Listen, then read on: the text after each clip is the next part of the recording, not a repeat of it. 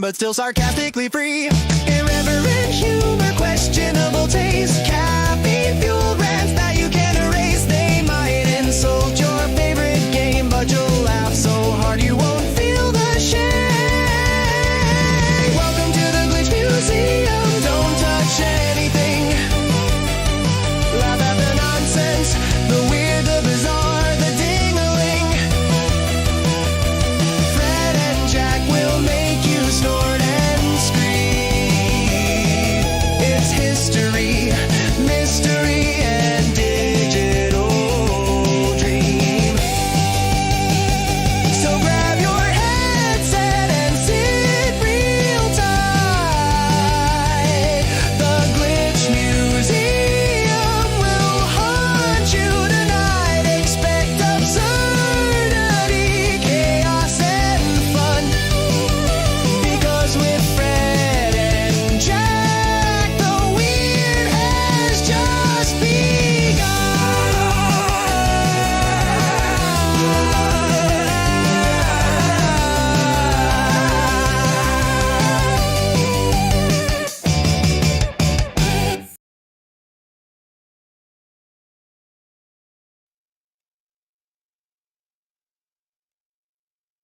We ever figure out what the dingling is? I'm guessing. I mean, we could be the dingling. Are we the dingling? We might be the dingling, but I don't know why it wouldn't be plural. So I don't think we've ever really figured out what the dingling is. But you're supposed to laugh at it. Maybe we share the dingling. Well, you laugh at the weird, the bizarre. It's a communal dingling. Yeah, it's communal dingling. All right. Well, We mystery shake it for solved. all to see. Yeah, we are the Hello, dingling. Hello. What is it? Welcome to the Glitch Museum, episode 7. Oh, Jesus.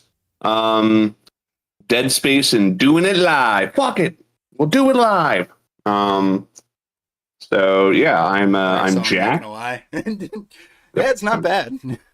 I'm Jack. I'm Fred. And yeah, we're gonna talk about some Dead Space. Some more fucking Dead Space. Dead Space, and maybe a little Callisto too. A little Dead Space and a little Fred Space. Oh man, what was the youngest that you played, like your first Dead Space game? I want to say mine was like, I was around like 14, 15 years old. I can't remember. I cannot remember how old I was, but I definitely remember I played the first game, and I knew about the fourth. Actually, I have a kind of a funny story about Dead Space that can all start this out. So yeah. back when I was a younger boy, I played a game on Newgrounds that was about this guy in outer space. There's some kind of alien threat. And I was like, wow, that's such a cool idea. I want to do something like that. And so I came up with like the idea that there's this, some kind of horror. And I remember I got into MS Paint and I made a picture of some kind of spaceship with blood, like in the, so there's stars, but there's blood coming out of the side of the spaceship floating in zero G. And I remember I was like, I had learned this cool, and I must have been in 5th grade, because I had learned a cool term in 5th grade about space. And I thought, wow, that's really cool. So I remember on MS Paint, I wrote the name of this series I wanted to make, and it was called Dead Space. Of course. I'm not even joking. And I remember my older brother is like, when you tell me you left it on a napkin and dropped it at like a fucking Chuck E. Cheese or something. No, I remember my brother is like, Dead Space, that doesn't make any sense. And I'm like, no, because get it, it's like, dead space. And it's like, yeah, but there's nothing in Dead Space. It's not scary. There's nothing there. That's why they call it Dead Space. And I'm like, yeah, but the name, it's like an actual name. And he's like, yeah, but Dead Space isn't scary. It just means there's nothing there. It's not that you die. It's that there's just nothing in it. And I remember it really took the wind out of my sails. I was like, you're right. It's retarded. Dead Space, that'll never catch on. Anyway, And then a million dollar idea comes along. yeah, and it's called Dead Space. I remember. Takes the gaming market by storm. Mm-hmm. Yeah, because I played Dead Space shortly after it came out. I got a copy of it. And I was a giant, like, I don't know if I've ever fully mentioned this on the podcast before, but I am a huge coward when it comes to scary shit in video games. I'm a giant blubbering pussy. I don't do well with scary games. Yeah, I'm sure you brought it up before. Yeah, but I don't know if I've like really accentuated just how like I cannot play. You're like a Shinji Mikami type of coward. Shinji Mikami type of coward. Elaborate. Isn't that the guy who like made like the Resident Evil series, and he was like notorious for being a like a wuss with horror stuff around the office? I thought there was something like that, or it's like, was it like Silent Hill? And they were like, if it scares this guy, whatever. Like it scares Shinji, it's perfect. What was the thing they said during Silent Hill where they're like, when we made Silent Hill 1, we wanted you to piss your pants. When we made Silent Hill 2, we wanted you to shit your pants. It's like, okay, like, I don't know whether that's scary. That was a quote from Hideo Kojima about Was Silent it really? Hills. Oh yeah. My god. Your hate boner is merging stuff together. my hate boner, my fucking rage against some guy that I don't really know a lot about. But what is it? I am a giant blubbering fucking coward, and I mean, I remember like I tried to run a Let's Play channel on YouTube long ago, and all of these videos are long lost, but I would try to play horror games, and most of the footage was just me pausing the game and going, I can't do this. I fucking can't do this. And there was an entire series where most of the series was me on the fucking loading screen, just being like, I can't fucking play this game, dude. It's too fucking scary. Or me playing until something scares me, and then me just like quitting the game and then being like, sorry, can't do it. Like, I can't tell you how many times I've like gotten phone calls, and this dip ass is playing like Evil Within or Callisto Protocol. And he's like, Brad, I don't think I can play this game anymore. No, I'm serious. Like, that's actually, we'll get into that later. But yeah, I actually couldn't beat Callisto because there's a part in it that was really freaking me out. I fucking did not have the nerve to keep doing it. The one game I remember I tried to play was more recently a horror game was Amnesia, The Bunker. And I was like, oh, yeah, I could probably play this game because they let you have a gun. And that's all I've always said in games. It's like I would play these games that they just gave you a gun, you know? Well, they gave me a gun, and I got into Amnesia, The Bunker, and there's a part where a guy in the very beginning of the game is like, go on, put me out of my misery, but before you can, the spooky monster grabs him and drags him off. And then after that, the gameplay starts, and you got to start playing fucking cat and mouse with this weird monster. And I remember like I was like playing it, and then I did something and caused a noise, and I heard something like moving because it heard me coming in my location. And I paused the game, and I was like, nope. I just fucking couldn't do it, dude. Like, I was like, nope, too fucking scary. And of course, got up off your couch, walked over to the console, and just turned it off. No, I'm serious. So then, of course, my girlfriend gets a hold of it, and then she's able to play it by herself. And she's like, "This game is fun. Oh man, I love playing this game." I'm like, "Dude, how the fuck? Like, how are you able to play it?" She's like, it's scary, but it's fun." She's able to play a scary fucking video game. I can't do it. Like, what are some of the other games I can't play? SCP Containment Breach? No way. I mean, that one is legit just built to fuck with you whenever you. The Stairwell? Dude, the Stairwell, any of the Stairwell games, no fucking way. The one that really scared, and this is like, how did that scare you? It's a fucking Doom mod. Ghouls Forest 3. For those who know, that game is fucking scary. Yes, Ghoul Force 3, a fucking Doom mod, scared me so bad I couldn't play it. It's a true horror game when they give you a gun in the beginning of it. Now, like it's a true horror game when they wait like 20 minutes to give you a gun, then they give you a gun. Yeah. What man? I even have a hard time playing Minecraft by myself. That's true for me, but for a different reason. I have a hard time playing it too easily. because, like, I'm always well. I mean, yeah. It also I get bored instantaneously. But back before I got bored, I had a hard time playing it because I was worried that creepy pasta monster was real. Oh, Herobrine. Herobrine, bro.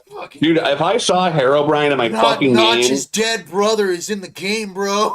Dude, been drowned, bro. Bro, people are already cracking Ben drowned jokes because I'm not sure if you heard, but they're making a Legend of Zelda movie. But the kid who's playing Link is literally named Ben. He's like, wow, the director should really be careful. It's Ben. Dude, man, what happens if he drowned on set? Dude, that would make the fucking Ben drown will become the most creepy. That would be creepy. No, obviously I don't want anyone to drown. But okay, so the preface to all of this, I am a scared little bitch boy that can't play scary games. For whatever reason, to make me look even braver, even though I'm a coward. If anybody watches my Silent Hill app playthrough, but you play Silent Hill better than me, bro. I can't do that shit. I was so proud when I just dodged in between two of the fucking monsters. Dude, I can play Silent Hill 2. That game doesn't scare me as much. But Silent Hill 3, no fucking way. Too scary, bro. Too scary. Man. Like, that game is so unsettling. Like, I have no incentive to want to keep playing something that's so fucking mean-spirited and unsettling. But the reason I bring all this up is because I am a coward, yet I can play Dead Space. Well, Dead Space is just fun. Plus, once you get to 2, like it's the best you remember those like sci-fi like direct to DVD like movies that you'd see like back in the day on cable television? Yeah. Raptor Island, the hundreds upon hundreds of like made for TV movies, but you get that one, that's really fucking good, and you never forget about it. That's Dead Space 2 for me. That's like Dead Space 2 is my favorite in the series, just because they made Isaac Clarke into a really good everyman protagonist. Yeah. Also, I've just got the scariest though. Fuck that. I've got to dispel this myth about Dead Space 1 that really pisses me off. There is a myth around that first game. I don't know if they did this in the remake. I haven't played the remake, but in Dead Space 1, there is a fucking misconception that you can't see Isaac Clarke's face until the end of the game, and that's not true. No, not true. Not true. You can turn the camera and see his face in the beginning of the game. Yeah. But since they made Isaac Clarke, you can actually spin it around and see him in the beginning. Mm-hmm. But they actually made it so in the remake, since Isaac Clarke is voiced by Gunnar Wright again, he just has more to say, so he has reasons to take off his helmet when he's talking to people. Oh, I don't know. It's a really good touch. I'm glad they got Gunnar Wright back for Isaac. 1 second. Somebody was like, "Hey, send me that link." Send it. Send it. Send it before your dead girlfriend gets you. Before my dead girlfriend. Oh no, my dead girlfriend. The light bright blowjob? No. What's the name of your dead girlfriend? Nicole. Oh, well, spoilers. Nicole. Literally, the game spoils itself. The cheeky fuckers decide to make every starting letter spell out the twist of the game for Dead Space 1. Nicole is dead. That's what. What's the? They do that with each of the mainline. What's the one for Dead Space 2? What does it spell out? I didn't know there was one for Dead Space 2. Yeah, there's one for. I know that there's definitely one for Dead Space 3. Dead Space 3's one is weird. What's Dead Space 3? Make us whole. No, it's Brother Moons Are Awake. Oh, that's cool. Yeah. The Necrosi. King. Oh, no. Here we go. Necrosi. Ugh. Necrosi, ew. The Yeah. necromorphosi. The necromorphosi. The necrosi. The necrosi. That's disgusting. Just saying it gives me that ugh Can we have feeling. one podcast at least without talking about having sex with dead bodies? Like, Well, I'm not it's talking about having weird. sex with one. I'm talking about the necrosi on one. No, that's not. I don't. And it's funny because part of me wanted to bring that up because some of the Asshole. female necromorphs in Dead Space 2, not bad. Nah, not for me. You know. It's a metaphor about vaginal yeast. That is No. Okay. no. No. Okay. So I personally, I really like Dead Space 1. I thought, wow, that game really took me by surprise. I did. Oh, Nicole, sorry, I missed your message. Night, night, buddy. Y'all get a like because of being cool. That's cool. Thank you, man. Thank you, man. Oh, that's really cool. Oh yeah. What is it? Dead Space 1. I thought, wow, that was a really good game. I do have one issue with Dead Space 1, specifically the original one. The game felt like it didn't know what it wanted its difficulty to be. Yeah, there are some weird spikes in Dead Space 1, And especially then, the fucking meteor part. dude, that part is, I think that is probably a game ender for a But lot of people. but I did find something out that that I figure a lot of people found out way too late, is that you can fire both barrels of the gun with both triggers. But like, for the longest time, I would play that entire part and only use one barrel and wonder why the fuck my gun isn't working. Yeah, I had no idea. I will say, it's so funny because I remember there was one part, and maybe this is like maybe I'm misremembering this, but there was something that happened during Dead Space's development that I thought was really funny. So they had this trailer came out that was like a pre-alpha proof of concept trailer, right?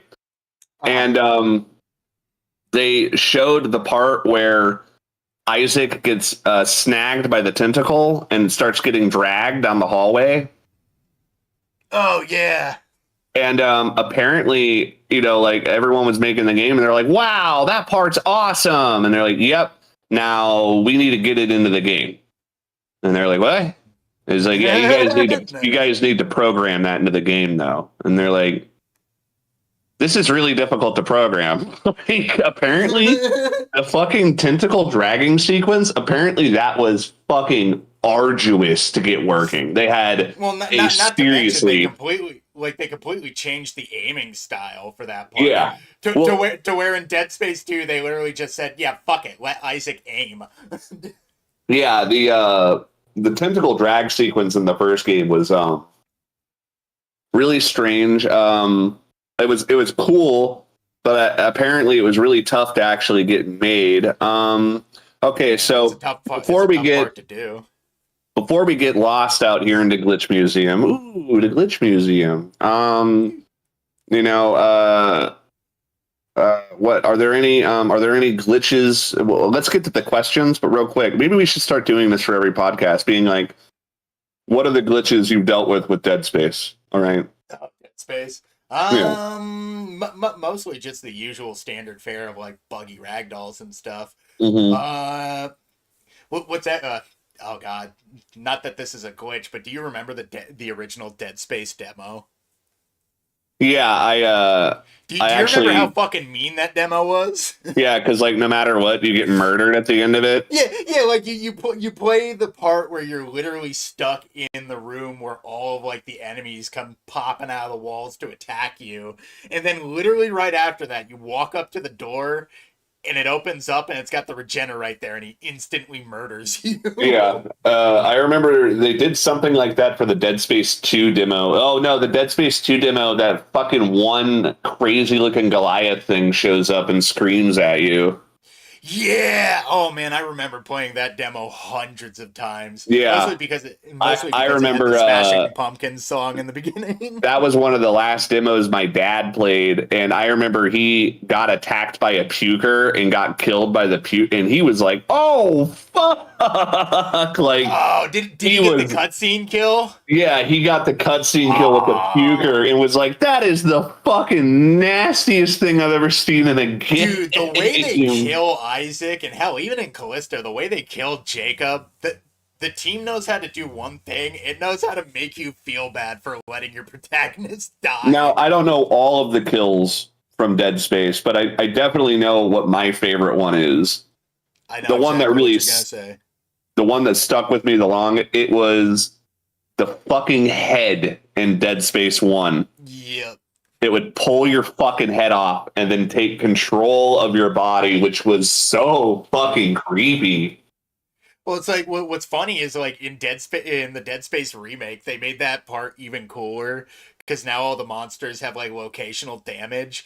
So if you like shoot the head but fuck up the quick time event, you'll just have this like fucked up skull sitting on top of like Isaac's like where his head used to be. What's so It's so creepy good. about it is you can tell like the head's kind of having a hard time attaching itself. You know what I mean? Like you can tell Yeah, like the but head's kind of like just not. like when the head first attaches itself and you see like the profile of Isaac from behind and you see that sort of stanky leg twitch that he does, oh, it always fucks with me.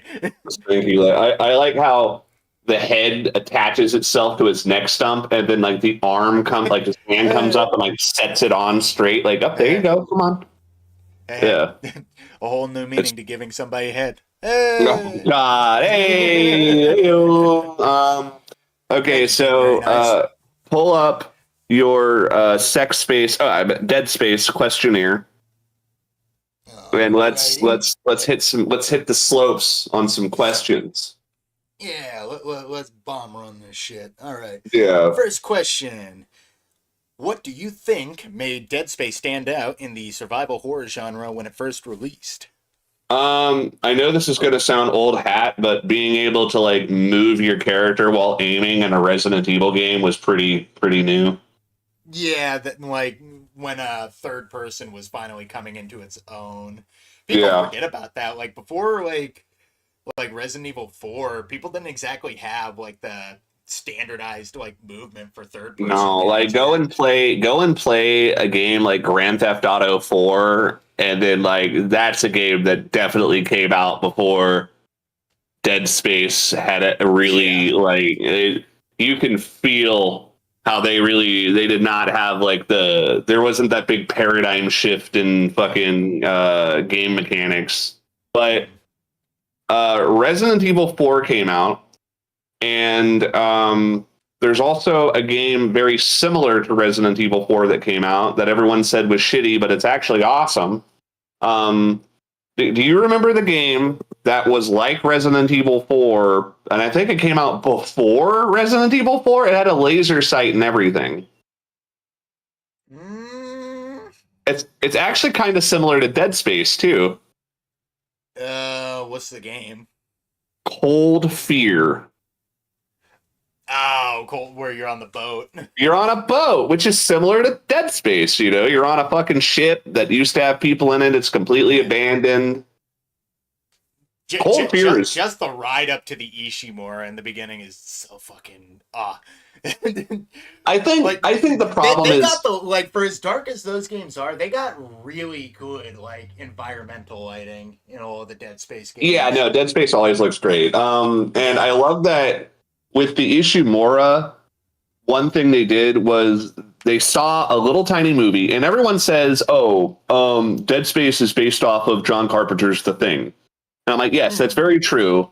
But there's another movie that is, I think, the big inspiration for Dead Space, down to some of the themes, and that's a movie called The Event Horizon.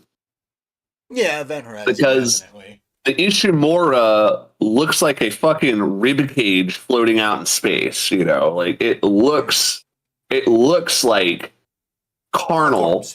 And you know, yeah. And then you look at event horizon, and that looks like a giant crucifix in space, you know. So it's like, Well, yeah, because like weren't they talking about like making the ship design for Event Horizon, and they were essentially trying to make like a gothic like chapel in the middle of space. yeah, they wanted it to like before you even landed on the ship, you knew what was gonna be going on, and the Ishimura looks like a giant rib cage floating in space.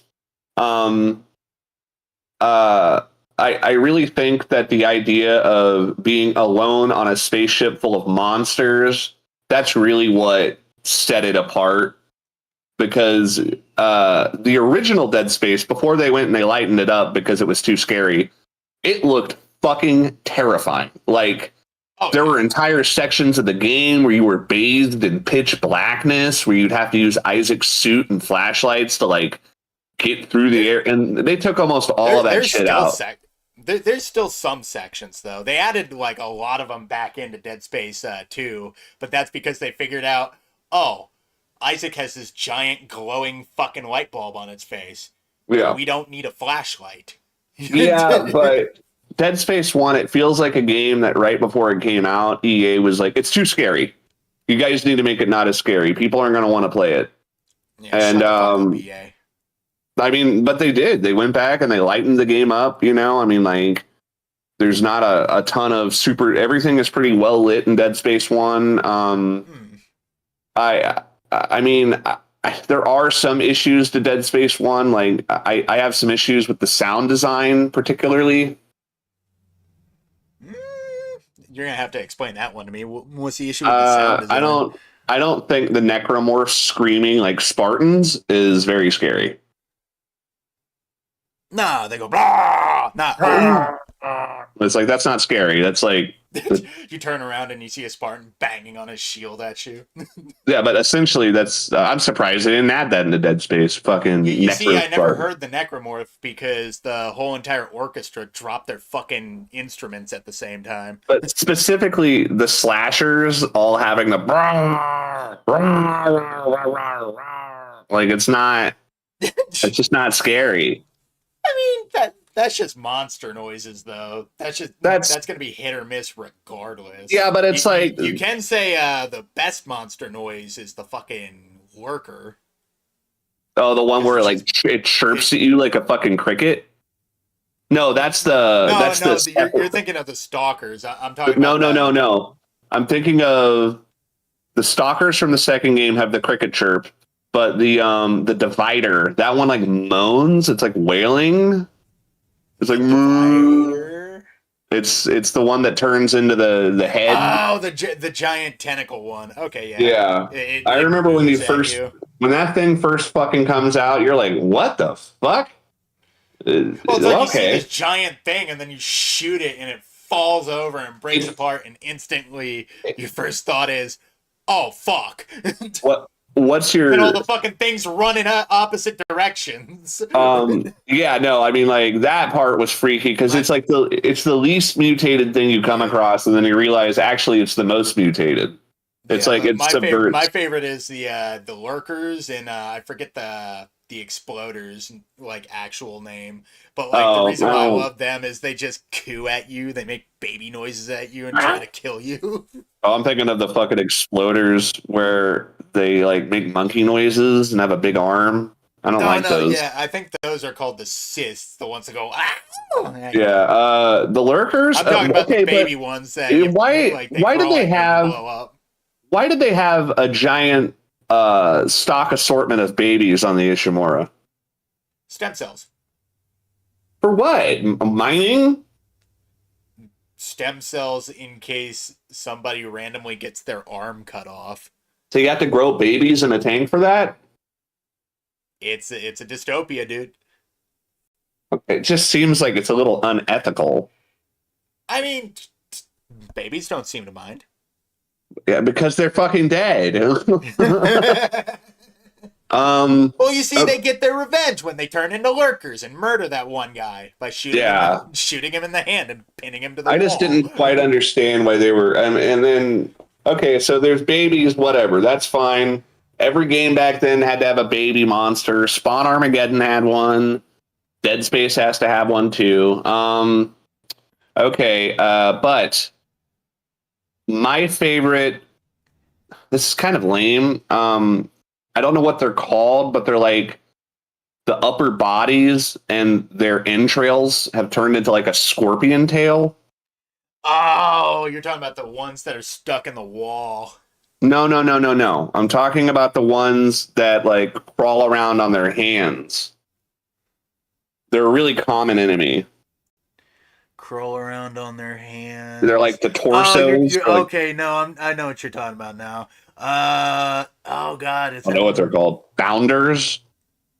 No, it's not Bounder. You're talking about the one like. Yeah, I know which one you're talking about. They're basically the ones that jump at you all the time. Yeah, yeah. I like those ones Is because it there's Crawler? Crawler. It might be. But what I like about them is like when they jump on Isaac and they're doing the quick time event, they have this fucking retractable like mouth that like their jaws unhinge like a fucking snake, and they're trying to snap at you, and it's like you don't really see those fucking teeth until they start doing that quick time, and you're like, oh fuck, like this thing is a predator, like this thing is designed to fucking kill people, you know. I also just think the slashers look kind of awkward. I mean, it's basic enemy type 101. Yeah, but it's like their shoulders transform into blades, and then they got little tiny T-Rex arms coming out of their chest. I don't like it. I think it's cool. I think the whole package is what makes it work because it's obviously misshapen and unnatural to the point where this assimilation creature just forces this body into an effective, usable tool and just sends it after people it can affect. All right, well, what's the second question that we have? I mean, you are right, but what is that second question on Dead Space? Second question is, how did the tone and atmosphere evolve across the trilogy? It definitely lost any amount of like fear. I have an unpopular opinion on that. What? Okay, so the first game, Isaac has no idea what he's doing, and he's just dealing with this shit because he has to deal with it. The second game, he does understand what he's dealing with, but he has no resources, or he's completely like against the wall even with his knowledge of what's going on. But in the third game, it's like Isaac now has the control, and now he's bringing the fight to and it kind of feels like that character progression from like unlikely hero to forced hero to hero. Like now he's like, he's actually he's good enough now to where he does have the skills of a soldier, and he does know what type of weapons kill these fucking things, Yeah, that is fair. I mean, it's just unpopular because people talk about how it becomes less scary as it goes on. I'm like, yeah, but in real life, it would become less scary because as you deal with it, there are still parts of 3 that I really like. Everybody hates on the part where you're out like fucking around with the ships, but I actually really enjoy those. Oh, the part where you're going like from 0G around, and you can do like that one side quest or whatever. Yeah, people for whatever reason don't like Dead Space 3 until they land on the planet, and I'm like, when it becomes Lost Planet. The planet's okay. What I thought was so weird is Dead Space 3 takes place on a snowy planet, and then Lost Planet 3 is like Dead Space. Yeah. It's really weird. I always found that funny because I remember seeing like ads for Lost Planet 3, and immediately I look at it and I'm like, this looks exactly like Dead Space 3. It's just funny because it was kind of like an Ants Bugs Life sort of thing, where it's like these two games with very similar stories, which it's like they're both about engineers on snowy planets fighting weird monsters, and they came out at like the same. They came out at like the same fucking time. Oh.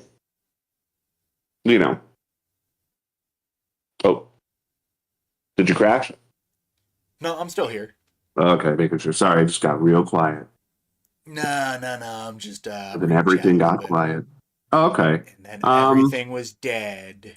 Space. dead. There's a lot of dead space in between our statements. Nice. Maybe we should prevent some of this dead space on air. Yeah. Well, I think we should prevent this dead space too. Oh, uh, dead space 3. I couldn't think of a pun. Yeah, that's not very. You failed. You failed. You fucking suck. Yeah, you suck. I know we know. Okay, so what's another? Did we answer the second question well enough? I'd say we answered it well enough. There's only a lot of things that you can say. Oh, the other games Yeah. aren't like the other games. Oh yeah. Oh wow, the second game isn't like the first game. Oh yeah, big fucking shocker. Well, there are cases where the second game is exactly like the fucking first game, and those cases suck. Good thing that Yeah. Dead Space 2 decided to innovate. Man, God, just to like kind of skip ahead, like what was your first impression when Isaac Clarke opened his fucking mouth? Um. I thought it was Honestly, awesome. I'm kind of ambivalent. You don't care either way. I didn't mind that he didn't talk in Dead Space 1. I liked that in Dead Space 2 was the first game where I had really heard an actor be given direction Mm-hmm. where they're Connor like, Wright okay, does a really good job as Isaac Clarke. Isaac is talking right now, but he's really fucking concerned with the circumstances he's dealing with. And it's like that's the first time because you played Doom 3. Like there are parts where it's like Isaac is just talking to somebody and like he just sounds like a regular dude in a fucked up situation. Like Yeah. one of my favorite moments is when you're like when you're on the tram and the guy cuts the bridge in half and like Isaac's like wait a second pull us back up to the station. Okay, here's what I'm going to do. I'm going to use the tether lines from the Ishimura. I'm going to pull the bridge back together so you can get across. Isaac, that's a really bad idea. Stick around. I'm full of bad ideas. Yeah. That's a good. I love So your good. optimistic. What was it? And then you go back and you play Doom 3, and it's like, I think I saw something over there. I don't want to go over there. It's scary. It's like it's just Steven. It's just it's Stephen Bloom being like, yeah, this place is full of demons. Huh, what are you gonna do? It's like, I mean, like I guess like me, the reason why I preferred like voiced protagonists was because I grew up with nothing but silent protagonists in video games. yeah, And eventually I just got fucking sick of it because like I can only put myself in a character's shoes so many times. But if it's not an RPG and I keep hearing a name that's not mine, I'm like, that's not fucking me. That's somebody else. What's his opinion? yeah. That's why But I actually really sometimes, appreciate it when. That's why I appreciated it when they introduced Gunnar Wright like as a full-on voice actor for Dead Space 2, and I was like, yeah, I can get behind this because it's yeah. just more Gunnar Wright, but he actually gets to play a character this time. Now, what's a third question? Let's move on to the sex question. Third sexy question. Yeah, the sixth. Yeah. In what ways did? Don't know why I made myself laugh. In what ways did the series shift from horror to action affect its identity? It made it more appealing to a broader demographic of people. That's what they wanted. They I wanted don't really that. think it did. I They think wanted people some. who were gonna Well, buy they were Dead Space were trying. going to buy it regardless. They were trying to do that because they wanted that motherfucking Call of Duty money. Yeah. You know. They failed though. Oh no, they Dead failed. Space 3 flopped. Did Which it pisses me off. flop? I mean, compared to what they probably projected it to do, it probably flopped. Well, plus, like, if you remember anything about Dead Space 3, that's when they added loot boxes in. Oh yeah, and the fucking the early progenitor form of loot boxes where there wasn't a yeah. flashy show Oh to no, make your remember fucking you had retard to brain go. remember you actually had to pay money to get co-op. Yeah, like oh yeah, that was also going on at the time. Like every game, like if you bought a used copy, you would literally have to buy the multiplayer expansion, otherwise you couldn't play it online. Which Yeah, is like the games industry keeps trying to be shitty. Don't let them be shitty to you guys. I knew something was wrong with Dead Space The 3. scavenging bots. Oh my Yeah. god, I forgot about those fucking Yeah. things. The fucking beeping goddamn box, and then you can buy a device that literally just makes it talk at you, and that's it. That's how you know shit's fucked up, is when they put in like a cute little robot sidekick. Like they're really hoping that'll catch on too. They're like, we could sell plushies with this thing. It's so cynical. Like, literally, the only reason they added it in was to make the resource system arbitrarily hard to fucking collect for. Yeah. No, I mean, Because like anytime you put and, down a scavenger bot, it was completely pointless unless you got the big circle that went whoop whoop whoop whoop whoop whoop. yeah. I also remember the problem with that whole thing is that you could get like, okay, so in Dead Space 3, you get all these different schematics for all these different guns, and you can make all your guns, but all you have to do is make a shotgun machine gun. There you go.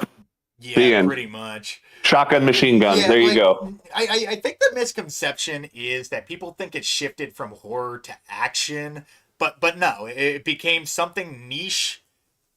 Like something niche became commodified, if that makes any sense. It's not really horror to action that was the issue, because they did that well in Dead Space 2. It was horror action.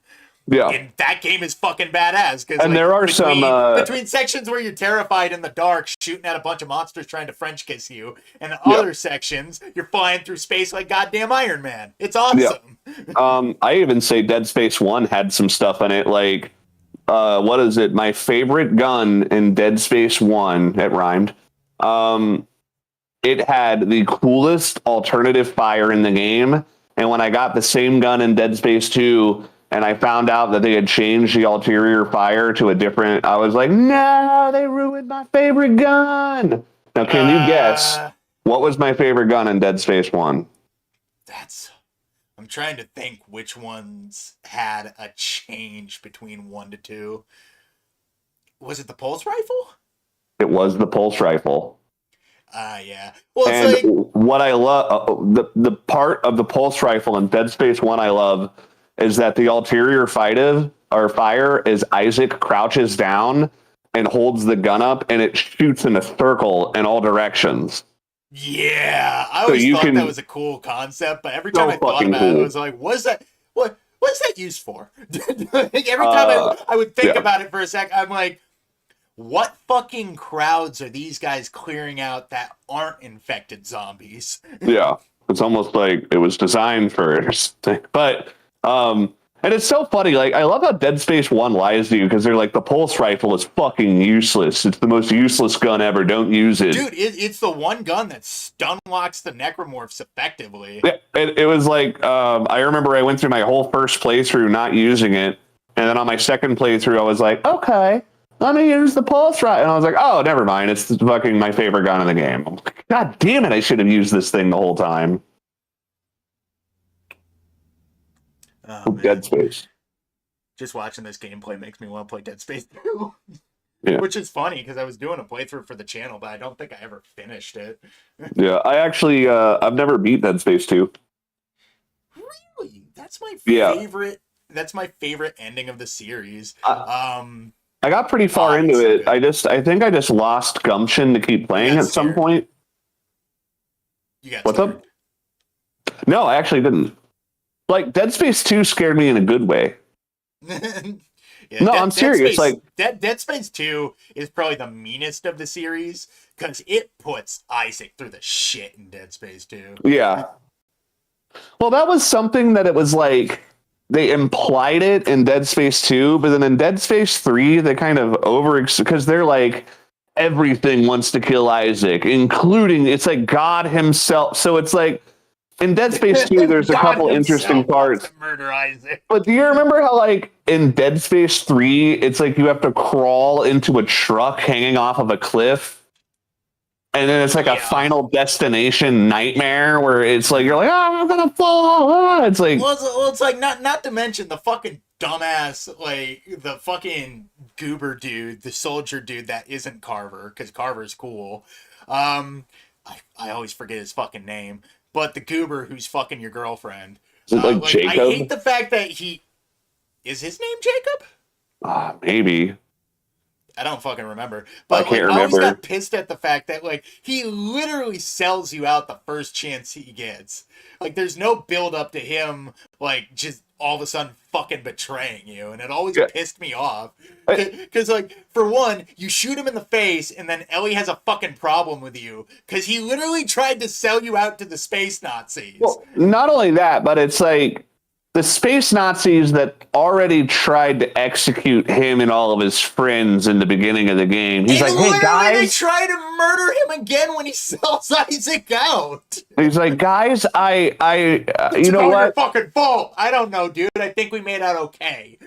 It's just so funny because, yeah, and then what is it? Doesn't he say, like, she doesn't love you or something? When does he say that? No, yeah, the whole time, like the biggest crux between Isaac and that fucker is like they are having a dick measuring contest for who loves Ellie more, and it's like the whole fucking time I'm just moaning to myself, and it's like literally you didn't need this. All you had to do was send Ellie away and not have this guy, and the story would have been fine. Like they could have reconciled, and we didn't have to have the dead body of this dick on the fucking ground. My every favorite single time I decapitate him and carry his fucking head all the way to Ellie. That's awesome. You're like, I'm sorry, but he left me no choice. Holding his head in my hand. Well, I promise you, Ellie, you went quick. Look. Look, okay, I decapitated him.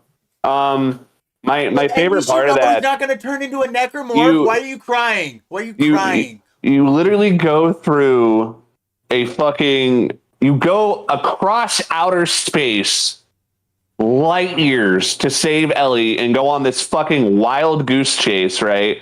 And then you find her finally in this fucking desolate space area, and then she's like, Isaac, right? And then Robert, I'm so happy to see you. But then Robert runs up and is like, Ellie, and she just shoves her tongue in his mouth right in front of you. And you're like, right in front of Isaac. Thanks a lot, you fucking whore. It's like, I traveled light years. You travel across. To across. tell your buddies, to tell me that, hey, this is my new beau. Well, not only that, but it's like the fact that she couldn't just wait to shove her tongue in his mouth until maybe like you weren't right there. Maybe that was the whole point. She was making. But why did she get into a relationship? Why did she get into a relationship with some fucking guy? Considering it's like, oh, she doesn't have enough time for Isaac. Not to mention, she like shacks up with this dude, and it's like the comparison she has is against Isaac Clarke, who is a miserable man who has unfortunate technology-related psychosis, but just wants to live the rest of his life in peace. Go and then figure. You have a military dude who fucks over his friends at the drop of a hat. Go figure. A woman leaving a man because he has a mental health disease. Wow, that's real shocking. Oh, never would have thought of that happening. But you gave up on the world. Do you want to fight for this world? I love you, Isaac, but your schizophrenia is a turnoff. It's like, oh, well, shucks. I'm so sorry that I have a mental illness. You're right, Ellie. I'm a piece of shit. Like, what the fuck? It always pissed me off when games and movies would do that. Literally, the breakup in between movies. It's just like every single time, it's just trite because they want to do the will they won't they again. But people are already sick of the fucking will they won't they because they already had it. Now we had they're doing it. I will say no, they don't. Her new boyfriend did do some things for Ellie that I think were an improvement. For one, she got a fake eye. She got a fake eye, which is nice, and then she got a breast enlargement surgery. Which I think she was just wearing a push-up bra.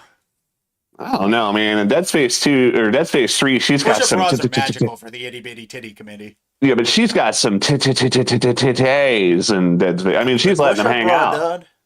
I'm surprised she's not fucking this shirtless in that game. She, you know. By the end, she almost is. She's wearing just like a little like Lara Croft tank top. Yeah, and then how did she, with her fucking exposed body, her sexy ass body, how did she survive the flesh-eating neurotoxin room? That is a good question, but let's just chalk it up to unitologists conveniently not wanting to kill themselves when it's easiest to kill themselves. Okay. All right. Like, I so always love that. Like unitology. Okay, let me just say this. Unitology. The whole point is kill yourself and become part of the whole, right? Yeah. Convergence. Why is it at so many instances in Dead Space 3 do you see unitologists in the perfect situation like to fucking murder themselves off? They just don't. they How do you just mean? don't. Like in that situation with the flesh-eating room, like that's Ellie and like what's his dick, Elton John, Danik? like Danik, Elton John. Yeah, I think it's Danik. It's like there's no reason for like Elton John and his lackeys to fucking care anymore because they've essentially won at that point. Yeah. They have everything they need to cause the apocalypse. Yeah, they have the fucking index to the Halo ring, essentially. Yeah. So why? Like, instead of making it impossible for Isaac to win and just winning and killing themselves, they drag it out and have to have the fucking bad guy speech at the end. And then Danik gets crushed by a giant pillar anyway. He gets like, it's like, I like how they let you know it's like he died, but he absolutely felt it. Like, oh, yeah. He for sure felt like, that he when does that. Oh, I'm going to die now because I'm part of the metal. I've done it. I've activated the something. I shot a giant green laser into the sky. That'll do something. It'll cause a giant gecko chameleon thing. I just like how this character Brannick just appears in Dead Space 3 and like Isaac is like, yeah, I've known about this guy for a long time. And it's like, what? Who? Wait, I've never heard of this guy, but now he's the leader of the unitologist cult. I don't remember that. Well, what makes him so fucking? What makes Brannick or Danik or whatever? What makes him so special as the like he can lead the cult? Like, who the fuck put him in charge? What's up? He wears white. Yeah, he literally. I mean, everyone says he looks like Elton John, but he looks like Elton John, dude. He does. That's like the doctor. That's like the doctor in Evil Within that looks like Anthony Hopkins. And the first thing everyone says, the accent doesn't help because every time he comes on the radio to ridicule you, the first thing you hear is, Isaac, do you understand that your whole journey is futile and pointless? Yeah, and then he's kill you, Isaac. And then there's that part where he gives his evil speech while playing the piano, and he's like, Isaac kills necromorphs in the city, and he will leave on. That song sucks. Leave on sucks. Oh, that's okay. Hold on, we're gonna change this topic. Elton John. All right, he has this song called "Leave On." And there's a lyric where he goes, he was born on a Christmas day where the New York Times said God is dead. And it's like, just shut the fuck up. Like, shut. Born on a Christmas day, the New York Times says God is dead. It's like, that's a terrible fucking rhyme. He will leave on. And it's like, who the fuck, what kind of name is that? You ever met a single person named Leave On? Why is he dedicating this whole song to some guy named Leave On? I don't fucking know. And then I think he sells balloons. It's like he sells balloons. Even sound like a name. Yeah, it does. It's like, but not like Leave On sells balloons. No, it's Leave On, like Levon. I don't know. It's a lot of Elton John anyway. No, he sucks. He sucks. I thought Elton John I thought Elton John made Piano Man, and then when I found out he didn't, I was like, well, then what the fuck has he done with his life? Sing us the song, I'm a piano man. Yeah, that's a good song. That's by Billy Joel, though. Yeah. Yeah, that song's like okay. I don't like that part where he says, and the piano sounds like a carnival, and the microphone smells like a beer. It's like, oh, shut the fuck up. You're such a fucking homo. The microphone smells like a beer. Oh, get out of here, you fucking queer. How about that for a lyric? You're so mean to music. Look, okay. Look, hey, I'm Grump. You're not so Grump, okay? And we are the Game Grumps. Hey, Aaron, sue me. Somebody's probably going to. You can suck a fucking fart from my ass. Pray. He's like, hey, everyone, donate to this charity for this animal farm, for this horse rehabilitation farm. Isn't that your mom's house? Yes. No. Yes, it is, actually. So you have a charity to pay your mother's rent? Yes. That's not like a conflict of interest? Yes. It's like, oh, okay. Apparently he's just... No, I guess like he did the best thing he could for handling that. Apparently he's just really open about it. He's like, yeah, it's my mom's house. It's like... Oh, he's just like, I'm a huge piece of shit. What'd you expect? Yeah, he just owns it. He's like, no, man. Yeah, that's a charity that essentially pays my mother's rent. Like, okay, like... I mean, fuck it. Like, at least you own it. Anyway, let's reel it back in. I'm casting out and reeling in another Dead Space. Let's see what the next question is on the Dead Space questionnaire. The next question on the Dead Space questionnaire is... This one's good. Okay. Actually, we kind of already went over that. Well, we can just touch it real quick and move on to the next one.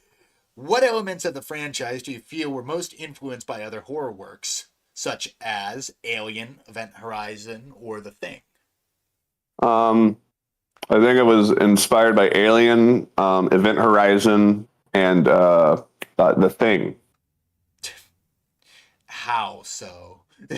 Well, they took the story. They took the story and the visuals. They literally took the story and the visuals and the characters, and then they just merged them all together. I mean, they did still make a unique story. Cause they're like, let's take the monsters. Monster antenna isn't something in any of those movies. Yeah, but they took the monsters from The Thing, and they were like, let's make it have hallucinations like from Event Horizon. And instead of the portal, instead of the warp core being evil, it's this marker thing, which I didn't actually understand the marker. And should we get into what the marker essentially is? Just if everyone's ever wondered, like, what the fuck is the marker? Like, I can explain it. Well, it's not all that complex. It's basically just an assimilation device. It's a seed. All it does is like plant the marker infection, and then it creates a brother moon. Yep, exactly. It's a seed. It's essentially a sperm cell.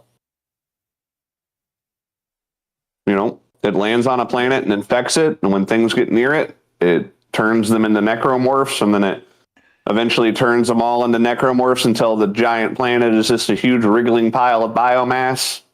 Are you saying that anybody visiting a marker homeworld is just the skeet that fertilizes the egg? Kinda, yeah. Gross. Yeah. Okay, so let's move on to the next question. It's a beacon. It's a beacon. I suppose it's like, well, I think as humans, because it's made out of like inorganic material, we assume it's a construct, not realizing that it's more like it's a Fibonacci sequence essentially that's like been created. Well, the thing is, I can only imagine that markers themselves are like miniaturized nuclear reactors, because they always like have a marker because apparently it gives them such great resources or something. Yeah. But like literally when you think about it for 5 seconds, you're like, yeah, but they're monster factories. No amount of resources is going to change the fact that you're creating an apocalypse. I think the thing is you think of it as a nuclear reactor, and they're like, well, nuclear reactors are dangerous, but we have fail-safes and contingencies that can make them plausible to use, you know? And it's like... I guess that's fair. You know, and they're like, the problem is, if a nuclear reactor goes critical, worst case scenario, it's going to take out like a 3-mile radius. But Well, at least if a nobody's gonna marker, feel it. if a marker goes critical, it's going to wipe out all life in the planet and potentially the fucking solar system. Like I don't know, man. Like, that's a kind of a risk. Yeah, but green energy, and we don't want to go back to using oil. It's red energy, homie. It fucking turns you into a fucking monster mash. It makes you pledge your allegiance It to liquefies you. the fucking marker. The marker starts playing the monster mash, and everybody that listens to it starts doing the graveyard smash, and it catches on in a flash. All right. So that's essentially. It was the mash. That's it was the marker mash. The marker mash. It was the mash. It was a planetary-wide flash. It was the marker mash. It was the marker mash. The marker mash. That's the secret ending at the end of Dead Space 2. If you like get outside of the box and like you clip through the wall, you look down and everybody's doing the monster mash down below. It was the marker mash. We were all converging and having fun. Everyone turned into one. There's a couple of weirdo necromorphs down there who do the slide and clap from Thriller. Fuck those guys. They're not part of the program. They're not part of the program. Thriller has nothing to do with Dead Space. The marker mash has everything to do with it. It was the marker mash. All right. What's the next question in the questionnaire? Question number 5. How do you feel about the introduction and evolution of Isaac Clarke as a voiced protagonist? Oh, we already kind of talked about that, but I think it's fine. I mean, as said, like I'll say it again. I was ambivalent. Like him talking was cool. The best. Like Isaac Clarke works both as a silent protagonist and a voiced protagonist. Mm-hmm. Because normally he just says, "I prefer." Well, I prefer him being voiced, and you prefer him silent. No, I don't prefer him silent. I'm ambivalent. Like I don't really mind. As said, like I don't really care if he's voiced, because when he's voiced, he's just saying what you're already thinking. And the only way I wouldn't like it if he was voiced is if he was saying like some completely unrelated shit that had nothing to do. What in like what? God, this is getting serious. Would you turn off that fucking drill? I'm trying. We'll try harder. I don't know any of the lines. I don't have like I don't have an autistic memory for scripting like you do. I'm just doing the fucking millennial lines. Yeah. Carver? You see that marker? That looks like a red marker. Carver, if you're here and I'm here, then who's driving the ship? Oh boy. Jeez, like a fucking spaceship crash. Okay, what's the next section? Question. Next question is... Oh, this one's good. Which game do you think told the strongest story out of the trilogy and why? I think the original game told a really strong story because it didn't have one twist, but two twists. And we will get into the controversy of that. But I really liked how in Dead Space 1 it was like Nicole was dead. And it's like, oh, fuck, she was dead in space. Dead since the very beginning. Yeah, in space. She was dead space, you know. And I like that. I thought that was interesting. But then I can't remember the name of the character, but it turns out she's a big fat fucking sellout. Oh, fucking Kendra. Yeah, I like that she turned out she was just a fucking opportunist that didn't give a fuck about anything. She's just super fucking evil. Like, I love that. Yeah, and then she gets her comeuppance really quick because she's fucking around with something she doesn't understand. Yeah. Where does the hive mind... Was it? At the end of Dead Space 1, where does the hive mind come from exactly? Was it on Aegis 7, like waiting to be unleashed? Well, that's the thing. He pops out of the hole that they cracked the planet through. Okay. So basically, Aegis 7, I do believe, like, is just implied to be another brother moon. Oh, like maybe one that hadn't gotten finished growing or something? Yeah, or at least something where like the giant hive mind was just lying dormant at the center of the planet. I wonder what it was made out of. Other than Whatever was on the planet beforehand. oh, that's interesting. Yeah, because apparently it was like really rich in resources too. Like Aegis 7 was like, and not to mention, I want to say, isn't Aegis 7 where the original like progenitor marker comes from, or am I? I don't know. I know that no, because they found the progenitor marker somewhere in like Africa. Yeah, and then but that was I actually don't marker. know. They found a red marker on Aegis.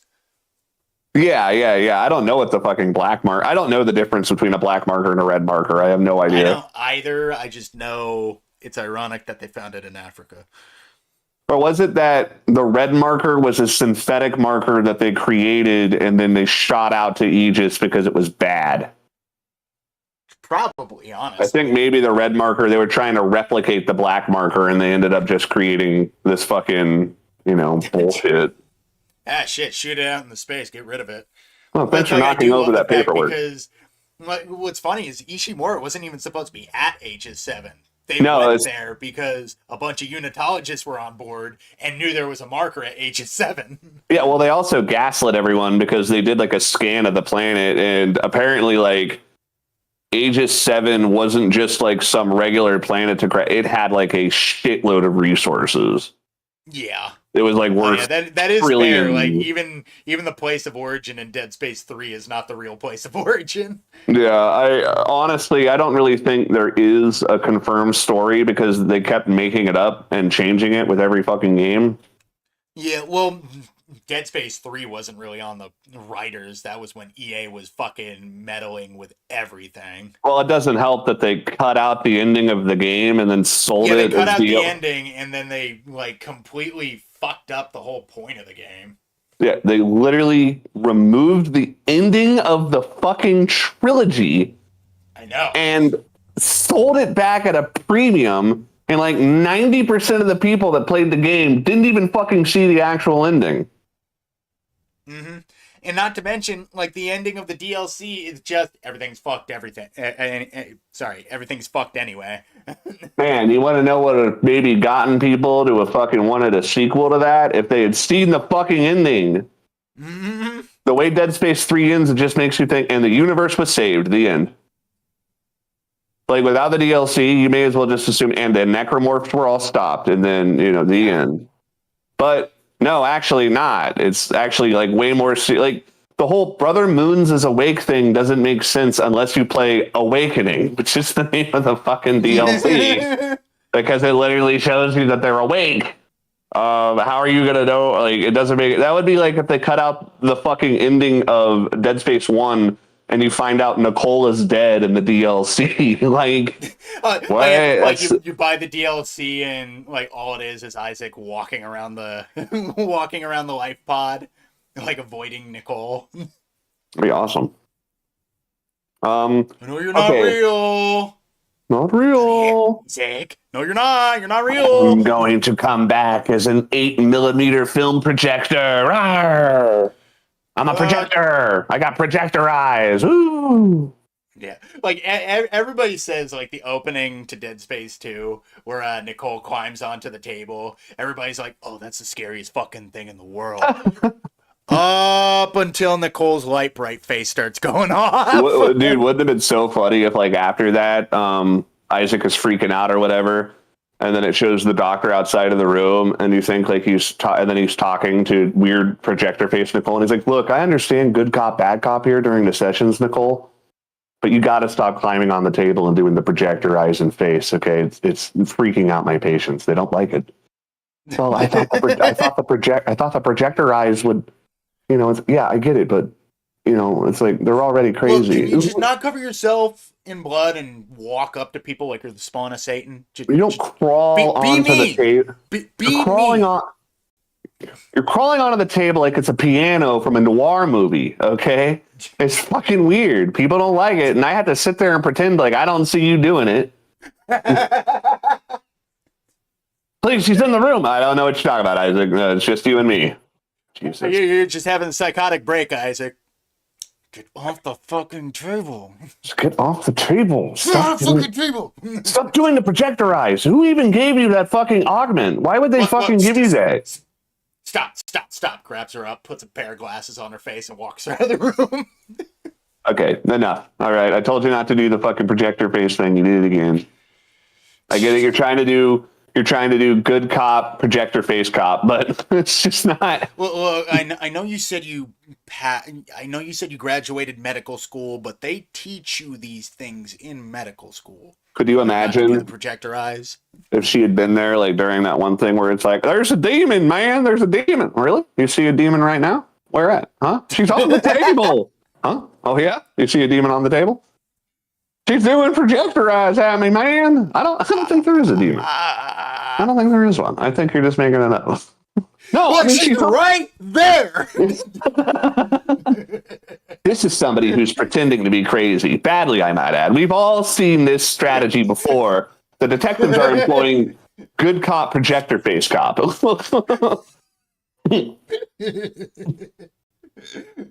God damn it, Nicole. You just joined the force, but you're the best damn cop we've ever had. You're the best goddamn interrogator we got. You make them crack in a second. Man, what is your secret? I have passive-aggressive talks with my boyfriend who...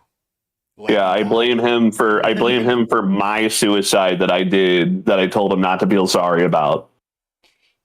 Didn't she literally say, like... me a needle full of air would have been instant. It was not. Doesn't she, like, literally say something like, "Isaac, I'm going to kill myself, but just remember, this isn't your fault, and I'm making this choice of sound mind and body, and it's totally okay. Don't come and save me." And then, like, in the second game, she's like, "You killed me." And it's like, no, you... Well, like, you have a video of you in the second game is, like, Isaac's internalized guilt plus the marker fucking with her. What? Like, what guilt, though? He didn't do nothing. He let his girlfriend die. How did he let her die, man? Well, I guess technically it was like he had a chance. In the beginning of Dead Space 2, like, Isaac literally goes over the fact, yeah, I was the one who told Nicole to take that job because I thought it was a great opportunity for her. How the fuck would he have fucking known that they were going to unleash a fucking space zombie apocalypse? Yeah. Like, I understand, it's like, kind I of told... far off of the docket of, like, things that could happen and will to bring happen. up, like, working at a nuclear reactor, right? And it's like you push somebody into it and they get radiation poisoning. I would feel bad because, especially if you told them to do it and they got sick. But he did not sign her up for fucking space zombie virus. I'm sure if he had known, he would have said, like, "Hey, maybe not. Maybe you should fucking just get a desk job." Hey, Nicole, can you, like, ask, like, just hypothetically, could you, like, ask the, like, guys, like, the captain of the Ishimura if you're going by any planets that have zombies on them? Maybe, like, Isaac, that's ridiculous. Zombies don't exist. Apparently they have, and they've existed. I have this feeling, I don't know why, that you're gonna, like, find something and... My issue have zombies. My issue with the whole zombies thing is, like, Isaac is like, "What the fuck? These things are fucking crazy." And it seems like everyone's like, "Yeah, no, Isaac, we already knew they existed. We just didn't want to tell you about it." It's like, what? Like, everyone in space already knew that the necromorphs were a thing. They just didn't tell Isaac about it. That'd be amazing. Isaac was the one guy who didn't know that necromorphs existed. Well, no, apparently... That'd be like the one guy from Aliens landing on, like, the planet. He's the one guy who doesn't know what xenomorphs are. Yeah. I mean, essentially, like, the fucking necromorphs have existed all the way since the fucking marker was found. Yeah. I don't, like, I read part of the fucking book. I can't remember what it was called. Dead Space Ascension or whatever. It was the book about James Altman finding the fucking marker in Africa or whatever. They find the necromorphs, though. I didn't think, like, necromorphs were a naturally known about thing, though. It seems like everybody who sees a necromorph is pretty shocked that it exists. Yeah, but in Dead Space 2, they're like, "Oh, yeah, no, we know all about the necromorphs and the markers. Yeah, we've been fucking with this shit for a long time." No, they don't know anything about the necromorphs and the markers. Only what's-his-face, the fucking black dude, like, who fucks everything up. Honestly, I said I haven't beat Dead Space 2, so I don't have it as ingrained. But, Hey, real quick, did we answer that last question good? Yeah, we answered it well. Let's move it on to the next question. Do you think the horror do you think the horror B movie Ghost of Mars may have been an influence over Dead Space as mind controlling virus of alien origins too? That's actually a really good point. And also, it's Ghost of another film by Mars. John Carpenter. It was also by John Carpenter as well. Dead Space was a ripoff. Did you hear that John Carpenter is actually like really keen on directing a Dead Space movie? Yeah, probably because they based it off of it. probably because they based it off of his movies, Ghost of Mars and The Thing. He's like, hey, they're already ripping me off. Why not? I should just come in and do it myself. Well, John Carpenter obviously loves like the idea of the Dead Space universe. Yeah, Like I think it's just one of those things where it's like George Romero being a fan of Shaun of the Dead. yeah, It's yeah. like that little cool thing, like somebody likes the thing that you made as an homage to my thing. It's like so sad though. Whenever I see like I know that this is for us, but it's like there are things that you'll see in movies from back in the day where it's like, oh look, it's Stan Lee. Oh look, it's a cameo by George Romero. Oh look, it's Dio. You guys remember Dio? And now as like all of them are dead, you go back and you watch those movies, and it's just some old man shows up and is like, hello, and you're like, who the fuck was that guy? Like nobody fucking knows who that guy is anymore. It's like, you guys remember Dio? No. Oh fuck. I mean, fucking, it's kind of sad. It's like there's a Call of Duty game where George Romero comes out as a zombie and is like killing everyone, and it's like, how many people playing that now would even know who the fuck that guy is? Probably nobody. Exactly. And it's just kind of That's sad. a sad thing. Yep.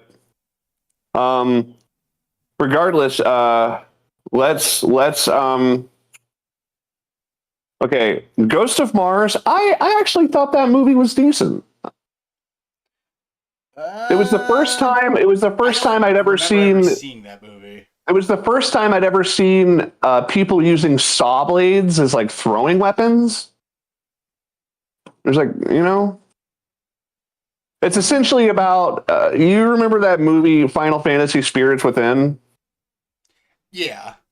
Okay, Ghost of Mars is like they go onto Mars, they open a door, these evil Martian ghosts come out, and they infect people and take over their bodies.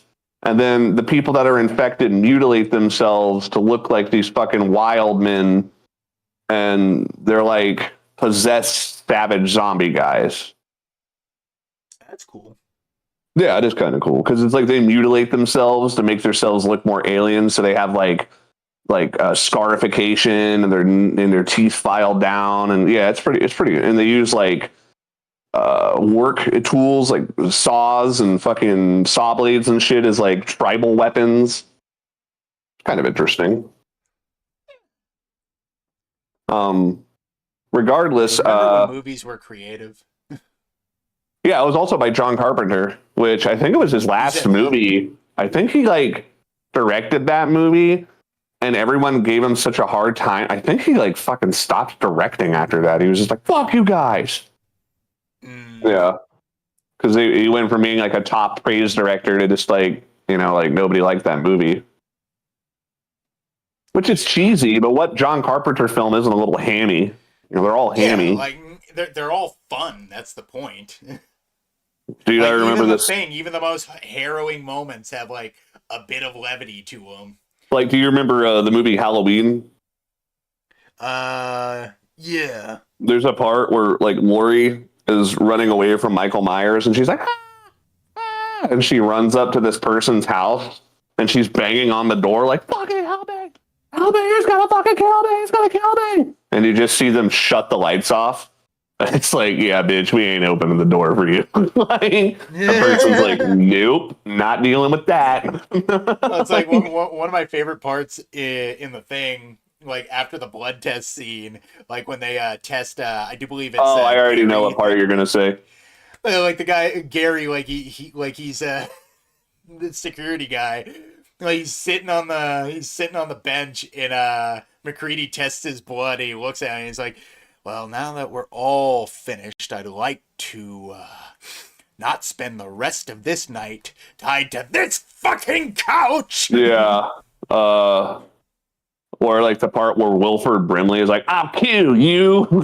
Oh man, one of my favorite parts is like when they go to check on him. He's like sitting there. He's like, I'm feeling a lot better now. I think I'm all right now. I'm ready to come back inside." And right behind him, there's a noose hanging from the ceiling. Yeah, like I never understood that. Like, did they leave that there for him just so he could use it, or what? No, it's actually implied. It's implied that I forget the fucking doctor's name, Wilford Brimley. It's implied that Brimley killed himself. Then the thing assimilated his body and then took the noose off his neck. And it's like, well, I guess I gotta play this off natural somehow. Yeah, because I always wondered why I thought they maybe like put the noose in there just in case he decided to opt out. He had an option. No, like it's straight up. It's like straight up implied that Wilford Brimley killed himself, but it's also implied that the thing was trying to use the noose as a bargaining chip, just like, hey, if you don't let me out of here, I'm gonna fucking kill myself. Okay, that's interesting. All right, so let's move on to the next question. Oh yeah. Oh shit! I just dropped it. You know what time it is. Wait, hold on. How's that go? This next question. How's that go? Oh yeah, you know what time it is. Let's keep on rolling, baby. It's Fred What's Durst. that from? It's from Fred Durst said it in some song. Oh, I wonder what band he's in. Wait, no, I can remember this. Soggy Trisket. No, I was gonna say, not New Kids on the Block. Limp Bizkit. Wait, you're being serious? Fred Durst is in Limp Bizkit. Yeah, you forgot? I fucking don't listen to fucking Limp Bizkit, bro. You listen to Rollin' like once a month, and every single time you look up Fred Durst Rollin' instead of. Oh, that's that song where they go rolling, rolling, rolling, rolling. That's the only part of that song I know. I thought Limp Bizkit were the Beastie Boys. I was like, yeah, that one Limp Bizkit song, Sabotage. It's like, no, that's the Beastie Boys. Like, I thought that was fucking Limp Bizkit. I'm like, oh, well, I guess I don't. Love Guerrilla Radio. Man, Fred Durst, he's a fucking icon. Yeah. Anyway, Zingalama Doomy. Yeah, next question. All right, what's the next question? All right. How did the trilogy handle the mystery of the markers? I think we already kind of talked about that. Yeah, I did it so well that they don't even know what the fuck they are. The mystery is so intense, even the people that wrote the fucking game doesn't know what they fucking are. Yeah, essentially. Like, they don't really know what they are, how they work, where they come from, why they look the way they do, why they're a giant Fibonacci sequence in space. Nobody knows. Not even the people that made the fucking game. Not even the people who made the fucking markers in game. What a great mystery! It's like a mystery it's with very no love. answer. It is. I actually it kind is- of prefer that though. It is Lovecraftian, you know, because it's like Yeah. it's beyond. It's beyond It's you. unknowable. It's unknown. Knowing it would drive a man insane. You know, like, so it's cool. I mean, I like the plus the idea of like finding something in space that's not human but yet affects humans. It's like, whoa. It's like Forerunner tech. You know, it's like, whoa. Like, Yeah. it implies that there's more going on than we can understand, and that's cool. So, I mean, either way, let's try to shoot through these questions. Yeah. Next up, Yeah. what are your thoughts on the portrayal of the unitologists? Your voice is kind of across the muffled. 3 games. Your voice is a little muffled. Muffled. Yeah, I can't right hear here. you. Okay, now I can hear you better. Sorry. It's probably because I turned away from the mic. Yeah. Okay, what was the question? What are your thoughts on the portrayal of the unitologists across the 3 games? I mean, they're a good bad guy faction. They're crazy. And it is but that's very, very, very obviously a fucking play on Scientology. yeah. 1000%. Absolutely. But Yeah. then again, it's also got like bits of like Heaven's Gate and Jonestown in there too. Yeah. But it's like, Heaven's once again, I Gate bring is- up the idea it's a suicide death cult. But like, like the it doesn't one, make sense who does and doesn't kill themselves. Is all yeah. I'm At what saying. point? At what point do we? Yeah, like Danik is like, everyone kill yourselves, but me. Like, why? Except for me. Don't worry, I'll die later. Oh boy, And I'll like full die. on, I was Okay. expecting like the ending of the game to be like, oh, Danik's full of shit. He's not actually part of the cult. Like he's just Right. talking a big game, so he ends up to be the guy on top. No, he's just crazy as the rest of them. He just lets him die, lets himself die way later in the most ridiculous fucking way possible. Yeah, not even getting Oh, I converged. feel my plan at work. Yeah. So, yeah, because he deactivates the Halo ring or whatever and summons. Yeah, he literally Satan. deactivates it, and then the universe just fucking kills him. Yeah. Like I don't know if it's implied that like for whatever reason the giant space monster kills him, or if it was just happenstance. But it's silly either way. Yeah. Okay. So, what's next? Oh wait, no. I do have one thing about the Unitologist. I gotta say, Dead Space came out in a time when there was a big fuck Christianity, fuck the church, and my younger like edgy atheist self was like, yeah, dude, this is all Christianity is. This is a fucking cult. Worship some fucking fake god. And I really felt like they leaned into that. And I mean, at the Never time, really. I feel like it's very It was like never of the implied time. that unitology was like a Christian ideology. It was just bad guys. No, not that it was Christian, because characters still say Jesus. You know, like I'm pretty sure I Isaac would Clarke too was if I was Jesus. fighting demons.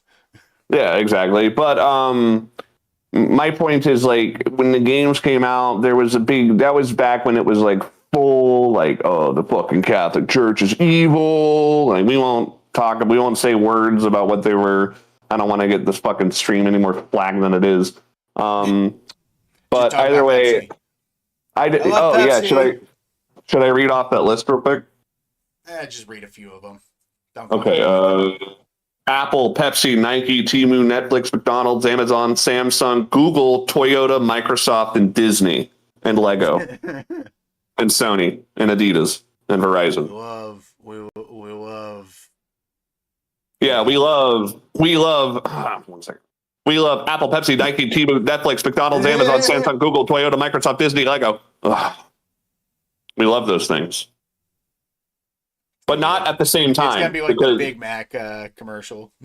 That's gonna be a big thing one day, Jack. What's your favorite Burger King commercial? The one Mm-hmm.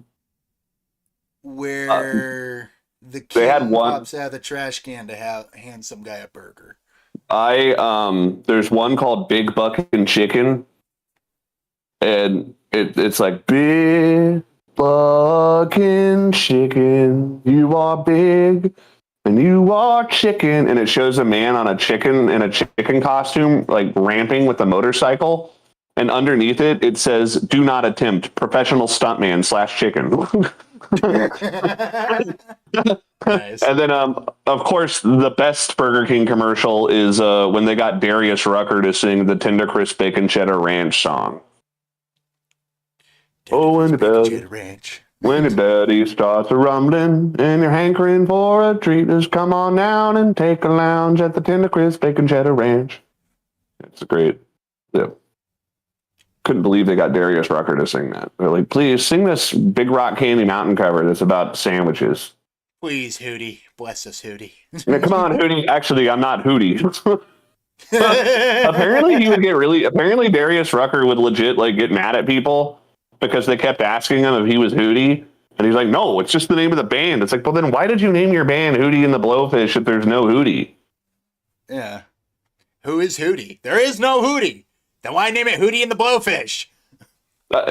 Honestly, I'm pretty sure they've talked about like regretting like their name, and the fact that like Hootie and the Blowfish is this beloved band with like multiple platinum CDs, but yet nobody knows them and can name a single fucking song. I know Darius Rucker did a cover of Wagon Wheel one time. That's cool, I guess. It's okay. I don't know any of their other songs though. I said I know the Tender Crisp Bacon Cheddar Ranch song. That's my fucking extended you knowledge. Say that to Darius Rucker's face, and just one tear sheds from his eye. All of my work, all of my fucking countless work, and moving past the racial, the fucking in comparison to the Tender Crisp Bacon Cheddar Ranch. It's like I worked for years through prejudice and fucking circumvention. And this is what I'm remembered for, is a fucking Burger King commercial from 2006. It's like I wasn't even in the studio for more than 20 minutes. Okay, let's move on to the next question. All right. Did the necromorph threat feel more or less frightening as the series progressed? I'd say less. Yeah, less. Like once you get to 3, they just fall apart when you shoot them in the chest. No, yeah, but like, didn't they get rid of the dismemberment system in 3? No, it was still there for the most part, but you could tell that, like, the newer enemy designs, like, there wasn't exactly an idea. Because some of those designs like were really... Yeah, like I said, like, you shoot them in the chest, their fucking top half of their torso falls off. Yeah. 3 tentacles that pop out. Dude, that not whole, to like... mention, I was pissed when they turned the lurker from a baby into a fucking dog. Have some balls, guys. Come on. Yeah, exactly. It's like, oh, baby. come on. Yeah, and then Dead Space 2 had fucking little kid zombies that screamed like children. They had the swarmers. They're fucking angry. And then they had the exploding babies. Yeah. Those were screwed up. Like, the first introduction is you see, like, assumably, this poor kid's mother get turned into tomato sauce after hugging what she presumes to be her child.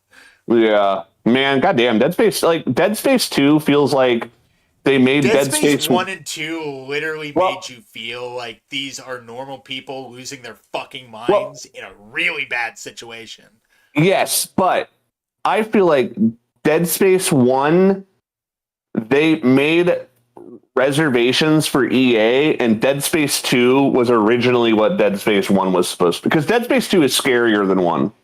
Yeah, Dead Space it's scarier 2, than 1. There's a lot that happens in Dead Space 2 that I still think about. Dude, I still think about every fucking day the needle in the eye. Oh my god, yeah, god damn it. Oh. And if you fuck up the fucking thing, it's mean-spirited, but just enough to the degree where you know the game isn't trying to be an asshole, but it's trying to tell you, yeah, this is bad, dude.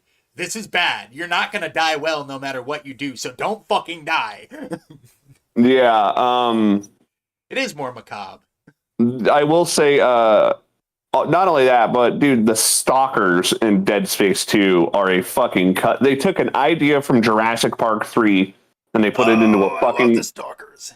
Dude, the stalkers are fucking so... In the way, like, you'll think, like, this room is fine. They do the little cricket chirp at you before they start cricket chirping, and then, like, the fact that you'll be walking through a room and you're like, oh, everything's okay. It's just kind of a big... And then you see one peek around the corner. You see one dart behind a box. It just, like, peeks... And it peeks and then it hides and it starts cricket chirping to its friends and you're like, oh, there's also something that I don't think a lot of people realize. In the stalker parts, it is dead fucking quiet when you enter the room. Yeah. And then you see one and you start listening closely and all you hear is... I don't think your mic is going to be able to pick up your cricket chirps. No. But just like creepy creature noises. But the fact that they, like, you can hear them, if you have your fucking headset on, you can hear them communicating. They use they use echolocation to figure out where their positions are around you. it's very emergent and dynamic, like programming. Because Yeah. I'm not sure what magic they got to make all that shit work, but like the way these things move and like the way that they can fuck with you too. Like you'll see one like peek out, then all of a sudden another one will run from behind a box and run straight at you. Yeah, and then Or it's like if you're like not paying attention, like one will like just be legless on the ground and run at you. yeah, or the fact that they'll chase you, knock you down, and then hide again, and they'll just keep hit and Yeah. run. They'll hit and run attack, dude. The stalkers are. I mean, that was really honestly like out of all the parts in Dead Space 2, I remember from what I played like half the game. The stalkers were really something else, man. Oh man, they're so good. They're so Um, good. Yeah, they're fucking scary. Okay, and what's crazy is they're not even that mutated. It's like they're kind of regular looking, but they're just the way Yeah, all they really got is like giant claws and beaks. they have like melt face. Yeah, what's the next question? This is actually a personal question. I actually was curious. What's your favorite scripted death in Dead Space? Like the whole series? Oh, I already told you that. Oh, did you? Yeah, it's the head. Oh yeah, I don't think I ever got to say mine. Oh, yeah, well, what's yours? The hive mind. Just because it's so mean. What does it do? Like if you fuck up if you fuck up the when you have to shoot the little sacks while it's like dragging you across the air with the tentacle, if you screw that up, he'll actually grab Isaac by the arms and rip his fucking arms off and then devour him whole. That's fucking awesome. Yeah, it's super fucked up because like he'll like it's almost like he literally waves Isaac at the camera, just like, you see, you screwed up. He doesn't have arms now. Look what comes next. And he bites the fucker in half and eats him. I like that implies some type of like intelligence.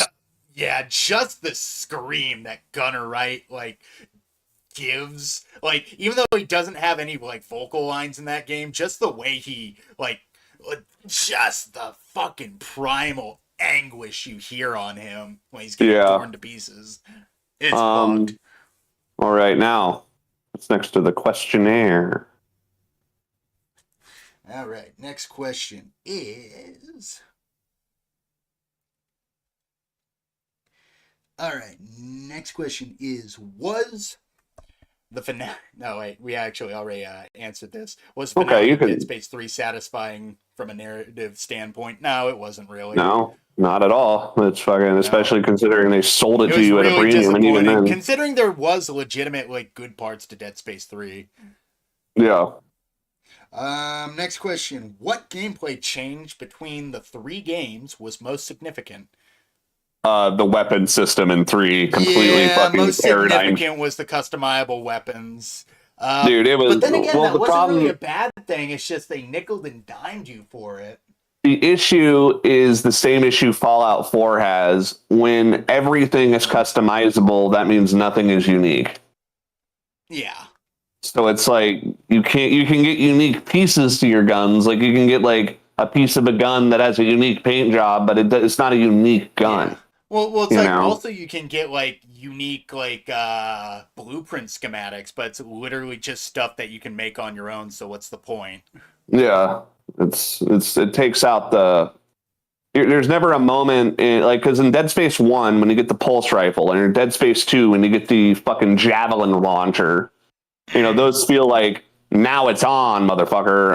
And then in Dead Space 3, it's like you get your shotgun machine gun, and it's like, oh, I beat the game. Yeah, like straight up the game starts you with a shotgun machine gun. Well, actually, it starts you with a shotgun grenade launcher. Plasma. I thought it was a plasma rifle. And it was an assault rifle grenade launcher. No, the first gun you get in the game is a pistol. In Dead Space 3? 3, yeah, you get like a pistol. No, Dead Space 3, you literally start off with the assault rifle because it starts you in the snow. No, it starts. Oh, yeah, you're right. You're talking about the intro. No, you're talking about the intro after the intro where you're playing as Isaac. Yeah, no, you have a submachine gun. You're right.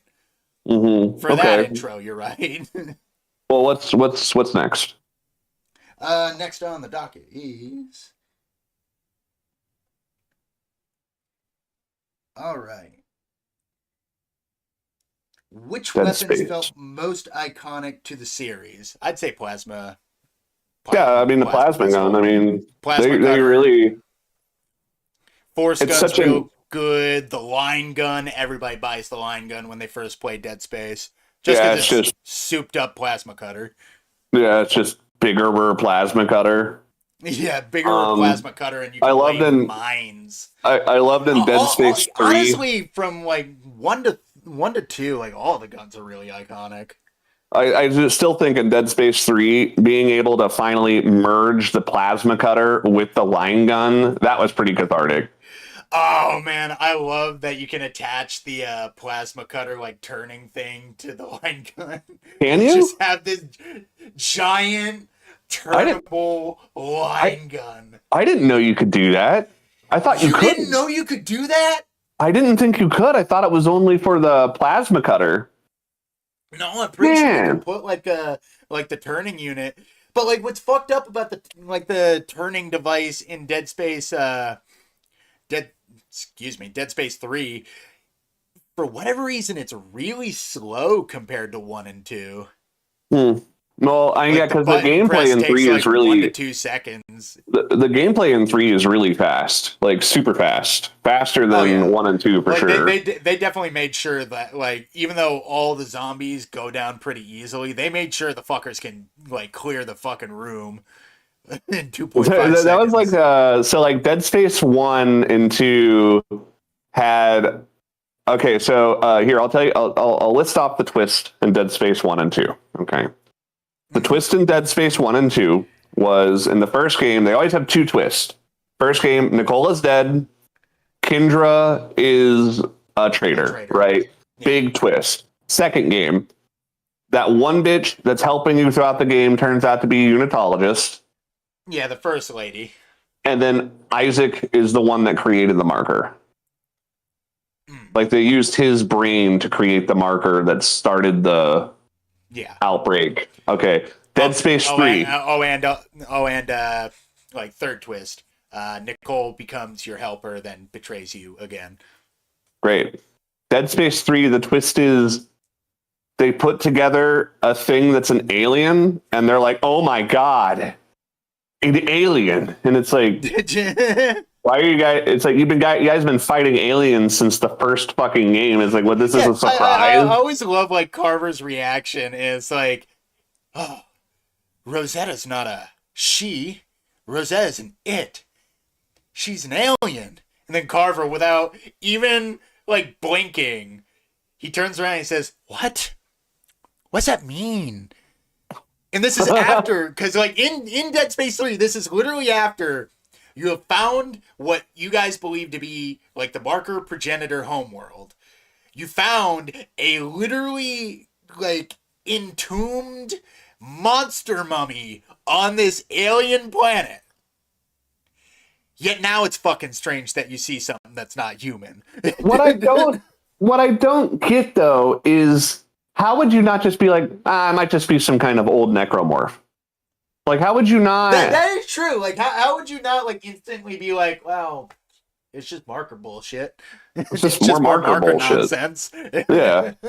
And then it's like I do like the alien necromorphs, even though I guess it's implied that these aliens didn't really get transformed very much when they turned into necromorphs because they kind of just look like, I don't know. Like, I mean, they had a lot more stuff that was killerable on them. Humans don't really have knife arms naturally. Yeah, I guess. Okay, so what was the other twist in Dead Space 3? Oh, what brother moons are awake? Is that really a twist? Yeah, brother moons wake up and eat everything. Is that really a twist though? Not really. I mean, it is in case you thought you weren't gonna lose. Oh, I remember the twist. The twist is it turns out that guy wants to shove his tongue in Ellie's mouth. And then you shoot him. Norton! His name is Norton! What a twist! Remember his name's Norton. God, I knew it was a pathetic fucking name. Yeah, well what's funny is he kind of looks like me. I'm sorry for shooting you, Jack. Yeah. Why did you shoot me? Because you were fucking macking on my girl. She doesn't love you.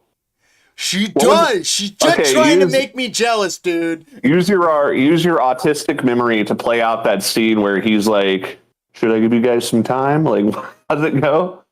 You got something to say to me, Captain?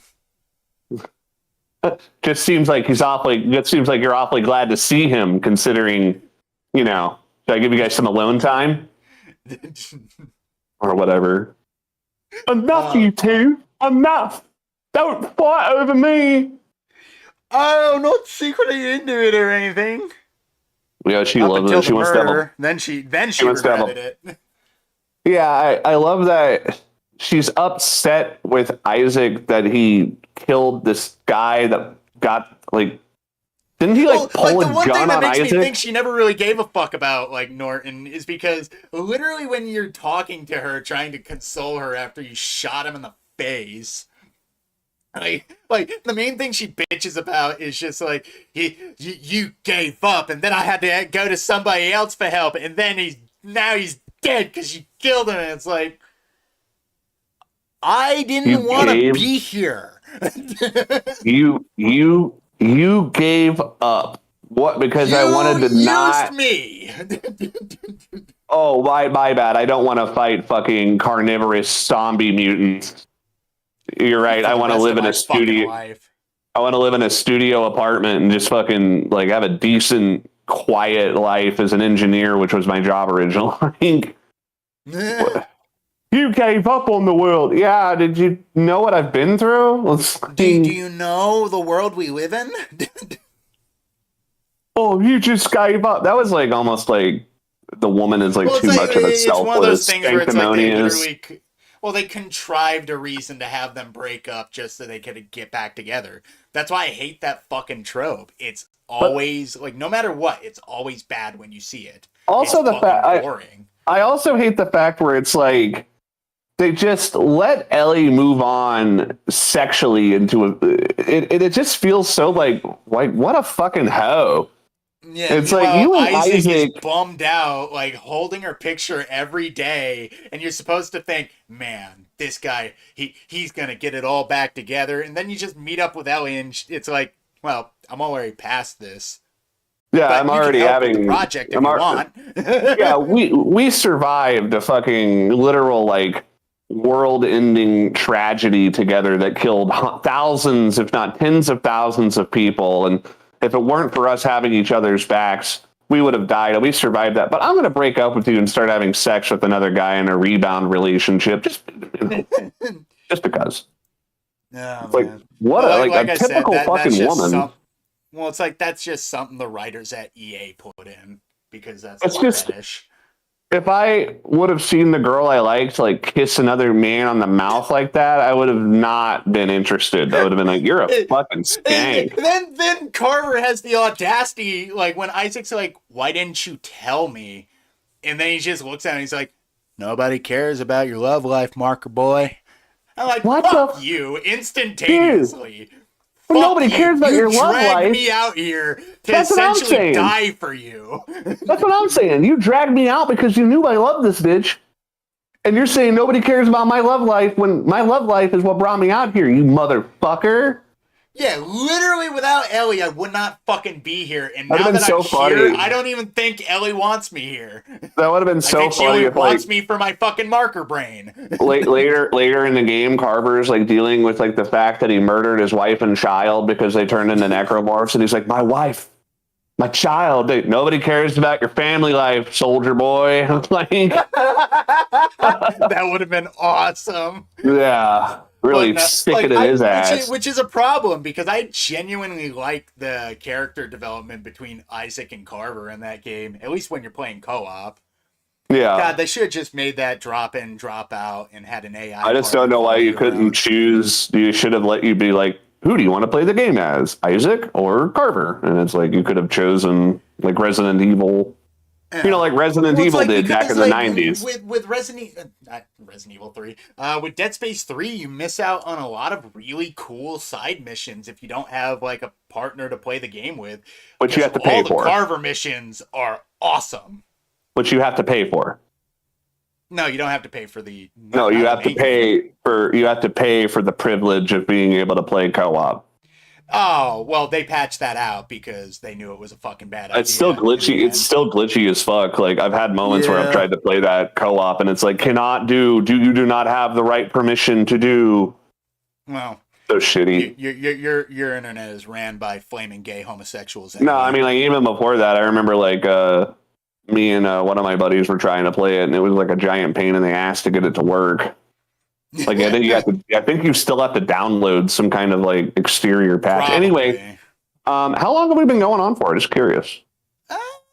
We're about to cross over the 2 hour mark in 10 minutes. Okay. Well, let's try to rapid fire the rest of these questions, and then because we still got an entire game to talk about, and then silly questions. Yeah. So let's go through them. Alrighty then. Where did I leave off? Most iconic weapon to the series. How did the 0G sections evolve, and which game handled them best? That's hard. Because they're all so different. Yeah, well, 2 and 3 are the closest, like DNA wise. One you could tell they couldn't get the system working, so they had to like do the jump gravity boot system. Well, I almost wonder is if the system was supposed to be originally more freeform, but for whatever reason they couldn't get it to work properly. That's why they changed it to the point and jump system. And then they have the oxygen system that happens in Dead Space 1 like 2 times or something. Like it's weird they put an entire system into the game and then like right at the last second they were like, okay, actually we're not going to do the oxygen system. That's not, you only have it happen like twice. And then like after a few upgrades it becomes completely superfluous anyway.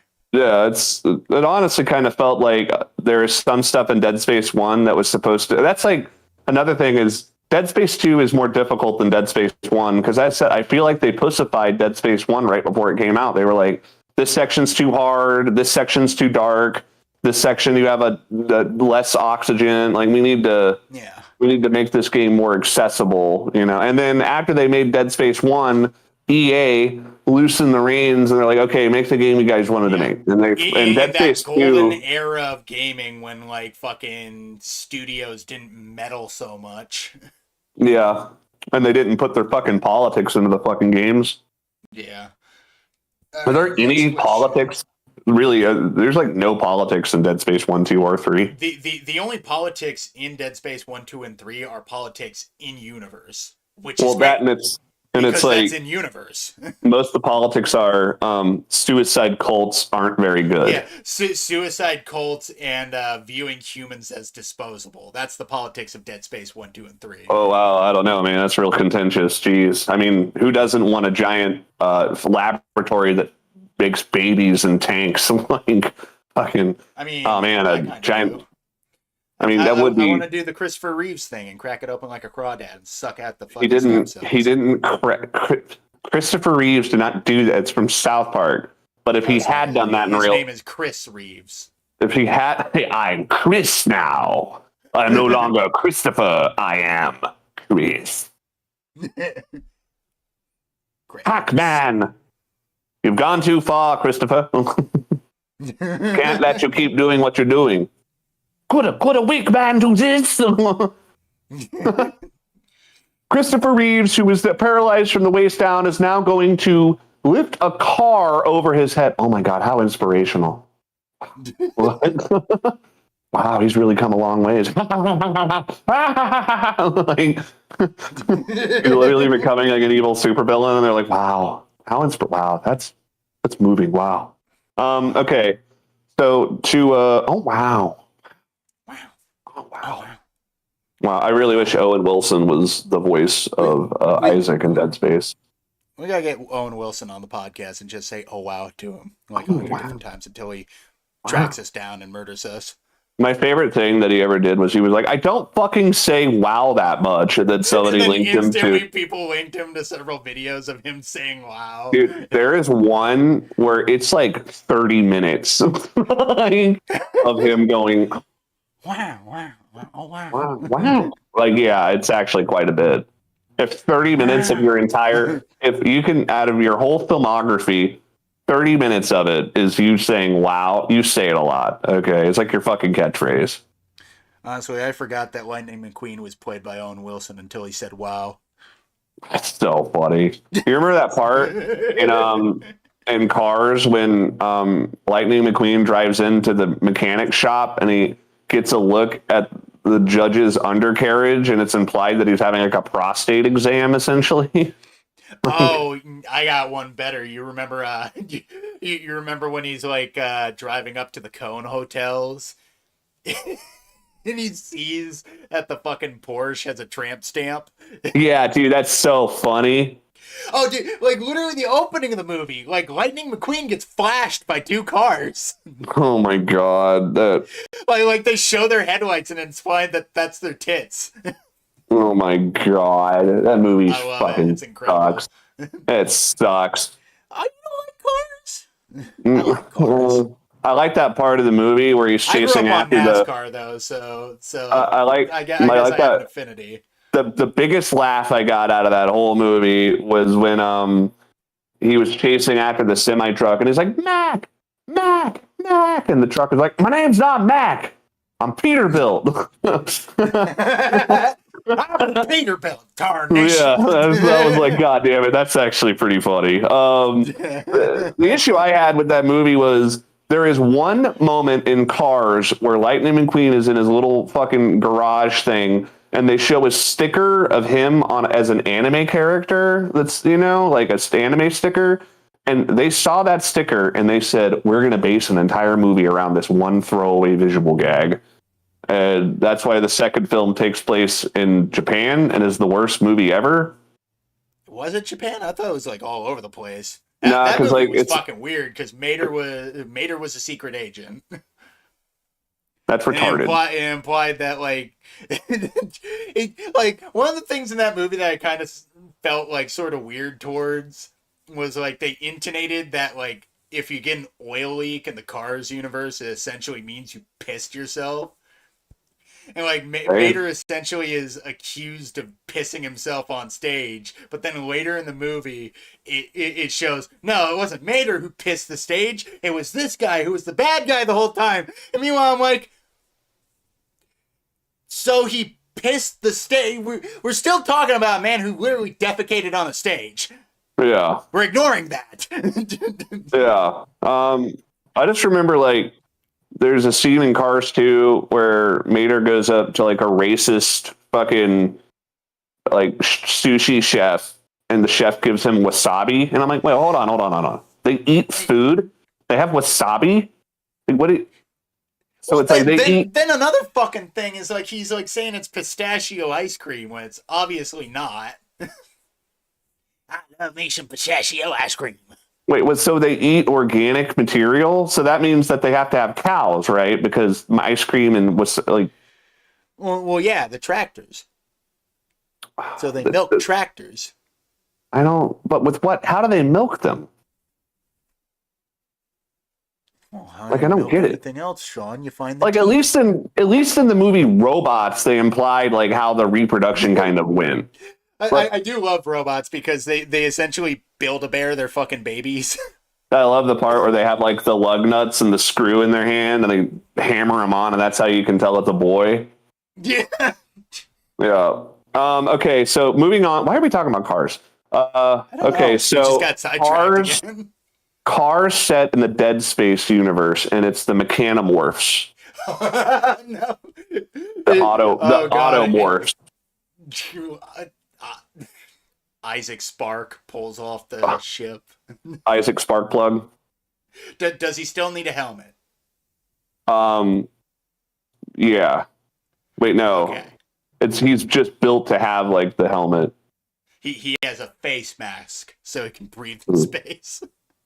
And he's dealing with the Mechanomorphs or the Automorphs. Oh God, because the big glowing part can be oh my like God, the front of the face mask. It's called the Red Parker. Park. God damn it. That's good. Oh man. That's really funny. That's good. And then he sees like a fucking car crawling at him with like its tires, his arms, and he's like, and like throws up because he's like, oh god, what do they fucking do? Okay, And instead of movie Altman, it's alternator. alternator man. Alternator.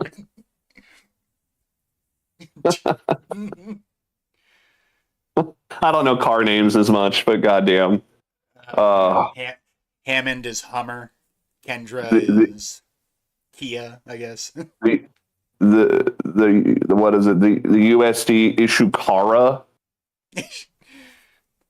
Oh man.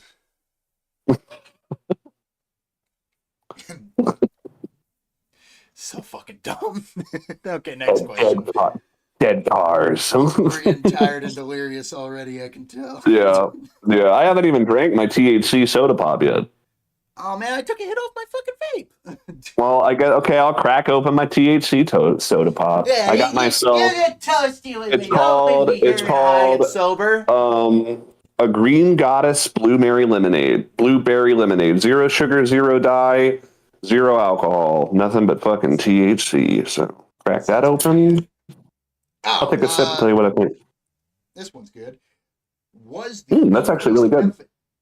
Was the increased emphasis on co-op in Dead Space 3 a strength or a weakness? I'd say both are applicable in equal measure. Both, yeah, because it's like you're not getting the full experience if you don't play co-op, but at the same time, the co-op detracts from the individualized horror of it all. But I will say, okay, so our stream buddy Trustin, he does not like fucking horror games. All right, he just doesn't like it because he's like me. Like he gets freaked out, and he's like, why would I want to play something that freaks me out when I could play something that makes me feel powerful?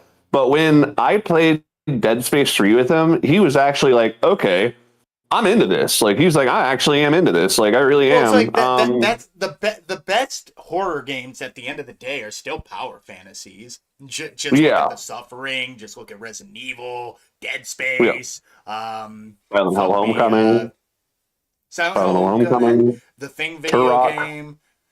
Turok. Turok. The more like horror parts of Mass Effect are still power fantasies. Left 4 Dead is a power fantasy. Alan Wake is a power fantasy. Like every good like horror game prototype ends up. Yeah, every good horror game ends up in some way devolving into, okay, those are the monsters. They fucked you up. There's a big shotgun. Yeah. Go fuck them up. Exactly. I love those moments. I still remember the first moment in Alan Wake when I got a double barrel shotgun. I fucking damn near busted. Totally off topic, but one of my favorite things is in Doom 3, you go through the entire game getting your ass whooped, getting scared, getting your shit rocked, and collecting little pieces of your arsenal. And then at the very end of the game, they max out your ammo and they tell you, walk through hell. And you get to confront all of the monsters throughout the game as you make your way to the Cyber Demon. You have the Soul Cube, you have the BFG, you have every fucking gun maxed out on ammo, and they let you go full tilt. And I think that's the best part of the game, because it's like, oh man, you earn that fucking ability to be like, I'm not fucking scared anymore. Like, you know, well, it's like, fucking cool. That like another instance of that. That's why, like, at the end of Resident Evil 4, like, they basically give you a big fucking rocket launcher, and it's like, hey, you see that big eyeball? Don't miss. Yeah, that's awesome. What happens if you miss with that rocket? Does it like fuck your game up? You gotta kill him normally, which takes forever. Oh wow, that's like, crazy. The rocket launcher does like super damage. That's why like one of the things people will do, they'll buy one rocket launcher, wait for Ada to toss them the other one, and then just shoot him with 2 RPGs. Nice. Okay, so what's the next question? Let's move on. Yeah. All right, next question. Do you want to cut it when we get to 15? Yeah, why not? All right. What are we on right now? 14. Okay, yeah, let's do 2 more. Let's make this final one good. Okay. What would you want to see in a future Dead Space sequel or spiritual successor? I've always had an idea for what I would really want Dead Space to be, which they haven't made it like this, and it's what I originally thought the game was going to be. You're on a ship, you're on the Ishimura, and it's all completely broken, and you have free range and free roam across the ship to fix every individual part on your own merit. And it's a game where you can, cool. Yeah, where it's like ship repair simulator. That would actually, I agree. That would have been really cool. Like almost like a resource management, like half survival, but half you're also trying to get this fucking ship working. Yeah, like a Metroidvania. That's gonna save you. Or like maybe you can't go to everywhere at once. Maybe it's like you have to get this and this repaired before this area will open up. And it's like a Metroidvania game, but Dead Space. Like, if they ever were to make another Dead Space game, I would most certainly hope they bring back Gunner Wright. But the one thing that I want is end it with Isaac Clarke definitively winning. Yeah. I love Isaac as a character, and I'm sick that like 2 out of the 3 games ended with Isaac just full on losing. Yeah. It sucks because it's the second game he barely wins because you're like I still remember. Oh, dude, Dead Space 2 is actually the first Dead Space I ever played, and I remember playing Dead Space 2 completely blind, and I got to the end, and it starts playing that sad music, and Isaac sat down waiting to die, and I actually teared up. Mm-hmm. I actually was about to cry because I was like, I love Isaac Clarke so much as a character. I don't want him to die miserable. There is he got to be the hero, sure, and Ellie got away, and then all of a sudden, after I thought that, Ellie's face popped up. Oh, you think you're just gonna dump me off and die? And I'm like, yes. Nice. There's only one game. Actually, that's not true. There are only 2 games in history that one made me choke up, and one actually made me tear up. And when I tell you, you're going to be like, you are a giant bag. Dude, I'm a floppy wet pussy. What do you want? So the game that made me choke up, not tear up, but I definitely got a lump in my throat, was at the end of Telltale's Walking Dead, where you ask Clementine to shoot you, and she's like, I can't do it. And I remember I just said, actually, don't shoot me. It's fine. Because I was like, fuck it. I'll just do the John Leguizamo thing from Land of the Dead, where it's like, I want to see what it's like on the other side. Yeah. But the game that made me cry was Warriors Orochi 4. Oh, come on. The Warriors games are good. There's the part at the end of the game, I think it's 4, where Zeus is like, you guys have all helped me out, but now I've got to send you back and you'll have no memory of this adventure. And they're like, oh, but we finally all got along and we stopped the thing. And he's like, I know, but the time is over. So he sends all your characters back, and then there's a scene where a character's practicing out in the field, and he's talking to his friend, and then he stops. And he's just looking up at the sky, and he's like, what's up, man? What are you staring at? And he's like, you ever get the feeling that somebody's watching you? It's like, no. Well, sometimes. Huh.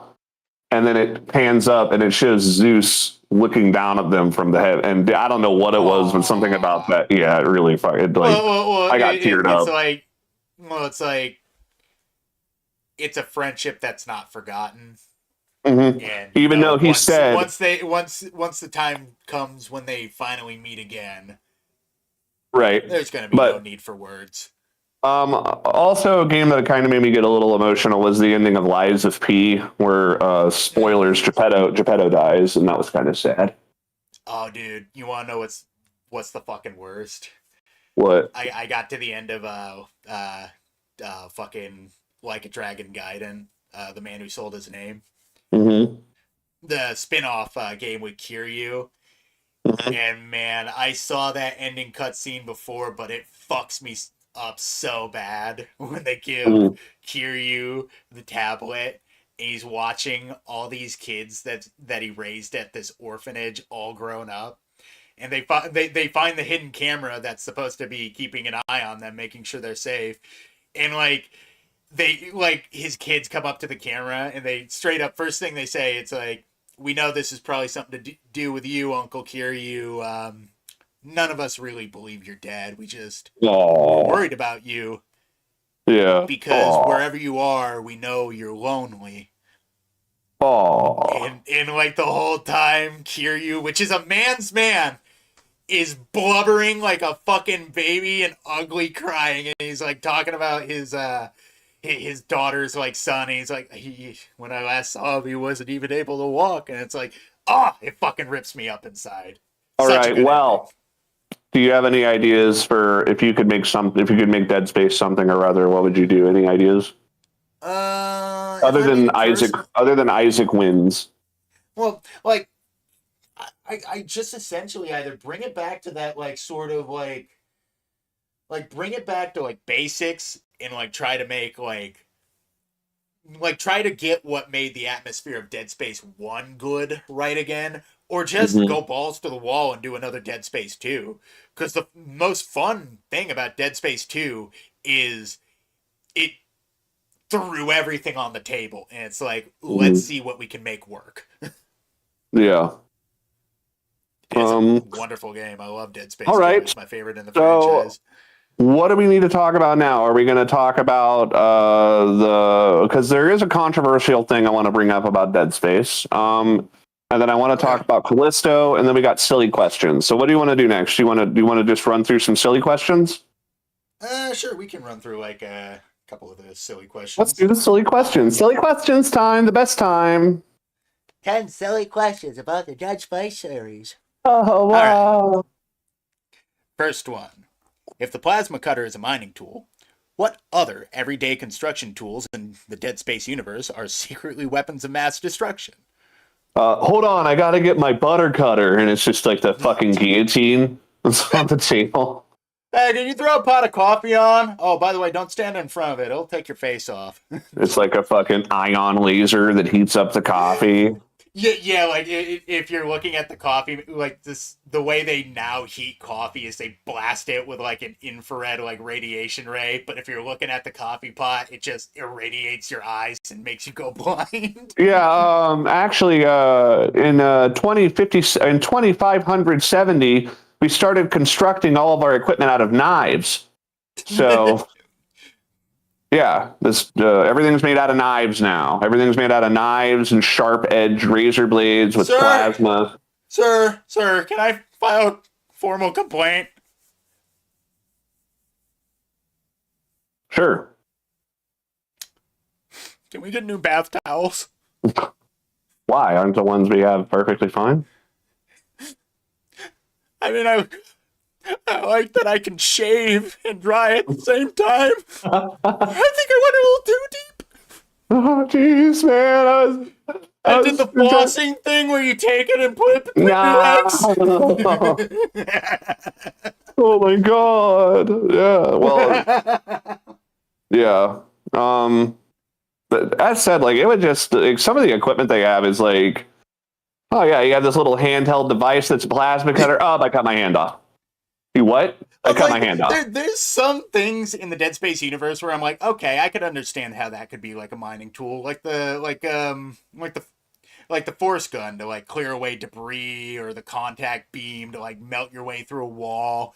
Yeah, this is you just have the javelin launcher, which like I get the need to drive a giant railway spike through something. I just don't understand what the point of hitting a button and electrocuting everything in the area is. Yeah, or the telekinetic saw blade, where it's like, you just pick up a saw blade, and then when you're done with it, you can fire it off so it bounces around the room. It's like, what? Why would I want to? Wait. Maybe I could just press a button and have it drop down to the ground, or do I have to bounce it off the walls whenever I get tired of using it? Well, because it becomes superheated if you use it, so you need to shoot it off and expel it. Why are we really extending the saw blade in front of the device? Why don't we just have the saw blade in the device? Well, I mean, I guess it. Yeah, I guess what? I guess you could do that, but it's not as futury. Yeah, I just don't. It just seems more dangerous doing it this way, and also Doesn't seem very OSHA I just don't. certified. I don't understand why you can also press the other trigger and blast the saw blade out with a kinetic pulse that What are causes you it gonna to do with bounce the off. saw blade? It's just hanging there in front of you. You gotta get rid of it. Well, maybe you could just have it like fall to the ground or something. Or maybe just retract back into the tool. Or another idea is maybe have it connected to the tool, like so that way it's not, Well, come on, you guys are thinking too simply. Anti-innovator. Anti-innovator. It's just the guy that made the fucking kinesis module is just trying to come up with any reason to use. It's like, come on, guys, you got to use the kinesis module. We don't really I have the patent for this technology. We have to fucking sell it. Tired of having your We saw already made blade the connected kinesis to your glove. tool. Tired of your saw blade connected to your tool. Well, why not have it levitate a foot in front of your tool?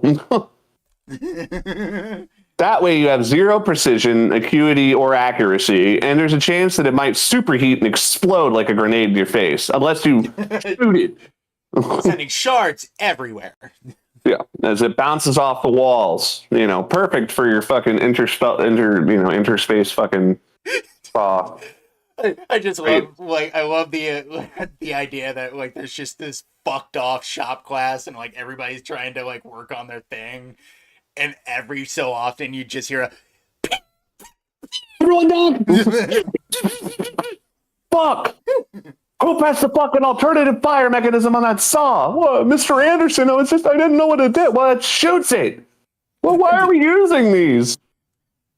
Because it's, The school spent a lot of money on new stuff, okay? I can't just tell them to send it back.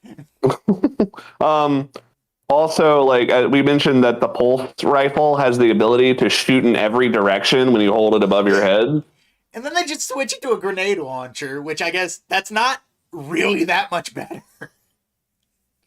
Okay, Yeah. we realized that the device for crowd clearing might have violated a few national conventions and war crime laws somewhere. So we're just going to switch our riot defense plasma gun from the street sweeper idea. We're going to change that over to a propelled grenade. And it's pure plasma. Don't worry. It's not going to use anything but what the gun is made for. Still for riot response, though, by the way. But try not to hit anybody with it. It's lethal. We haven't figured out a way to make it non-lethal yet. Yeah, sir, there's a problem with the plasma rifle Mark 1. Yeah, there's a firing option that makes it shoot in every direction. Yeah, that's what it's supposed to do. Okay, but it's a squad-based thing. So when you're with your squad, I mean... God. I don't want to have a negligent discharge around that thing. It'd be hard not to have one. A negligent. That's the name of the alternative. That's fuck, actually the name. Down. That's the name of the firing mode. It's like turn it to negligent discharge mode. It's the only way we're gonna be able to stop these guys. NG, all these motherfuckers. Yeah. Okay. Next. Silly question. Alright, does Isaac Clarke ever wonder why every spaceship he boards immediately starts falling apart? Or has he just accepted that this is his personality trait? I think it's like maybe he notices it more than the average person because he's an engineer and he's like, it's shoddy. You could really, the upholstery on this giant space rib cage could be,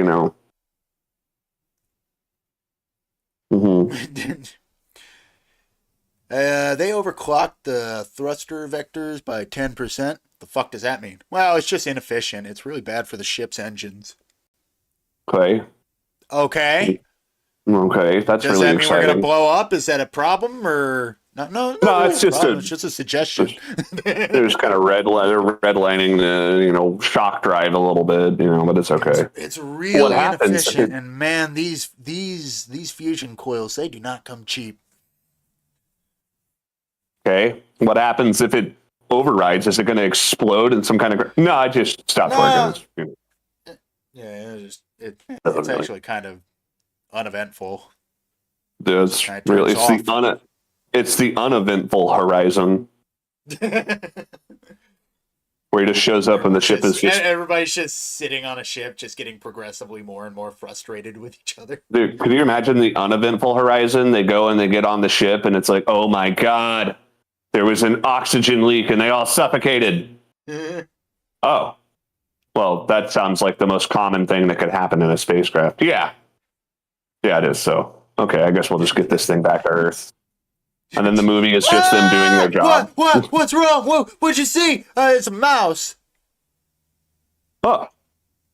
Well, I mean, I guess that's, Oh my god! What? The tether slipped off the damn. We ran out of coffee.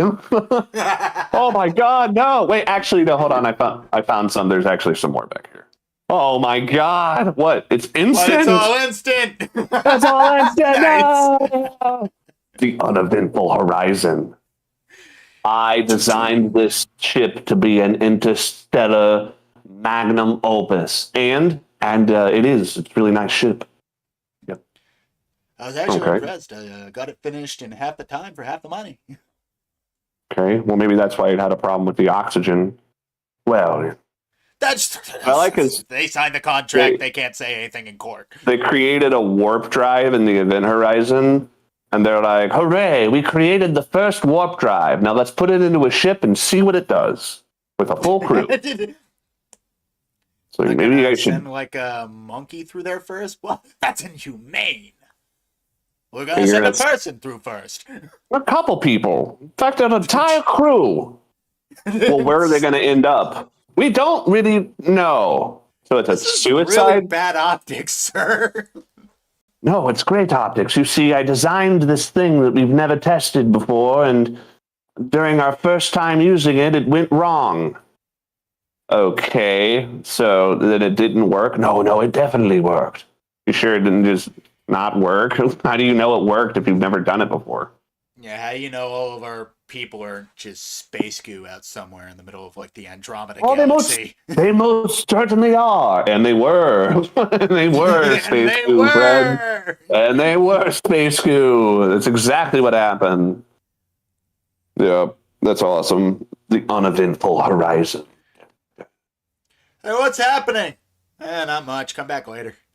In space, no one can hear you yawn.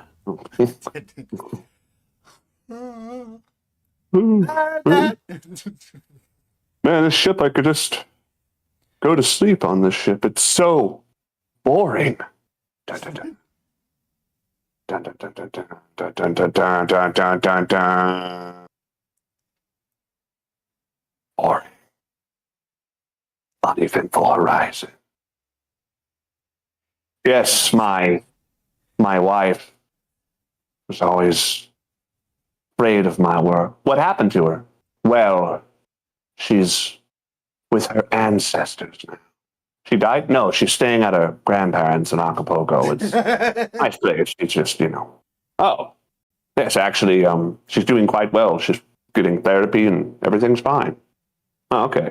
I thought you were going to say she, killed herself. No, never. Okay. The uneventful horizon. Oh my God. Theater, March 4th. We found a video from the crew after they all died. Will show us the video. I don't know. This is going to be hard to watch. And it shows the video, and they're all sitting there, and they're like, "Okay," and we're going, and they all just die, and it's like, oh, that wasn't. They all just died instantaneously. Yeah. Yeah. Just boom, boom, boom. I don't even think they knew. I don't even think they knew what happened. I think it was the most painless death I've ever seen.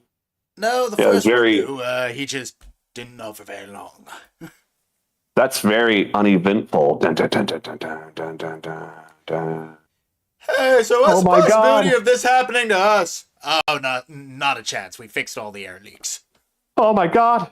I'm stuck in the airlock. Oh God, the door's going to open and I'm going to... Oh wait, no, a failsafe triggered it. I'm actually okay. Oh, okay. Well, I guess we don't have to save you. Shoots out anyway. No! Now it's eventful. Now shit's actually turning. Oh, you thought the movie was going to be boring, but oh, never mind. He's in his spacesuit and he's okay. Yeah, Good thing I was wearing my spacesuit. I actually completely okay. It's not a huge deal. Man, why would I ever get into the airlock without a spacesuit on? That's silly. I could explosively decompress. There's actually a part in Event Horizon where there's like a black guy that's like outside of the ship, and I think he uses like a fire extinguisher. And he's like, "Man, this is some bullshit, man. I'm out in space, motherfucker." Like they straight up have him being like, "Man, I can't believe I'm out in space with these fucking crazy crackers." It's like, God damn it, dude. Man, I can't even swim. Why are you making me float? Oh my god. I mean, seriously, he's about on that level. And then, like, they imply that he sexually harasses the women on the ship. And I'm like, I'm pretty sure that would be problematic if you're out in space with somebody for, like, years at a time for them to give you unwanted... to give you a reason not to feel bad when he dies. No, because he doesn't die. I think he survives. Wait, which character is he? The black guy. Oh, it's Lawrence Fishburne? Oh, no, I forgot. The other black guy. Okay, I was about to say, because I was like thinking about it, and it's like, I cannot picture Lawrence Fishburne like, floating outside and bitching, and like straight up bitching. Lawrence Fishburne dies after getting into a fist fight with the guy from Jurassic Park. Oh. Did they argue about whether or not dinosaurs had feathers? I wish Jeff Goldblum had been in the Event Horizon. Don't you understand? This universal hell is the true meaning of everything. And I am going to be Satan's lapdog. Yes. Okay. Sorry. Who says wow? Okay. Who says does okay, does Jeff Goldblum say more than Owen Wilson says wow? Does he? I don't know. That's kind of like a... I've never heard him like use like too much. I guess he just said it famously in that one movie, and because of that, now that's... Maybe you should shove it up your ass. Maybe you should shove it up your ass. Okay. Next silly question. Next silly question is: if necromorphs could talk, what do you think their Yelp review of the USG Ishimura would be? I'd say they'd give it a 6.5. They would go, rawr, rawr, rawr, rawr, rawr. 1 star. 5 star. Actually, I found the hallways to be quite roomy compared to most spacecrafts. I was really glad to be there. It was probably the most out of all the places. I love when I find a random survivor and I get to just go and run at him down the hallway. It's so fun. Yeah, no, it's great. I mean, it was probably my favorite place to assimilate. Out of all the places I've assimilated, that has to have been, at least the coziest. And the cuisine was to die for. They have a stem cell room filled with. Could you imagine like a slasher using his big slashy talons, like chicken scratch type on a keyboard, like tink, tink, tink, tink, tink, tink, tink. Everything's fine on the USG Ishimura. You guys should totally come. Totally show up. He's got a pair of glasses like hanging off the tip of his nose on his fucked up face. On his little fucked up face. Hold on, I gotta use my reading glasses. And he uses his little tiny T-Rex arms to put on the reading glasses. Come to the USG Ishimura. It's super awesome. Everybody's having a super good time. 5-star Yelp review. He's got one of those things so he can just hang it on his neck once he's done wearing them. Fucking grandma. That's so funny. Oh, incredible. I need Granny Necromorph in the 4th Dead Space. Yeah. All right, next question. Okay. Next question. No, do the bit. Come here, children, and give you a hug. Do Grandma. She's calling me with the ninjas. Ha ha ha! I'm just kidding. I'm not evil. Oh, tickled, Grandma. Oh, Grandma, you're so silly with your giant claws and your scary monster mouth and your big spinal cord and your face. Oh, that's me. Beautiful as the day I met her. Wow, you're looking good. You do something with your hair? Well, really? I didn't know you spoke Spanish. Oh, God. All right. Why does every door in the Dead Space universe sound like it's opening directly into hell? And is that covered under OSHA? I mean, technically, I guess it could be covered under OSHA. When you hear our doors, you know that's a hellmouth. Hellmouth doors have been a... It's not just a roar. It's a door. Hey, we got a problem with the screaming and suffering room. Well, what? What's the issue? Nobody's screaming in there anymore. What? That's the whole fucking... That's the hellmouth guarantee. God, We guarantee that our people mechanics... get on the Ishimura for the fucking screaming and suffering room. Yeah, that's the whole point. I mean, that's what we designed the doors to do. That's the hellmouth brand. Oh, God. Look, guys, people are just not digging the whole gates of hell opening noise with the door. Maybe we should just make doors that don't do that. What? What are you talking about? That's what people fucking want, man. Space is so quiet. You know, it's fucking dead air out there. It's a bunch of dead space. We've had several complaints that people have pissed themselves walking through a threshold. That's also like the decibels hurt their ears. Come on, you're wearing a spacesuit. We have had 3 lawsuits for hearing damage. Okay, well maybe we could turn down the volume, like maybe a little bit. Okay, so I'm sorry. Is just making them quieter not an option? No, I mean we could make them quieter. Why don't you? Thought people like that sort of thing. I'm sorry. What world do you live where that is something people like?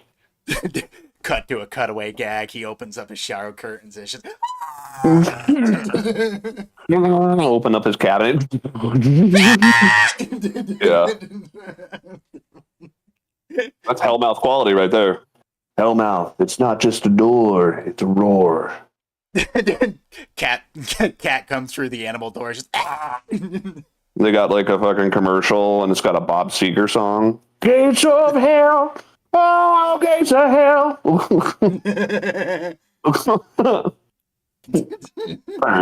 We at Hellmouth, we design it to where when you open a door, everyone knows. Your wife won't be able to sneak out at 3 a.m. to fuck some stranger anymore. She won't even be able to go out the window. We got those rigged too. Yeah. Now we got hell windows. It sounds like, dude, it's a fucking nightmare. Sounds like some kind of fucking cacophonous nightmare. Have you ever wanted to know? You ever wanted to know what hell sounds like? Well, now you can. We took some pointers from the ATF. We added some horse noises, some dolphins. World your oyster. Go to hell before you die. Hellmouth. Go through hell before you die. Hellmouth doors. That's awesome. Mm-hmm. All right.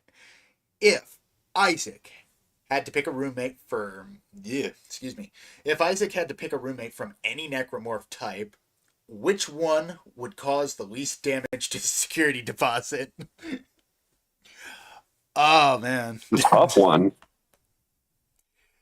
Damn. Lurker would cause ceiling and wall damage. Yeah, the exploder would explode everything. Yeah. Same with the fucking cysts. You can't have a swarmer because that thing would just that's a rambunctious kid with a fucking demon DNA. He'll just wreck the whole house. What about the like pregnant lady that's strapped to the wall and one? Well, you see, she has to grow onto the wall. That caused structural damage. God. Acid guy's instantly out. He'd just melt the whole house. The crawler guy, because he's like a dog? Yeah, you can keep the crawler as a pet. That's a good idea. Yeah. Oh god! Isaac, Just like seeing Isaac Clarke in a flannel shirt, like drinking a beer on his front porch, and he's got a lurker next to him, like panting, just. boy, no, get out of the goddamn vents. God damn it. He gets up and fucking. He grabs a fucking broom and starts hitting him. Get out of there! Get out of the fucking ventilation shaft! I'm so sick of this shit. You're lucky I got you a little fucking shock collar. I got you a little play kennel. I'm gonna shock you like Hassan shocks his fucking. Yeah, using a shock collar on your necromorph is actually kind of fucked up, dude. That's really inhumane. Man, you Plenty of should people not do that own- to a crawler, bro. Come on, bro. You're gonna fucking use a shock collar on a necromorph? It's really Dude, inhumane. like, It's inhumane. It's not bad crawlers, bro. It's just bad. It's bad owners. It's not the necromorph. It's the owner, dude. Okay. I've met plenty of fucking necromorphs that were some of the friendliest, nicest, and I mean, like, seriously good, creatures. And it's the those owners. Are cuddle dogs. Those are kid dogs. Oh yeah, no, those are kid morphs. they used to call them nanny morphs. They were nanny morphs because they were so good with children. You and your irrational pit bull hatred. It's not irrational, okay? It is somewhat irrational. It's not irrational, and I'm not going to get into why it's not irrational, but okay, I've seen pit bulls fucking turn each other into necromorphs, all right? I can tell you that much right now. The fucking owner sucked. Well, no, I mean, I don't think the owner made it rip off another dog's face in front of me. I think that was like a pit bull thing. But, once Maybe you see... trying to say hi. Once you see an animal deglove the side of another animal's face, you'll look at them a little differently after that. You're like, oh, fuck. Case by case basis, personally. Yeah, a face by face basis. Face by face basis. Let's have a little face off here between dogs. Yeah, that's so. Yeah, fish. Okay. Next silly question. Next one. All right, next question. Oops, I clicked on the wrong box. Oops, I clicked the wrong box. All right. On a scale from slightly stressed to I can hear the walls whispering, how mentally stable is Isaac at any given moment? He constantly hears the whispers, dude. Yeah, he hears the whisper. Yeah. Every game, if you sit in one place for too long, like straight up, the walls just they literally whisper at you. Yeah. It's like he goes from not crazy to instantly 10 out of 10 crazy within 30 seconds of being on the Ishimura. Yeah. Straight up. That's kind of what the marker's meant to do. And not to mention, Dead Space 2 doesn't do him any favors with them literally keeping him sedated, essentially, I guess, until the day he dies or until the marker goes off and kills everybody. Big whoop, it happened. 24 markers ago. I want to be sedated. The one thing that I always appreciate about, Isaac Clarke's craziness is, he is fully aware that he is fucking nuts, and he comes off to people as fucking nuts. And he's every single time he's like, yeah, I understand why you think I'm a fucking threat. Just give me a chance. I'm not gonna hurt you. That's women love to hear that on a first date. Yeah, but don't worry, I'm not gonna hurt you. Okay. Well, you ever been choked before? You ever been choked before though? You ever been choked? Why do you think Ellie dumped him when she realized he was legitimately just a good dude with mental problems? She was like, oh, now I'm turned off. Women don't have any sympathy for men struggling with mental health illness.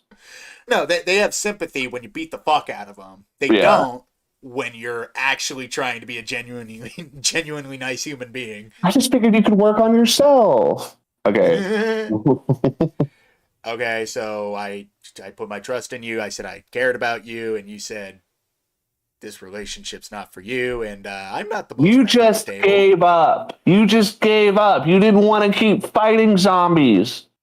Really? No. Oh, shucks. No, I didn't. Shucks, no, you're right. I didn't. That makes me crazy. How would that make me crazy? I think you're the fucking crazy one. Why are want you me- trying you- so hard to get us both killed? I just don't see why you don't want to fucking fight against a cult with billions of people in it that are suicide cult that are They're fucking all in the summon government, monsters. Ellie. They're all in the government. Ellie, literally, I can't fight that. no. Like, what are you doing? You really like? Do you realize what I've been through, even without everything I went through? Like, what the fuck? Come on, Yeah. man. All right. Next, yeah, but okay, so, silly question. Let's keep going. I like silly questions. It's fine. Silly questions are fun. Good. Yeah. How many energy nodes would you trade for one good therapy session for Isaac? I'd trade every last one you could pick up in the game, man. He needs it. Yeah, that's going to be a lot of unpacking that with the therapist. And why you think it never like why do you think his therapy didn't work in 2? It's because they kept fucking putting him back under. Isaac, I can. You think we I can made any sense, progress? I don't remember, Doc. Isaac, there's a lot we can unpack here, but I can sense some resentment towards the Church of Unitology. Yeah, a little bit. Well, it's a religion that's full of people. I mean, Isaac, just because you've met a couple They only Unitologists, inadvertently murdered the love of my life. okay, but Isaac, that wasn't Unitology that did that. That was bad people in Unitology. It doesn't mean the whole religion is bad. Their slogan is "Make us whole through convergence." Yeah. You see? That's a good See, person. that's bad. That was another one of the bad ones. No, that's another one of the bad ones. But there's billions of bad ones. No, billions of people that are, good Unitologists. Yeah, my mom was Unitologist. Oh yeah, that's what happened hilarious. to her? She murdered. What? It just got What to happened? the cutscene where Isaac gets betrayed by Unitologists. No, yeah. It just seems like you're projecting a lot of your insecurities about Unitology on people that, they want to just converge in peace. They just want to love their prophet God Altman and converge with the marker in peace. Is that so bad? Yeah, it is. It actually is. You It know, is my bad. mother was a Unitologist. Oh, great. You can talk to her, but she killed herself. She killed herself after murdering my father. Well, she was. They're just she more was one bad of- Unitologists. It's more bad Unitologists, but it's a small fraction. This just in, 2,000 Unitologists found dead from suicide on Sevastopol Station.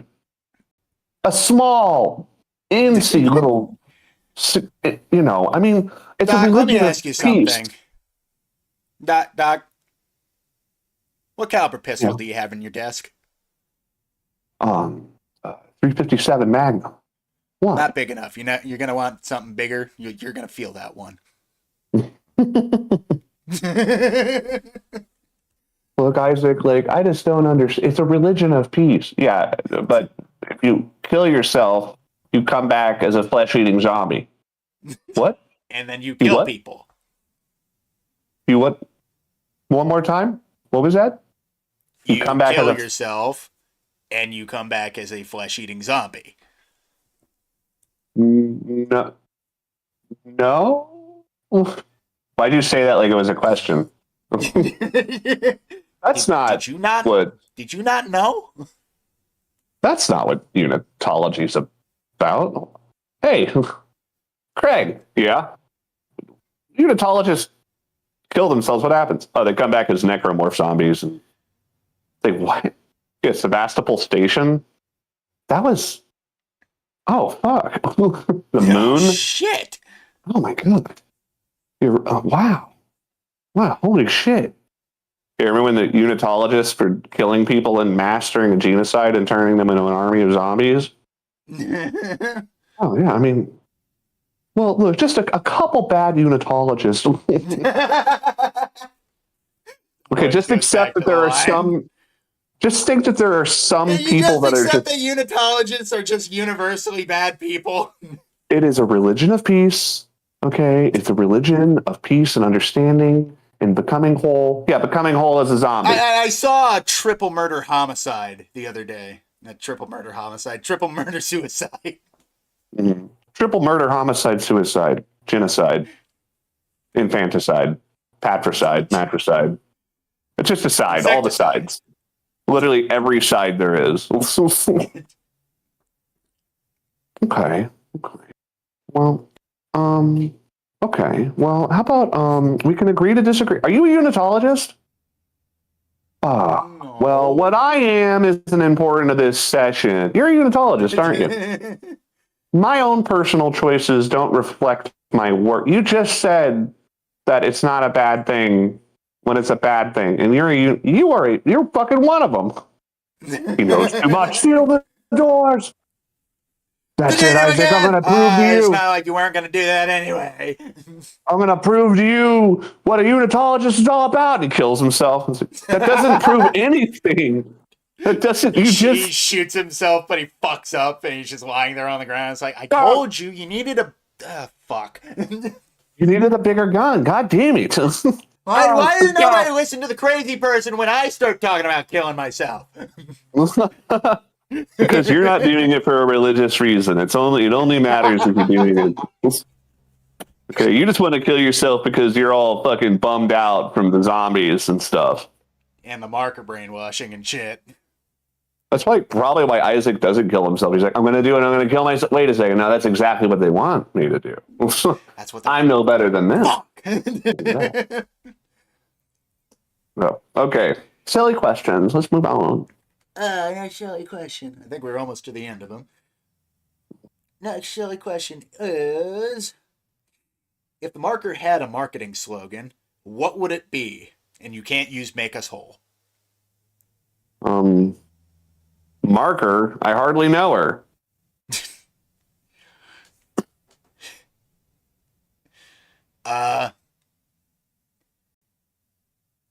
Gee. Marketing slogan. That's hard. Without using "Make Us Whole" is hard. Fuck you, ChatGPT. No. But become a zombie today. Go necro and morph. It's what the kids are doing. Yeah. That just made me think of like That's good. that just made me think of the like who unitologist like number one advocate would be that got everybody super into it, like the youth. You want to know who would be that would get them all passing around little paper mache no, markers. dude. No. He's a Let's Player and his name is Markiplier. God damn it. God damn you. Hey everyone. Damn you. You're playing Cry of Fear, and I just want to say, this marker is a good thing, Markiplier here. It's your boy, Markiplier. Markiplier. Yeah, Jack Marker Eye here. The angry video game unitologist. Just makes me want to shove a red marker up my ass. Makes me want to tongue kiss a fucking lurker. Wait, what? No, nothing. No, I don't want to do that. I mean, unless you want to see me do that. No, I don't think anyone wants to see you do that, James. It's fucking weird, dude. Mighty Morphing Marker Rangers. Mighty Morphin Marker Rangers. Come on, everyone, converge! And they all kill themselves. Converge into Megamorph. God damn. Geez. That would suck because every time they have another episode, they have to get a whole new cast. Yeah, Zordon's sitting in the middle of the fucking Power Rangers station. He's like, God, why do they always fucking kill themselves? That's how they turn into the Megamorph. They got because they converge. They make them. Let's make ourselves whole. Tommy's way ahead of them. Ooh, right. Too soon, Tommy. Because Tommy, the guy that played Tommy, killed him.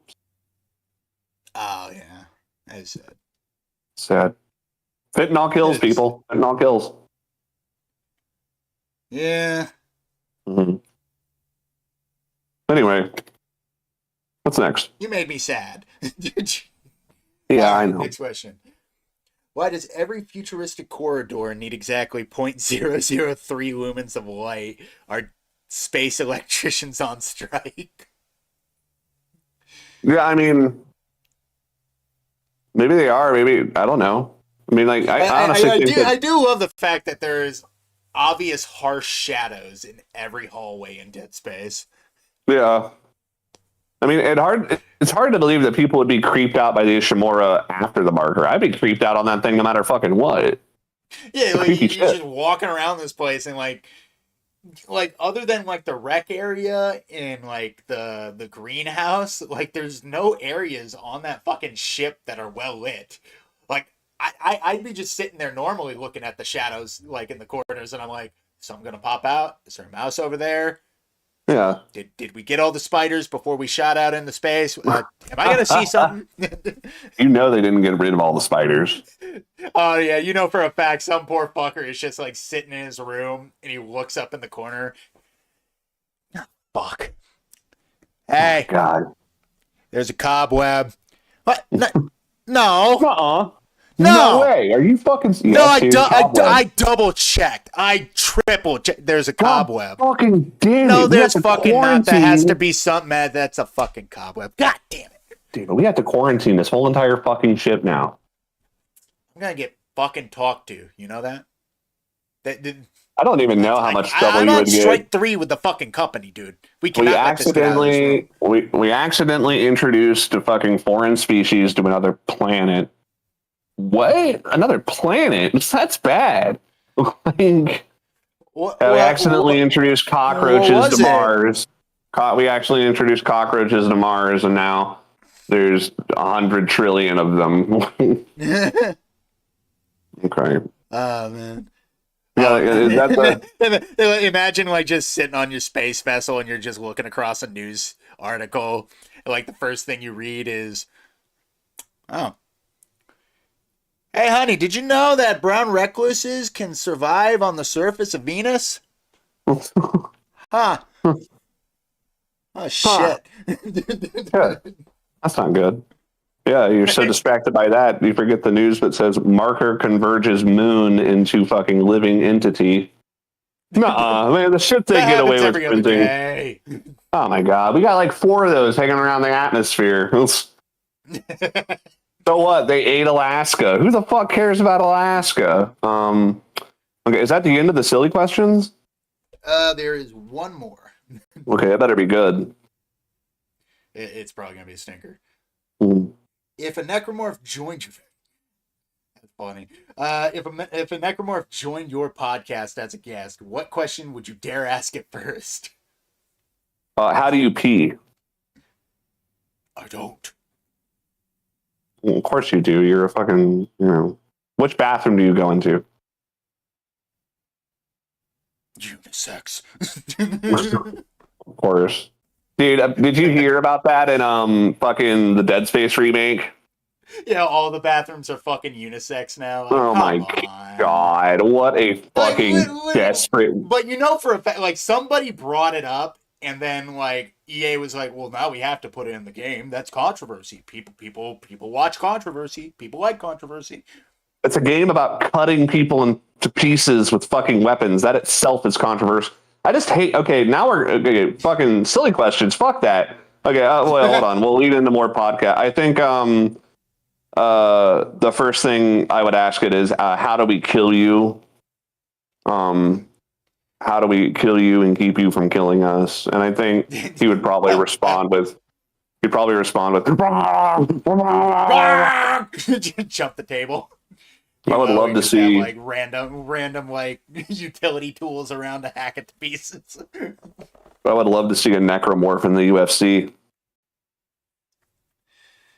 Can you imagine a slasher? I thought it was kind of weird because I didn't think it'd be possible to put the 12-ounce gloves on a necromorph, but they just put it on his T-Rex arms. So that But I guess they still that allow works. him to use the knife arms. Is that legal? Oh, he's going in there. Oh, and Vanderlei takes a huge blow to the neck. I definitely got carotid. That's so funny. And then like it's the necromorph has won like a bunch of matches by killing people, and he's going up against John Jones, and they're like, and it begins Necromorph going in for he's going in for it. Oh, and he suffers an eye poke, and the Necromorph like grabs its face and it's like, and they like sit it down, and a doctor is checking out its eye. Can you still see? Can you still see? You can't fight. You can't fight with that eye. I'm sorry, you cannot fight with that eye. A controversial disqualification on Jones's part. The Necromorph is on Chael Sonnen's podcast. So what? Tell me, like when they called off the fight, how did that make you feel? Yeah, I would have been pretty pissed off too. You know, it's really funny. Sorry, could you please respond in English? I don't speak Spanish. Let's take a look at one of your most famous moments, the cup check. Now, people claim that you didn't have testicles, so this was actually you faking it just to get some time on the clock. What do you say to that? I saw it hit you low, but you don't have testicles. Yeah, it just seems like you were trying to get some time on the stool. Joe Rogan's like, Donald Cerrone's like at the Joe Rogan podcast, and Joe Rogan's like, so who's your next fight? And Donald's like, man, I'm going up against this fucking Necromorph guy.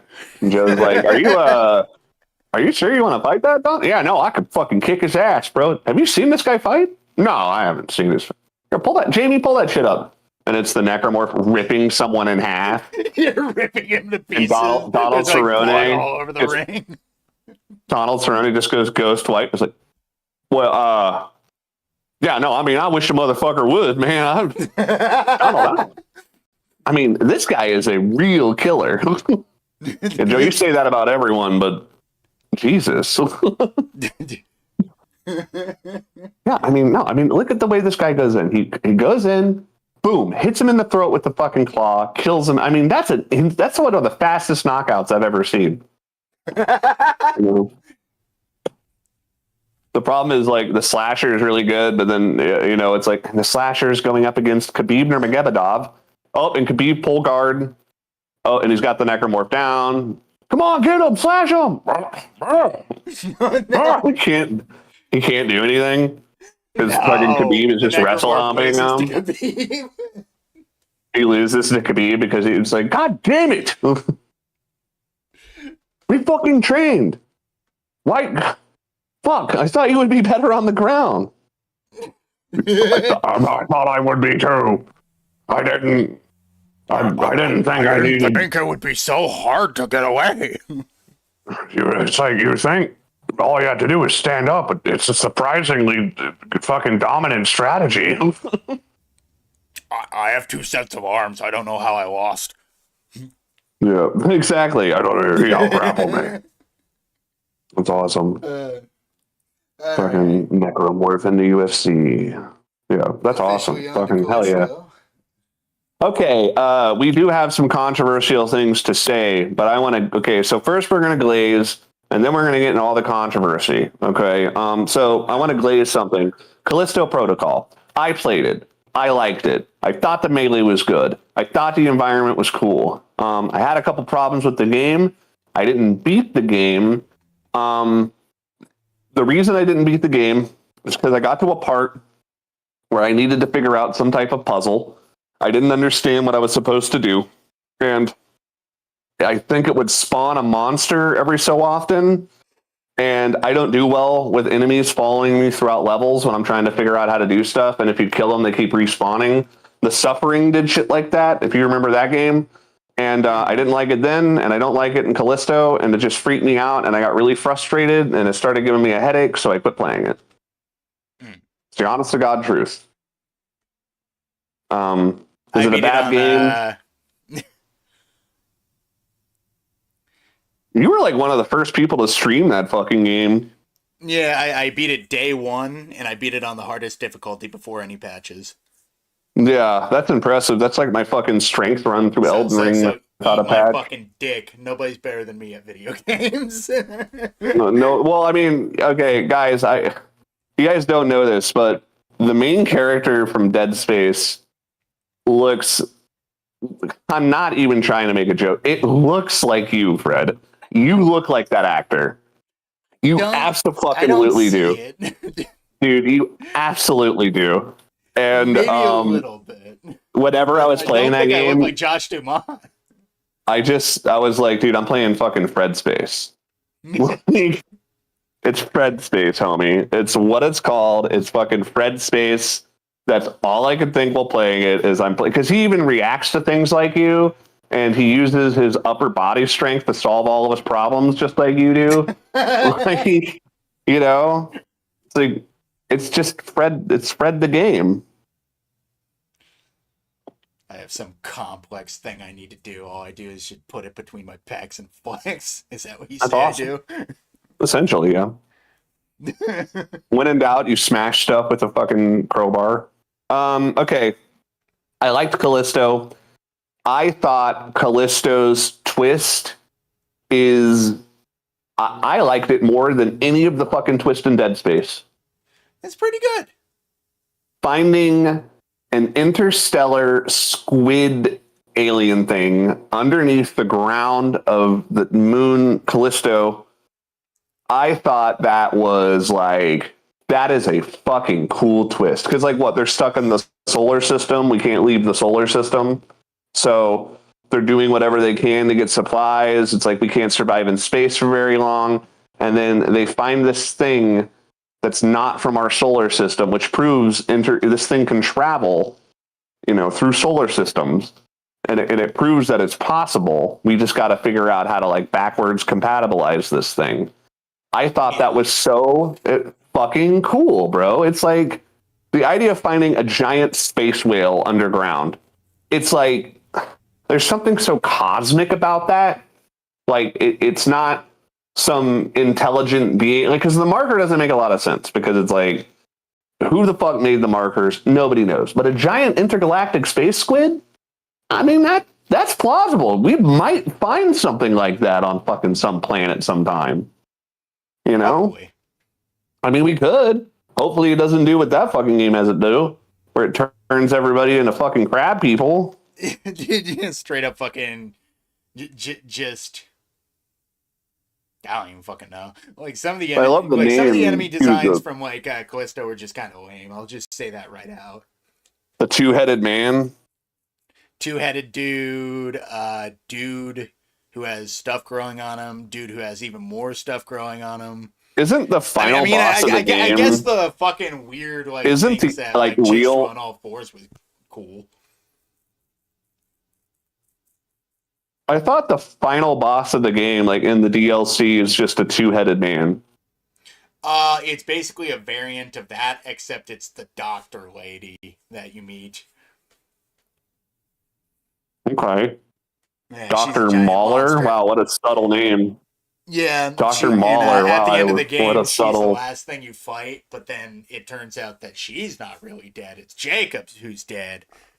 So unfortunately, Josh is never going to be in another Callisto Protocol game ever again. Well, I mean, who the he fuck did a good knows? job in Callisto, even though his story was kind of fucking ass. Okay, okay, so real quick, before we get into any of the controversy, just rapid fire, just like I did, name off the stuff from Callisto you really liked. I like how chunky and weighty the combat is. I like once you got into a flow, it was like legitimately fun to kind of go between the pattern of using firearms to hitting them with your bat, to backing away, to dodging. Blocking is fucking useless. Never block in Callisto. Everybody knows that. Everyone says the kinesis module in that game is really good, but I couldn't never figure out how to get it to work. Really? Because the kinesis module in Callisto is pretty simple. You just grab the monster. I just didn't understand it. It has very limited use, though. You burn out of it real quick. Yeah. Because basically the main reason you use that is to grab up an enemy and throw them against the wall. And like pin them to something. I think I did that, but I don't know. It's just like it's whatever. Yeah. Okay, so I liked all the animations. I liked all the guns. I liked that your character kept putting the guns on his. So it's like every time you got a gun, you saw it equipped. I thought that was fucking cool. Yeah. I really liked the Warden character, like Yeah, the Tony the guy's. Todd kind of. Oh, you're talking about the head of everything. I thought you were talking about Sam Witwer's character, fucking No. Star Killer. Oh, no. I. Okay, so and what's the big twist? It's that Jacob did know that he was doing something illegal. Yeah, Jacob knew he was smuggling something nefarious, but he chose to let it slide because it was better not to ask questions and make money. Okay, but he ended up smuggling a weapon of mass destruction, essentially. Essentially, just like a biobomb that murked the fucking planet that he went to. That's pretty bad. It is pretty bad. But I mean, I bet he probably just thought he was smuggling like drugs or something. Like, did he have any clue that it was a fucking? I think his statement is like his buddy is looking at it, he's like, "What the hell is that?" And it's like it looks like something that I don't get paid to know about.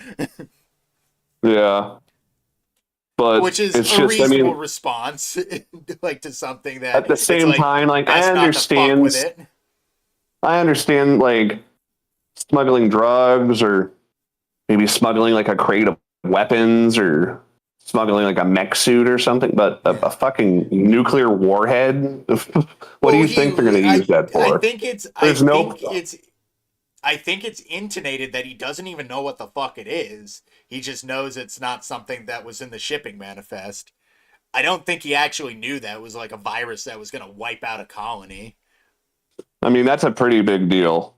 I mean, I get it. Like, you didn't know, but turning a blind eye to like, oh, I found a nuclear warhead in my cargo hold. I'm just gonna like not. But when it's I like, can relate what? to him because it's Fred space.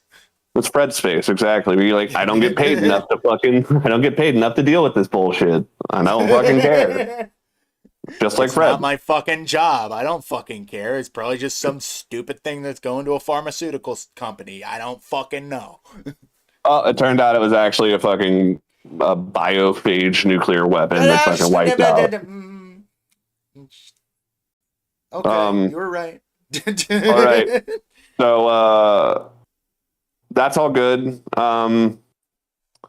We're kind of glazing because I want to get into the controversial stuff here because I got a bunch of controversial hot takes I want to throw out. My issue with Callisto Protocol is it got neutered by a writing shift. Which, okay, so help me explain stop me when I'm wrong on this. They include a character who is played by the actress that plays Kimiko in The Boys. She is an Asian woman, and she's in the game. You think she's a terrorist, but it actually turns out that she's the leader of a fucking group of heroes. Yeah, resistance. She is a complete apathetic, kind of almost sociopathically, like evil, like cunt. Gets your friend killed in the beginning, and then like after your other friend dies later on, rips his spinal cord out. And then when you go, what the fuck? You just ripped my friend's spinal cord out. She goes, you've done the same thing to other people. And it's like, yeah, but those other people were like, they're corpses and I didn't know them. And they were also prisoners that were pieces of shit. This guy tried to save my life. Yeah. And then, so she's doing the whole, yeah, man. Yeah. You stupid man. You do the same thing. And it's obviously not the same thing. It just felt like an in your face bigot. Yeah, get back into your place, chud. Okay. Yeah. Oh, yeah. Asian lady, up until she stops being a dick, is kind of a fucking boon on the whole game. Well, the fact that after she cuts out your friend's spinal cord, I'm pretty sure she aims a gun at you and refuses to give you a ride. Yeah, and then makes you straight up abandons you in the snow and makes you hoof it. Cunt. And then later on, she's like passive aggressively like, well, I guess I need your help. And it's like, oh. Fuck you. Oh, okay. You like I literally pulled out my gun and I tried to shoot her in the game. It won't even let you shoot in her direction. Just to see, I was like, as well. because she's a fucking cunt, bro. She she got you into the situation to begin with. All right. She's a fucking terrorist. And apparently in this game, being a terrorist is a good guy. She mutilates your friend who had just died. His body wasn't even fucking cold yet. And she cuts his fucking spinal cord out and then says, big whoop, get over yourself. And then leaves you to fucking die in the middle of a snowstorm on a desolate alien zombie planet. And another thing, like, did she even get anything useful off of his shit? Like, it was very vague, like, whether she even got anything that was worth having. I guess he's had, like, security codes or something, but they were out of the fucking prison at that point. At the end of the game, when there's a choice between, apparently they do this choice where Jacob has to choose between getting on a escape pod or for some reason saving this woman. He's like, no, you deserve free. And it's like, immediately all I could think is the only reason they're doing this is because they wanted her to be the main character. So fuck Jacob, let's kill him off and she'll be the main character of the next Callisto game. Like it felt that cynical. Like they were like, look, we need to make sure to kill off Jacob so that way we can have the real hero who's the woman. Well, then the biggest insult is like they give you the cliffhanger ending where it's like, Jacob, you might still be able to find a way out. But then when you get the DLC and try to get Jacob out of there, he's fucking dead anyway. And then they make you think the whole time. They make you think through the whole DLC, and as you said at the end of it, you fight Dr. Mahler as a fucking two-headed monster. But then it turns out it was all a dream, and Dr. Mahler is actually a good guy. She's actually a benevolent, sanctimonious hero that by using your tortured brain was able to get important information to the Asian lady somehow. And she's actually a fucking hero. And really, in the end, she sacrifices herself. You know, and I like how she still could survive, but Jacob is no. He's completely fucking. He's a torso connected to a wire. Yeah, literally a torso, like completely torn to pieces. And it's just so. I mean, it's man-hating. It's obviously mean-spirited. Yes, like it is. It feels like they were writing one game, then midway through they completely changed the story, which is what they did. And it originally feels like Callisto was supposed to be like a tie-in to PUBG of all things. Yeah, which I don't quite understand that, but I mean, whatever. It's probably a lot better than the whole, this woman is better than Jacob in every way, and she actually deserves to live, even though she's done also evil shit and was a complete cunt. She's the one that gets to survive because she's the woman, and it's just so obvious. Like they're not even pretending. They have so much contempt for their own audience. You know, they're like, and before you think Jacob's going to come back and he's dead.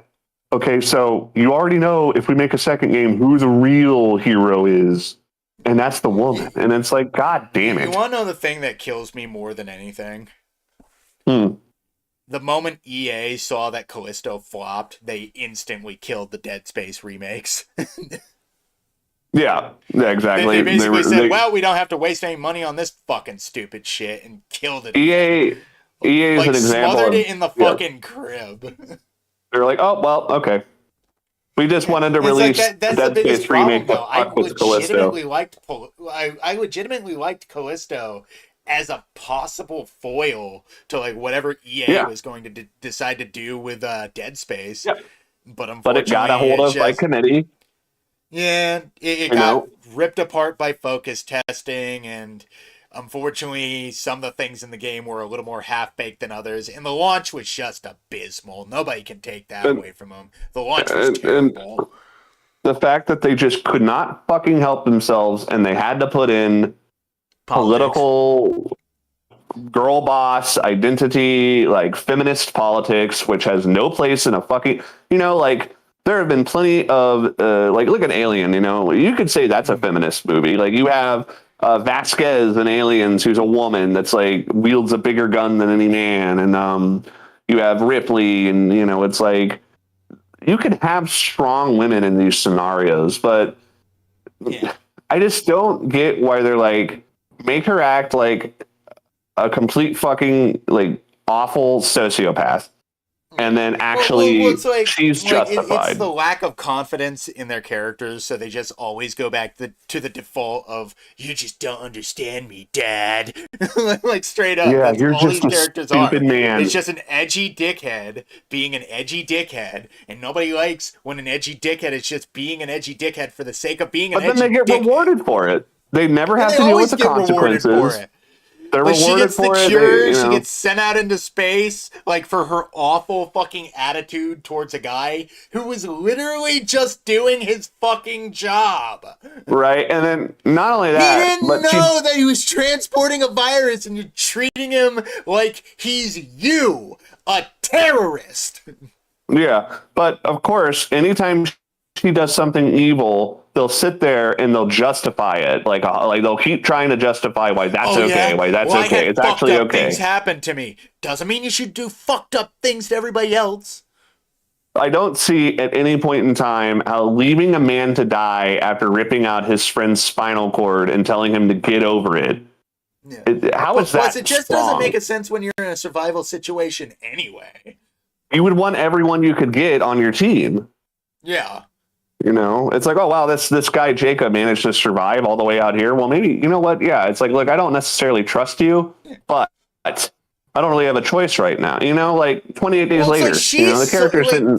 What's funny is like we're at the scene where he literally gets kidnapped by the fucking prison, and she sees him get like effectively like railroaded through this prison system as a patsy for no fucking reason, and she's still an asshole to him. When they're in the same fucking boat. Well, it's because he's a man. Caused the horror. He's a fucking man that caught a stupid man who caused a horrible my thing. baby sister, or whatever the fuck it implied, killed. That's it. You belong here, Jacob. I'm the only one that deserves to get out of here. Let me ask you something about that, Kimiko. Did you ever tell him that? Did you ever tell him that he might have inadvertently killed your family member? Did maybe just say that. Maybe instead of being vague and evil, you just tell him why you don't like him. You got my fucking family killed, and if he doesn't regret with, "Oh my God, Jesus Christ, I'm sorry," then you know he's an asshole.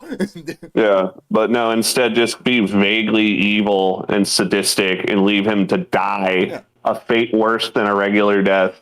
Just because and like Jacob in the game is truly a fucking hero. He tries to save like your fucking one buddy. I think his name is Elias, and like he legit like he believes he's doing the right thing by saving Kimiko. He knows he's dooming himself to die. He's genuinely heroic, and it's just like having a literal asshole who didn't even give him the time of day. And the whole time, your character, Jacob, is just this heroic guy who's just trying to make it out alive. Like, it just goes to show, it's like, I don't fucking know. Like, these people don't understand who they want to make it to the end of the movie. The fact that when you see a woman in the scenario now, you go, she's gonna make it. Oh, she's gonna live. It's like, you just know it immediately. You're like, oh, she's going to live.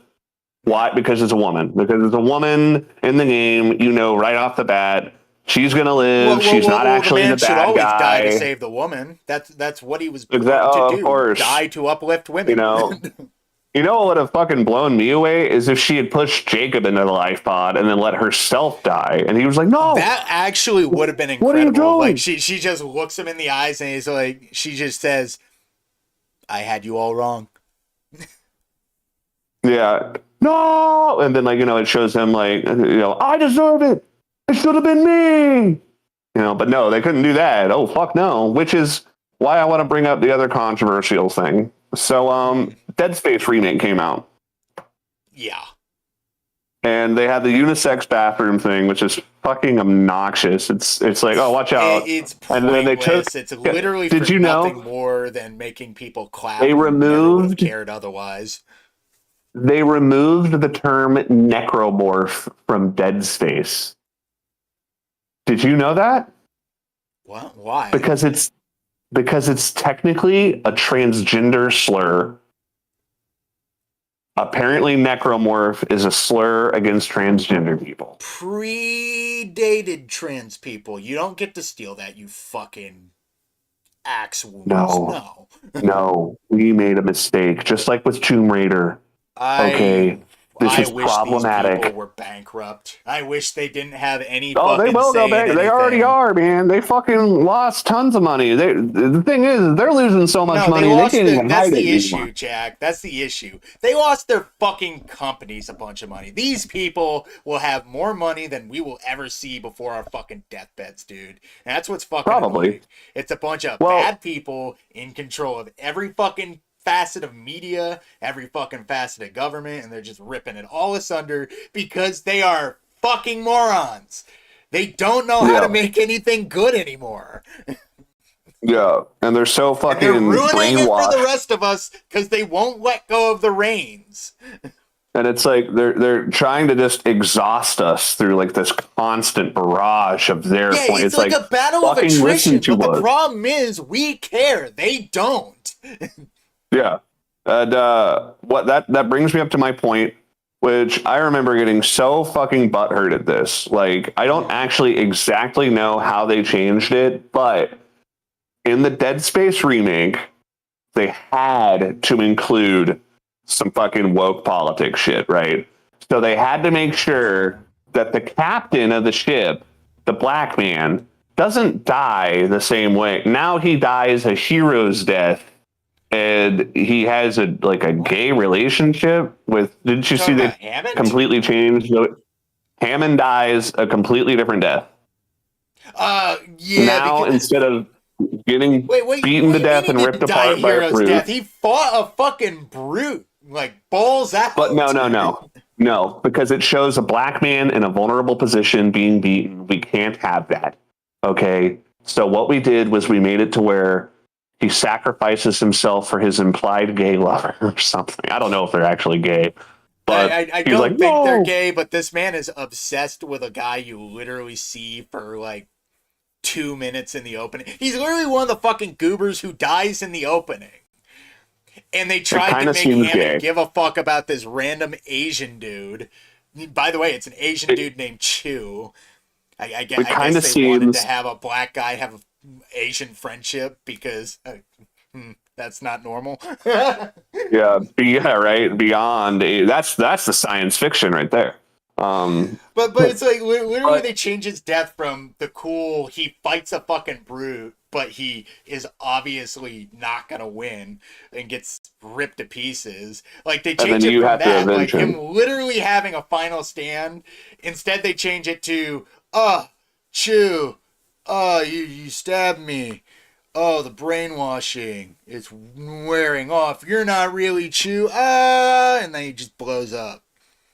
He sacrifices himself in the embrace of his gay lover.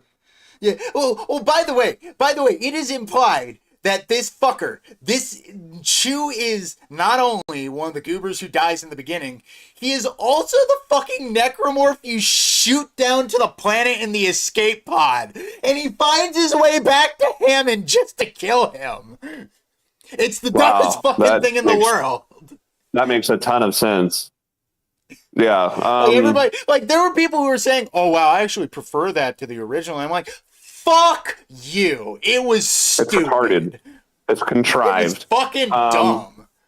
And it's, as said, I think it really is something as cynical as we can't have a black man in a vulnerable position losing. Okay, we have to make him. Well, it's like they put him in an even worse vulnerable position because literally in the first game, it was never implied that.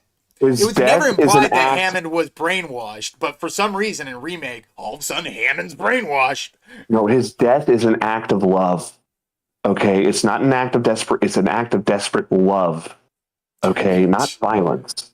All right. So anyway, they changed that, and I was like, okay, so Hammond sacrifices himself with his gay lover in a reactor core instead of just getting killed by a brute, in which you kill it immediately after to avenge him, implying that he lost because he didn't have a rig suit, and if he had, he may have stood a chance. And now in the game, he sacrifices himself with his gay boyfriend, Necromorph. Okay, and then the biggest kick in the nuts and I don't actually quite know the details on the change, but I know the change. Kendra is actually a good guy. And Oh if you yeah, had like just let they her, try to play her off as sympathetic. if you would just let her do what she would have done, then she would have saved the day. But Isaac intervening ruined her whole plan. Wasn't she supposed to get rid of the marker and send it to some dead space out in the middle of no? Like, wasn't it like, I have to get this marker off planet so we can get rid of it because it's so dangerous? And it's like, Well, no, she was still trying to give it to the fucking unitologists. I thought it was that they had changed it to where now she's not the actual big twist villain. Actually, she's a misunderstood person who's a good woman trying to do what she thinks is right. And it's like, how about she's just a piece of shit? Well, it's like at She's the just end. a piece of shit. Well, it's even more confusing because at the end, here's another big twist that they did. I'm not sure if you knew about this. Nicole is a real person now. Well, Nicole's not an hallucination. She's an actual person, but Isaac sees this person as Nicole, but it's actually another doctor. But the cool twist is she's like a doctor that was on the Ishimura, but she sees you as her husband. please tell me she's a black woman. She's Asian, and Kendra Pistol executes her. An innocent woman who was just trying to help her husband. Well, I don't understand that. I thought Kendra Very was sympathetic person. Okay, so why did they add this new? Because they were like, it's a plot hole from the original game. I'm like, it's a fucking video game. Because Isaac was fucking hallucinating. Well, if she didn't open the door for you, then how did he get through the door? He was hallucinating. That segment isn't real. It's just a hallucination he had. Yeah, literally, anytime you see Nicole, Isaac is not in reality anymore. Yeah, that's why when only you're that, standing in the fucking room with Nicole and all the screens are going off and going all crazy, it's supposed to be a fucking red flag because literally right after that is when Kendra tells you Nicole is fucking dead. Yeah, and then she shows you the video. But like the point is I hate how they're not just remaking the game. They're remaking it and they're taking out what they deem they're deeming stuff problematic, and they're hiding it under the guise of improvement. But in reality, they just want to. No, they don't care. They just want to shift their politics to get, it's like, now the black man dies a heroic death. Now Kendra is actually a misunderstood woman. And actually, she's not as bad as what you thought. And that plot hole that 3 people complained about on Reddit? We've retconned that and added a new female character that has nothing to do with the story, and she gets killed. Well, no, I actually really enjoyed like what they kind of did with it because it was actually a really cool twist and it was something unique that was well done. The problem is, like you said, it's fucking contrived because they didn't need to add that. But it's the one thing that they did add that I'm not offended by. Everything else I'm offended by. It honestly feels like this is they were like, hey, there's this one plot hole that kind of fucked people up in the first game. Can we add something to kind of fix that? Okay, sure. But could you add a couple other things too? Sure. We maybe want to change how you handle Kendra and Hammond. What do you want to change about? Well, they're both diverse characters, and we think that they're not represented as equally as the other characters. So maybe we could have them change and it's so obvious. It's like, yeah. I see what you're doing. We know what you're doing. We know you don't care. And you're just changing. It's like literally going back and listening to a Beatles album and be like, oh, Lucy in the Sky with Diamonds. Oh, we can't have that in modern music. We don't want people to, know it. So we're going to change the lyrics to a Beatles song. And it's like, maybe you shouldn't change the lyrics. Maybe you should just, keep it as it is and remake it with better sound quality. Well, we could do that, but no, we're going to change the lyrics. It's like, but it's a Beatles song. It's already as good as it's going to get. Yeah, but we're just going to change. Yeah, but if we don't change something, we can't claim that we own it now. Right, exactly. I mean, I That's guess. literally I've actually explained that concept to people, and like some people have looked at me like I have three heads, but then when they start to think about it, it makes sense to them. Because it's like I always tell people like people like ask me like why are some things like why whenever they make a remake can they not just make it 1-to-1, or why whenever they come out with something new it has some new gimmick that is completely unnecessary that it didn't need before that just seems to break. Well, it's because if they didn't change anything about it, they couldn't put a new patent on it, and they can't claim it as theirs. Right. So they're gonna It's change. fucking retarded. They're gonna change stuff that they find. They find it. They're gonna change anything from the original that they don't quite personally agree with. Not for the better, just because they don't agree with it. If anything, just because they want to take it for themselves. Yeah, they want to take something that was made for everyone and then make it for them. You know, bullshit. I mean, and I'm glad we saved this to talk about till the end of it, because these are things that, like, I mean, honestly, I've avoided playing the Dead Space remake just because I heard that they added political stuff, and I'm sorry, but the problem is it's one of those things where it's a genuinely really good remake, but it's got this fucking miasma surrounding it, because you know for a fact it was only made for a soulless corporate cash grab, and you know if they could have half-assed it, or if they could have just completely canceled the project, they fucking would have, and they fucking did. Yeah, exactly. And I hate how you have Callisto going up against Dead Space Remake, but at the same time, they both have a fundamental flaw, which is that they have to add in shit that is essentially political. And nobody wants this. And it's like, I heard a thing the other day where it's like, people do like politics in games. They just want different types of politics, not the ones that they don't agree with.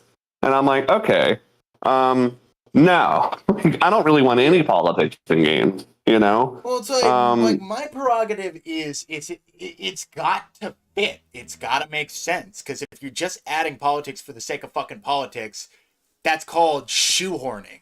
And shoehorning is fucking lame and gay. Because it's always unnatural, and it always fucks with the whole cohesive product. Like, seriously. Yeah. It doesn't make any sense why it keeps happening, and I can only imagine it's because these motherfuckers don't actually know how to make anything good. They just know how to make things they like. I've said it before, and I'll say it again. There's not a creativity issue in video gaming nowadays. It's a lack of talent. It's a lack of talent. You have the soul, you have the skill, you have the courage, but you just don't have the talent. Well, it's like, it's genuinely, like, it's genuinely like disappointing to like say that, because gaming's bigger than it has ever been, but it's also weaker than it's ever been. It feels like it's made out of fucking paper mache at this point, or like fine china. Like, there's an old saying, you know, and it's when you appeal to everyone, you appeal to no one. Yeah. You know, and it just sucks because gaming has already gone through one crash. Yeah. And it's so funny. This reminds me of when I worked at GameStop. And I remember I was getting an interview at GameStop, and this is before we should end this podcast with my GameStop horror stories. That's scary. So I worked at GameStop for a little bit of time, and I remember during my interview, I was talking with like the district manager or something, and I was like, well, I'm just, wanting to get into video games and sales and stuff because it's such a new and upcoming medium. It's interesting to be a part of something so big, that's so good. And he's like, well, I just don't know why people keep saying that. It's like video games have always been huge. It's like they've been around for years. I'm like, well, there was the video game crash. Yeah. He's like, huh? Atari almost fucking killed itself. This guy, district manager at GameStop, he did not know what the crash of fucking 1989 was. Yeah. Didn't know. The ET landfill, the fucking, and it made me realize, like, these people don't realize that a crash happened before. It can happen again. And the problem now is that it's so big, it won't crash as bad as it. Well, it'll crash worse, but it won't affect public opinion so bad because they'll just deny it. They'll be like, no, there's no crash happening. No, we just shut down 10 studios. Oh, we just fired nine. We just laid off how many 9. fucking studios has EA Wasn't it liquefied at this point? It was like, didn't Microsoft fire like 9,000 people from the development fucking like?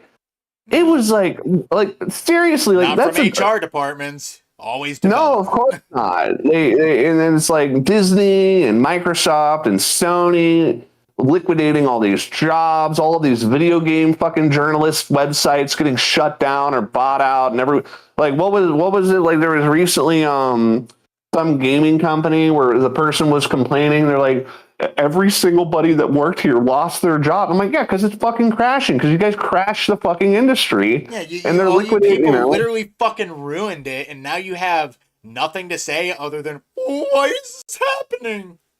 Like, you fucking wrecked it with Glee. You were literally kicking the support pillars out. When the fucking temple fell, what did you think was gonna happen? Well, we thought we were strong enough to hold it up on our own. Why? Because everyone's been telling you how strong. Without us. No, because we've been told we're the strongest people ever and that we're super strong and we can do everything on. Okay, you were lied to and coddled your entire life and never told no.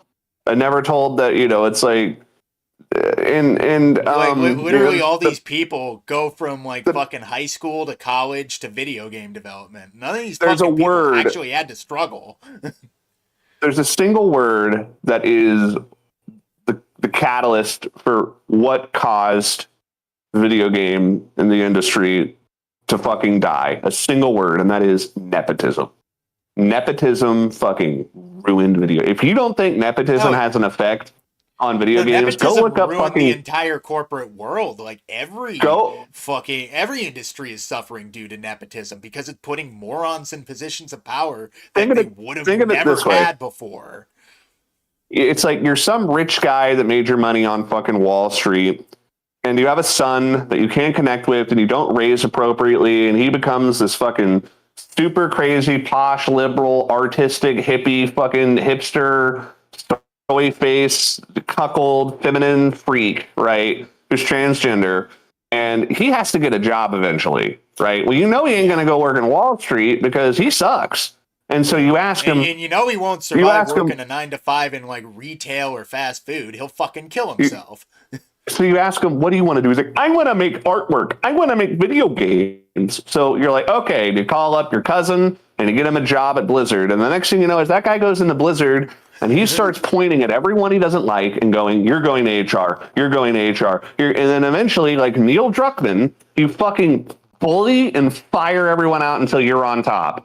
And then you're the king of shit mountain. You take over something that wasn't yours through nepotism and firing and backwards political deals, and you're driving everyone out, and you take fucking credit for everyone else's hard work, and then you're literally piloting the ship into the fucking ground, and you lie the entire time. You lie and go, everything's going great. Oh, you guys just hit an iceberg. No, we didn't. It's that we wanted that iceberg. You guys, this ship is unsinkable.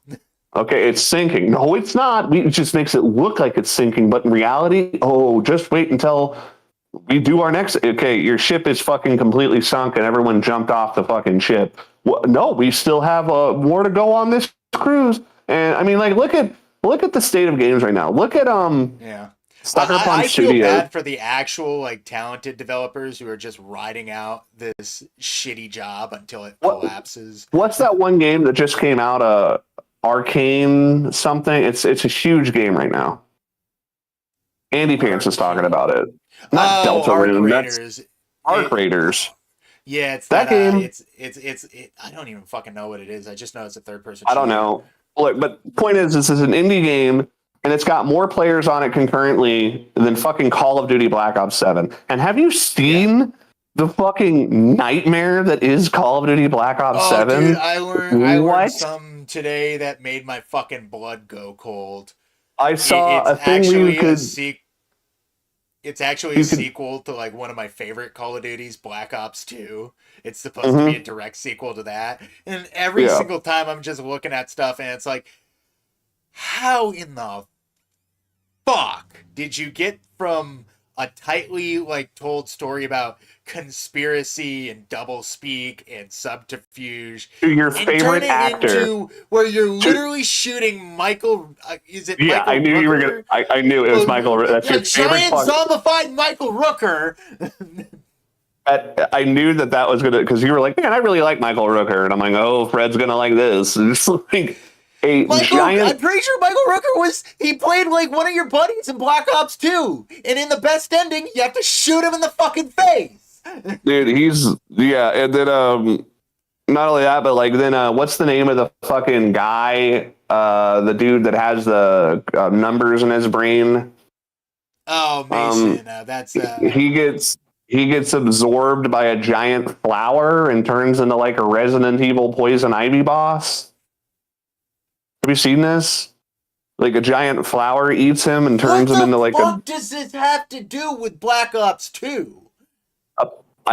What's this have to do with Black Ops anything? In Demion, I think Demion was playing and he said he beat it and he was going to make a video on the story, but I have not seen that video yet. Like Black Ops when it started, and I thought they were going back to Cold War.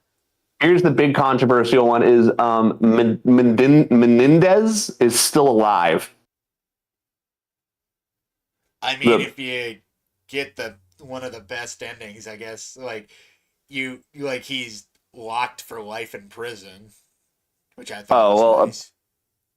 Well, and then apparently, who for some reason, he actually gets punished. There's a kill streak, I guess, where you can summon a giant machete to fall out of the sky. What the fuck is this cartoon bullshit? Is this a military game anymore? Is this even military? Is this I know Call of Duty hasn't been like that in years. Well, fuck you. They at least tried to take themselves seriously. At least a little seriously, and now it's it's a cartoon. It's Fortnite. Modern Warfare 1 through 3, pretty fucking good. Black Ops 1, 2, and Cold War, pretty fucking good stories. What the fuck is going on with like the guys who keep making 3, 4, 5, 6, 7?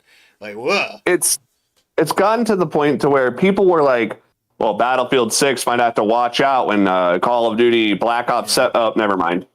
It doesn't have anything to worry about. Well, people were actually they fucking killed like the Modern Warfare remake in the crib because they couldn't write a fucking good enough story after the Well, because they got scared. They wanted to push the envelope, and then they're like, okay, now let's actually push. No, we can't do that.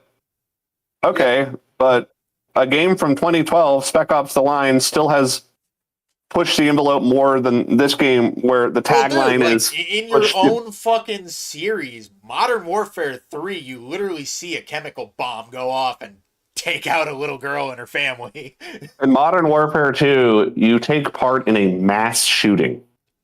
All right. Yes, and you hear children crying the whole time. Yes, that's fucked up. All right, and to sit there and like, but the fact is this isn't just a Call of Duty thing. I mean, I want to also, because I almost brought this up in a previous episode, and since we're on the topic, we'll bring it up now. Ghost of Yote, like, you had the Ghost of Tsushima sold 13 million copies. Okay. It became such a standout fucking brand that Jin Sakai, I think that's his name, he ended up becoming the mascot for Sony PlayStation for a little bit. Like, you would see him on he became the Master Chief. You know, like, everyone knows Jin Sakai. And they have a chance to make a sequel that will fucking sell 20 million fucking copies. I mean, like, they could have just made a simple sequel, made the same game as the first one, just more of it, and they couldn't do it because they said, well, now that we have this game that's very popular, we have a chance to make a woman just as popular. And it's like, don't do the politics, don't do it. And what do? Is they made the game entirely political, all about identity politics, all about feminism. It's only realistic when it comes to the inconvenient truth that women can't fight like men, especially with swords. Female soldiers with guns, that's one thing. But a woman being able to dispatch 12 men in a bar fight without getting a scratch on her, and she's able to overpower men twice her size because she's so good with sword. Okay, I practiced sword fighting for a long time. I'm not an expert or anything, but I've definitely practiced it my whole life. And I know for a fact that if you took a woman who was of relative size and skill with a sword, and you put her up against a man who was a little bit bigger than her, he would fucking kill her. And it's not a matter of skill. Sometimes it's just a matter of men are built different. All of our strength is in our shoulders and our upper bodies. It lets us swing things harder than women can, even if they're bodybuilders. We can still naturally swing. And the fact that that is completely ignored, they ignore all these red flags, they ignore all this, well, that doesn't make sense, this doesn't make sense, that doesn't make sense, and they focus on the politics. The game fucking flopped, Sure, it didn't flop considering, the numbers, but compared to the first game, if you grade it on a curve, bro, it's a fucking flop. Like, bro, Ghost of Yote sold, like what, 2 million, 3 million copies? That's pretty good. If that's pretty good. It sold 1/10 of what fucking Ghost of Tsushima did. Like, Sucker Punch is fucked. Their company's probably going to go out of business now. They literally lost all their jobs. And not only that, but they made that's what I was going to mention, because they made a female as the main character, and she's a sexless, fucking not sexy, homely looking woman that can't even wear revealing clothing. So the only reason they made her a woman was just for politics, not even to be eye candy. It's like she's a woman in literally almost no ways but her fucking appearance. And it's like that. Call of Duty 7, Black Ops 7, games fucked up by politics. Dead Space remake, fucking tainted with politics. Fucking Callisto Protocol, tainted with fucking politics. Wasn't there another one that came? Otherwise, like, pretty fucking good game. Which game? I just mentioned like 4 games. Which game do you mean good game? The last one you mentioned, Callisto. Which was the last one I mentioned? Oh yeah, Callisto. No, it's a good game. But you can tell they just couldn't fucking help themselves. They said, no. Too masculine. Fucking come on. Well, they also got the fucking poison chalice because, like I said, it was initially going to be, like, for whatever reason, a fucking tie-in to PUBG. And then, like they got cold feet, they bowed out, and then when they realized they had a fucking story that didn't make any sense anymore, they were like, fuck it, just throw some stuff in the middle, like, add this chick, make her mean. Make her mean, let's get that actress from The Boys, everyone likes her. And then I've got to bring up one. Can I mention one last thing, like through nepotism in video games? Like, I gotta let people know this one thing I found out. So there's a little series called Dragon Age, and Fred, I don't know if you know this, but they made a new Dragon Age game. Yeah. It's called Dragon Age Veilguard. And I just want to bring up, before anyone says, oh, prove that nepotism is a problem. If Neil Druckmann isn't a fucking example of that, I want to point to Dragon Age Veilguard. The lead writer on Dragon Age Veilguard is a non-binary individual who's a man, I think. He is a man, but I don't know if he goes by Trick. His name is Patrick. Patrick Weeks, do not send hate to this person. Do not fucking Twitter them or whatever, Blue Sky. But Patrick Weeks was the lead writer to Veilguard, right? Take a guess as to who the editor on the fucking game was. Karen Weeks, his wife.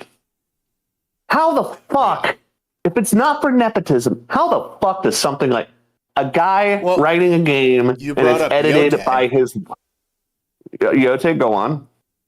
Oh yeah, look at Erika Ishii. Isn't she a member of No. Cameron Weeks wrote Yote after Veilguard flopped. Wait, so you mean Cameron Weeks? Wait, so he's really... What is up with the Weeks family having entrenched all of themselves into fucking video game writing, and they're literally making it to where I'm going to write some stupid shit. My job is to okay it.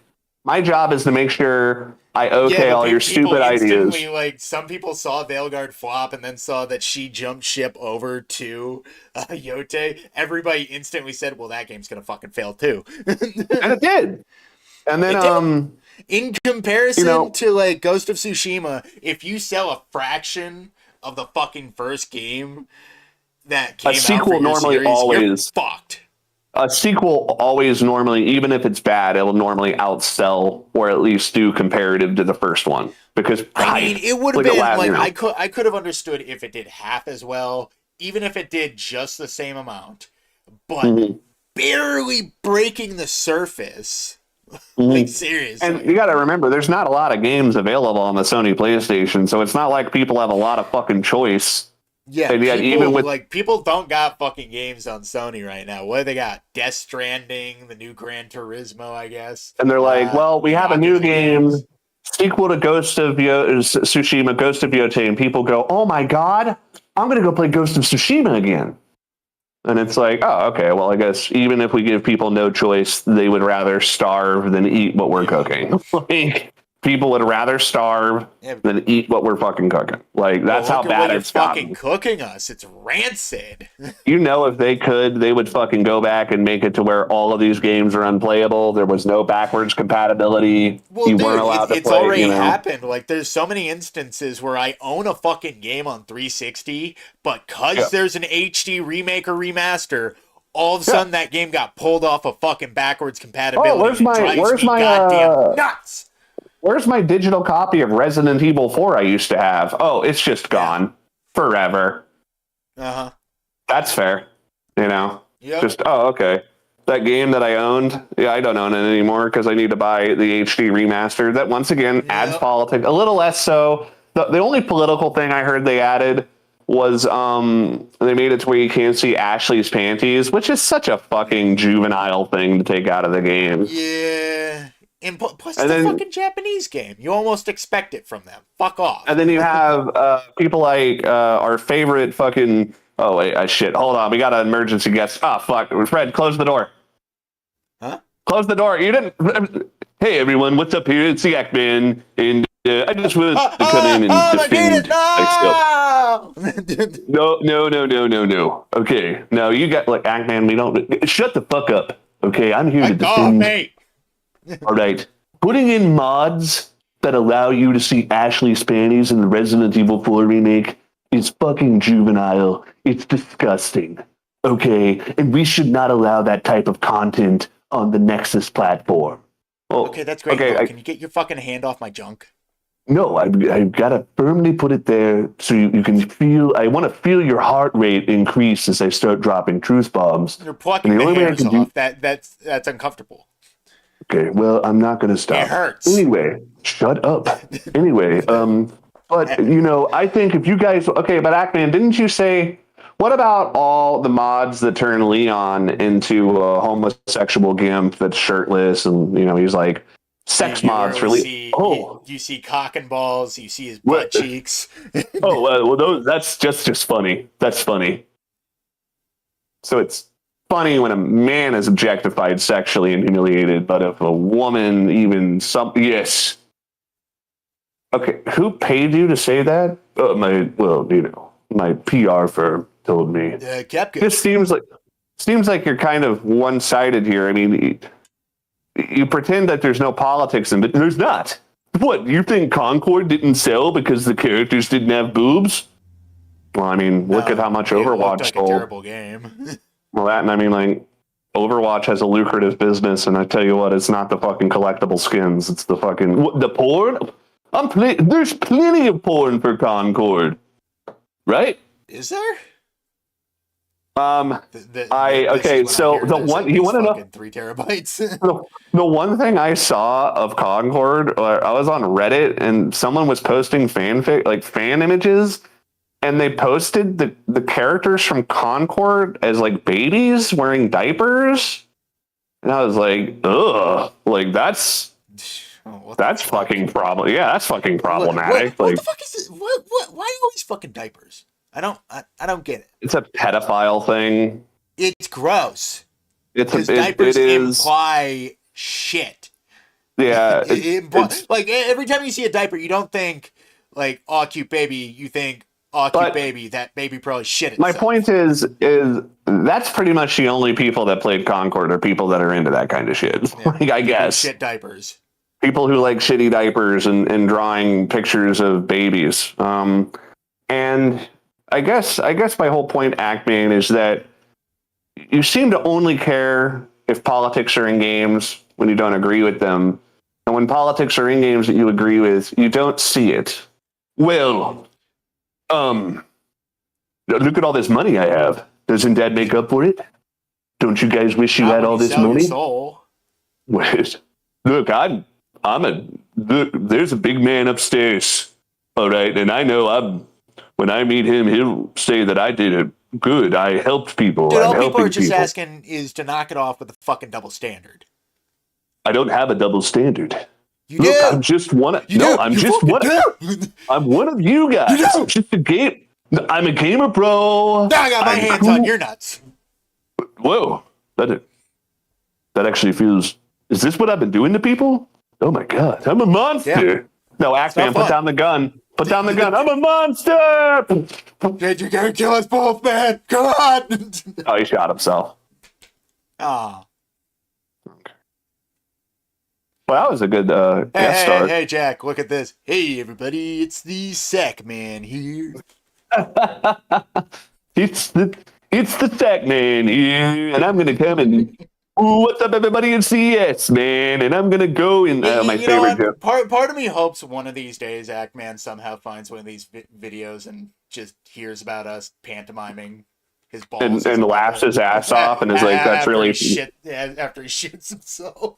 Oh God! Honestly, I don't fucking want him to do anything like that. I just want him to fucking stop. No. Look, you can't have your cake and eat it too. Either you're a gamer bro and you're one of us, or you're one of the Wokies. You can't be both, homie. It's like, you can't be both. It's like he already fucking sold his soul for money. People would just honestly stop giving him shit if he came out and admitted it. Yeah, it's like Like, didn't G-Man Lives like eventually admit that he was taking a fucking paycheck and people got off his case? No, because I actually a long time ago, I messaged G-Man Lives on X, and he said that he legitimately was not paid to give Star Wars Outlaws a good fucking thing. And I'm like, I guess he lives in Australia, and they invited him to come to the Australian office, and he said they didn't even pay for my coffee. He's like, I had to pay for parking. Like, it cost him money to do it. And I'm like, why would you accept that? And it's like, well, it's an opportunity for what? Yeah, An opportunity they to fucked you over just to show you like the piece of theme shit. park and make you pay for a day at the theme park. And not only that, but it's like the ride they had was Star Wars Outlaws. Oh wow, yeah, that's real. Oh wow, that's a big opportunity, man. Star Wars Outlaw. Wow, don't miss the opportunity to get the first scoop on this fucking game. That's obviously going to flop. That's obviously not cool. Nobody wants to fucking play it. There's no excitement. The game doesn't even have a fucking catch. It's like, well, you play as a strong, independent woman in space. And it's like, how is that anything people Different want from any of the other games? Oh, well, there's no violence, and she's a good guy, and you're an outlaw, but you don't actually break the law. It's like, this sounds fucking awful. It's like, why would anyone play this? And guess what? I Nobody love some did. of the, like, animations for like knocking out guards. She like gently pats them on the back of the head, and they just pass out. At least one time, I wish a stormtrooper would just be like, what the fuck? And just punch her back and like knock her flat on her back and break her just teeth. knocks her fucking teeth out. Just one punch knocks her the fuck out, bro. Like that guy slapping that black man slapping that lady on the bus or train after she hit him in the head and cut his fucking head open. Or like that one guy who fucking slugs that Charlize Theron in Atomic Blonde. Dude, that's such a. I was gonna mention. I that's watched that such a- scene. That was fucking dirty. I fucking love it though, because it shows her as a woman would doing everything she can to dispatch a man, and even when doing shot, everything right. stab, beaten, pistol whipped, all it takes is one punch, and she's fucking on her back. And I'm like, yeah, exactly. You know, fighting men sucks. Don't fight. Yeah, it she sucks. still wins in the end, but like when But you're in a still, fight, she you're has in a to- fucking fight. Yeah, she has to work for it, man. And I really like that scene. I haven't seen the whole movie. I just saw that that's like scene. those UFC fighters that could fuck up Fallon Fox. Those are bad bitches, but they should not have been fighting Fallon Fox. No, they should not have. If I had seen Fallon Fox touch my fucking Nunez, oh my god, bro. I would have written a Fucking letter. strip the flesh from his feet and make him walk on a salt flat. Don't you fucking touch my lioness. I love that woman. And I know Amanda Nunez is a lesbian, but I hope that maybe one day, maybe one day I could. Hey, you got long hair, Jack. You have a better chance than I do. Have you ever seen that movie Chasing Amy? This is Chasing Amanda. And the Chasing Amy is One a of movie these where days, I hope Ben Amanda Affleck- Nunes finds this video and beats the fuck out of us. Chasing Amy is a movie where Ben Affleck falls in love with the lesbian and then turns her not gay. And then in the end, they get together. And I wish that I could have Chasing Amanda, where I convince Amanda to not be gay, and then have her not beat my head in. Like, at no point do I want her to beat my head in. I know that's tough because that's her career.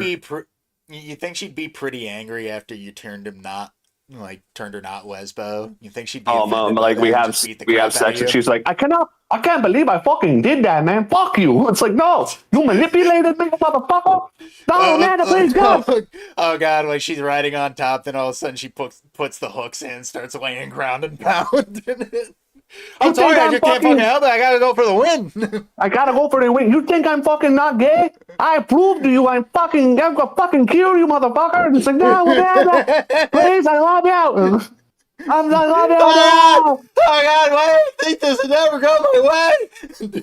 Yeah. Oh Jesus, I shouldn't. Your name is literally the lioness. Why would I ever put myself? Like Schadenfreude. Oh god. It's awesome. I deserve this kind of too, because very awful thing. I don't know what Kevin Smith was thinking when he wrote that movie, but goddamn, it does not age well. That's like what was it? That was like in that movie Riddick, where it's like the more latest Riddick movie where there's a lesbian throughout the whole movie, and then she's like, I'm not into men. I'm not into men. I'm not into men. And then at the end of the movie, like she zips down on a wire and grabs Riddick and like wraps her legs around him to pull him up on. And he's like, I knew you fucking got wet for me, you fucking whore. And it's like, dude, Vin Diesel. I know that Riddick is cool, but I don't think putting in a thing where he's so sexy lesbians go straight for him. That's There's literally a scene where he peeps on her in the shower, but I guess he's trying to like steal something, and like she I don't know, like she fucking says some snide remark about being a dyke, and he's like, yeah, pretty lipstick, the same color as your nipples, and it's like, what is that supposed to be suave? It's fucking weird. That's weird. It sounds like something Buffalo Bill would say. And then I love there's a bit of a feminist thing in that movie where a man is trying to physically assault the woman, and Riddick is laying up on a rafter, and you see him look down, and you're like, oh, Riddick's gonna jump down and fucking get that guy. And then in the next scene, everyone runs into the room, and they're like, what happened in here? And the rapist has a broken nose, and she's like, I took care of it. And it's like, what? It's like, oh, come on. Like, fucking shit, man. Like, it's okay for a woman to be vulnerable. Like, well, she doesn't. Like literally, all she would have to do in that moment is look at everybody and say, "This fucker just tried to fuck me." Yeah, or better yet, just accept that a man probably would overpower a woman, and she might need help. She might need somebody to fucking get her off, get him off, get her off. I don't like the idea that she got out of the situation on her own, but in what fucking universe is a woman like her going to just keep mum about the guy who tried to fucking assault her? No, I when don't. she is I don't. surrounded by mostly her team.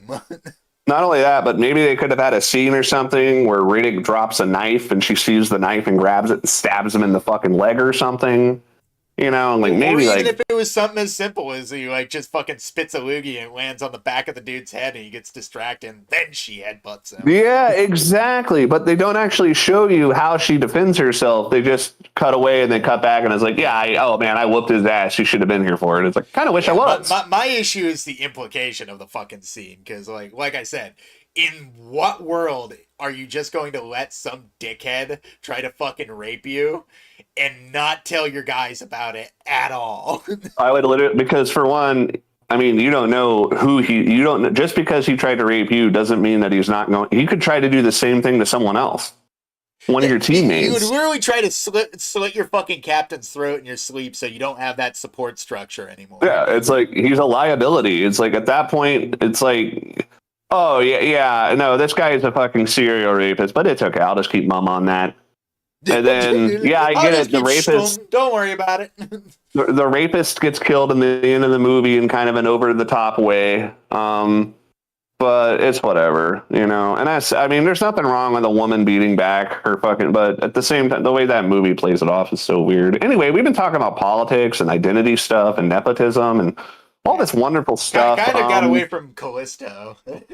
Yeah, I mean, it started with that. I mean, I think like the best thing to do is we do all this fucking controversial topics at the end. That way people listen for like a good little bit, and then if they're like, oh, okay, they're getting into, you know, let's click off. Like, let's not listen to this last bit. I guess all I wanted to say after this was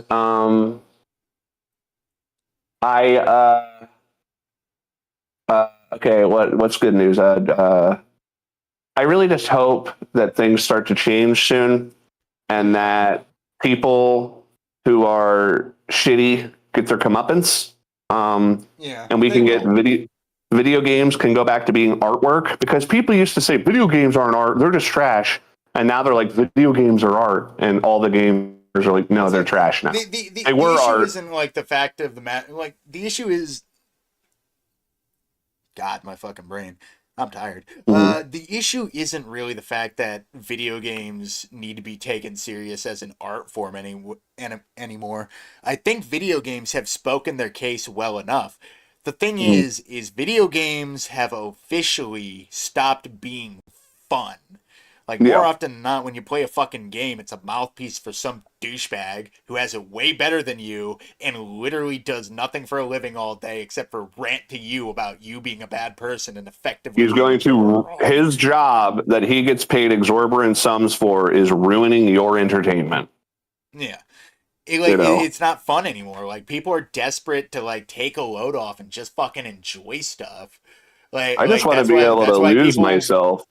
Yeah, you know? Well, that's why people took to like the Oblivion remaster. Like, I was just gonna say, God, I fucking, we're like sidekick or something, man. I was just about to say that. Like, Oblivion, other than its glitches that kept me from being able to play it, dude. Like, and you were talking about Morrowind, the Molag Bal book that you fucking. I'm playing fucking Morrowind right now for no fucking reason other than it's gotten to the point where I would rather go back and play something I know is good and I know I'll enjoy, that has come from eons ago, than risk dropping like 60 to 70 to 80 bucks on something brand new that might not please me for more than an hour. Yeah, and is eventually just going to fucking shit its pants and bitch at me for the rest of the game. It's like the difference between, would you like to play Starfield or would you like to play Morrowind? And the answer is Morrowind. I would rather play Morrowind. Yeah. And that's not good. That's not good because... You know what's funny? Morrowind gives me freedom to do whatever the fuck I want.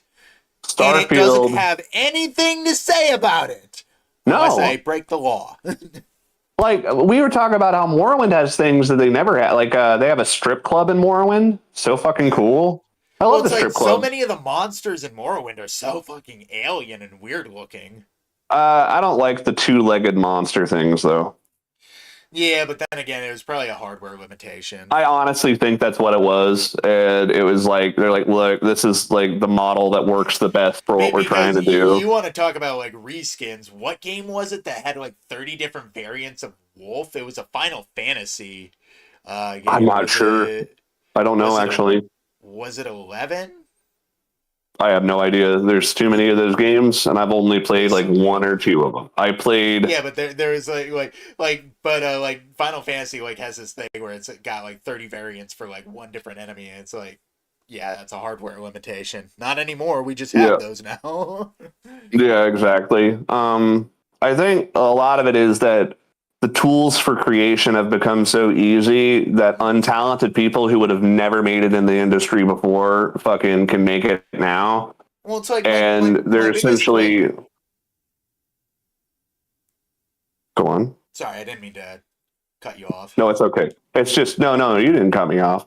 I was just saying, all this silence reminds me that there's a lot of dead space. But it's like the thing that like kind of like is my biggest mark on what has gone wrong with the game. Your biggest marker. my biggest marker, I guess. God damn it. Okay, go on. Don't forget your thought. I'm gonna necromorph this into a new argument. But the biggest sort of like marker, I guess you could say, of like what's gone severely wrong with the video games industry is how uncompressed all these games are. Like, when was the last time that you've seen a game that was like sub 20 gigabytes to put on your fucking hard drive? Pal World, I guess. Which is like, a fucking giant game too. It's huge. Uncompressed. Like, all these games are so fucking uncompressed, and it's not because, like, they are refusing to do it. It's because none of these people have been taught by the people who came before how to compress file size and make your game smaller. I think, like, because Master Chief Collection, for these games, the fucking file sizes have ballooned. The Master Chief Collection is almost so big that I remember on my Xbox One, I almost didn't have enough space on my hard drive to have that game, like, just by itself. Yeah. Like, if I deleted every other game from my fucking console, and it was like I had like no fucking space left. That's too much, man. A Halo game, like, come on, like, how fucking big are these fucking games? They're all old. Like, how is it that a couple remakes and a thing from, back in the day, if you had taken all the original Halo games with their original graphics and put them onto a fucking anniversary disc, it probably would have been like, 90 gigs?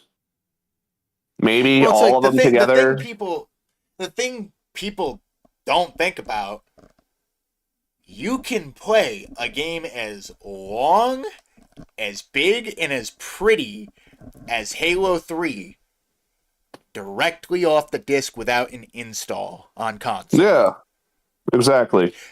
Why the fuck is it so huge on Master Chief's Collection? Because they didn't know what they were doing. They had no fucking idea how to compress it. They forgot how. Ridiculous. It's like some lost art form. Compression is some kind of lost because it's difficult to do, and they don't want to learn. It's not a lost art form. The Japanese still fucking do it. It's maybe they just do it out of spite. 6 is a super fucking reasonable game to put on your hard drive. It's all fucking American studios and British studios that's fucking this shit up. Yeah, it's just it's a lack of talent. And like Ameribros don't have a fucking clue how to form a fucking functional video game without making it too many gigabytes too big. Too many gigs. All right. So we're nearing the end. Do we have any more questions we need to run through, or was that it on that? Any more silly questions? Anything else? Did you want to run through the silly questions for Callisto? I got 10 of them. Oh, hell yeah. Let's end it on a bright note. Let's run through some more silly questions and really fucking try to go off the wall with this. All right. This first one's good. What percentage of Jacob Lee's problems could have been solved by simply not accepting random cargo jobs? Probably like 100% of them. I'd put it probably like 65. Some guy like probably like gave him like bad hermetic seals on like some fucking perishable package. And like probably combusted in the cargo bay. Yeah. I bet that would have been a pain in the ass. Okay, 65% of this. Yeah, what is it? Like, wouldn't it have been funny if Jacob had like gone down into the cargo thing and his co-pilots with him, they turn on the light and there's just like a bunch of children handcuffed to a wall. He's like, what the fuck is this? Something I don't get paid enough to ask questions about. It's like, God damn, he is evil. Oh God. Oh God. Oh God, I wish I could have killed myself as him. Now I'm not so sad that he dies at the end of the Jesus. I didn't know what it was. You didn't know what it was. What the fuck did it look like, Jacob?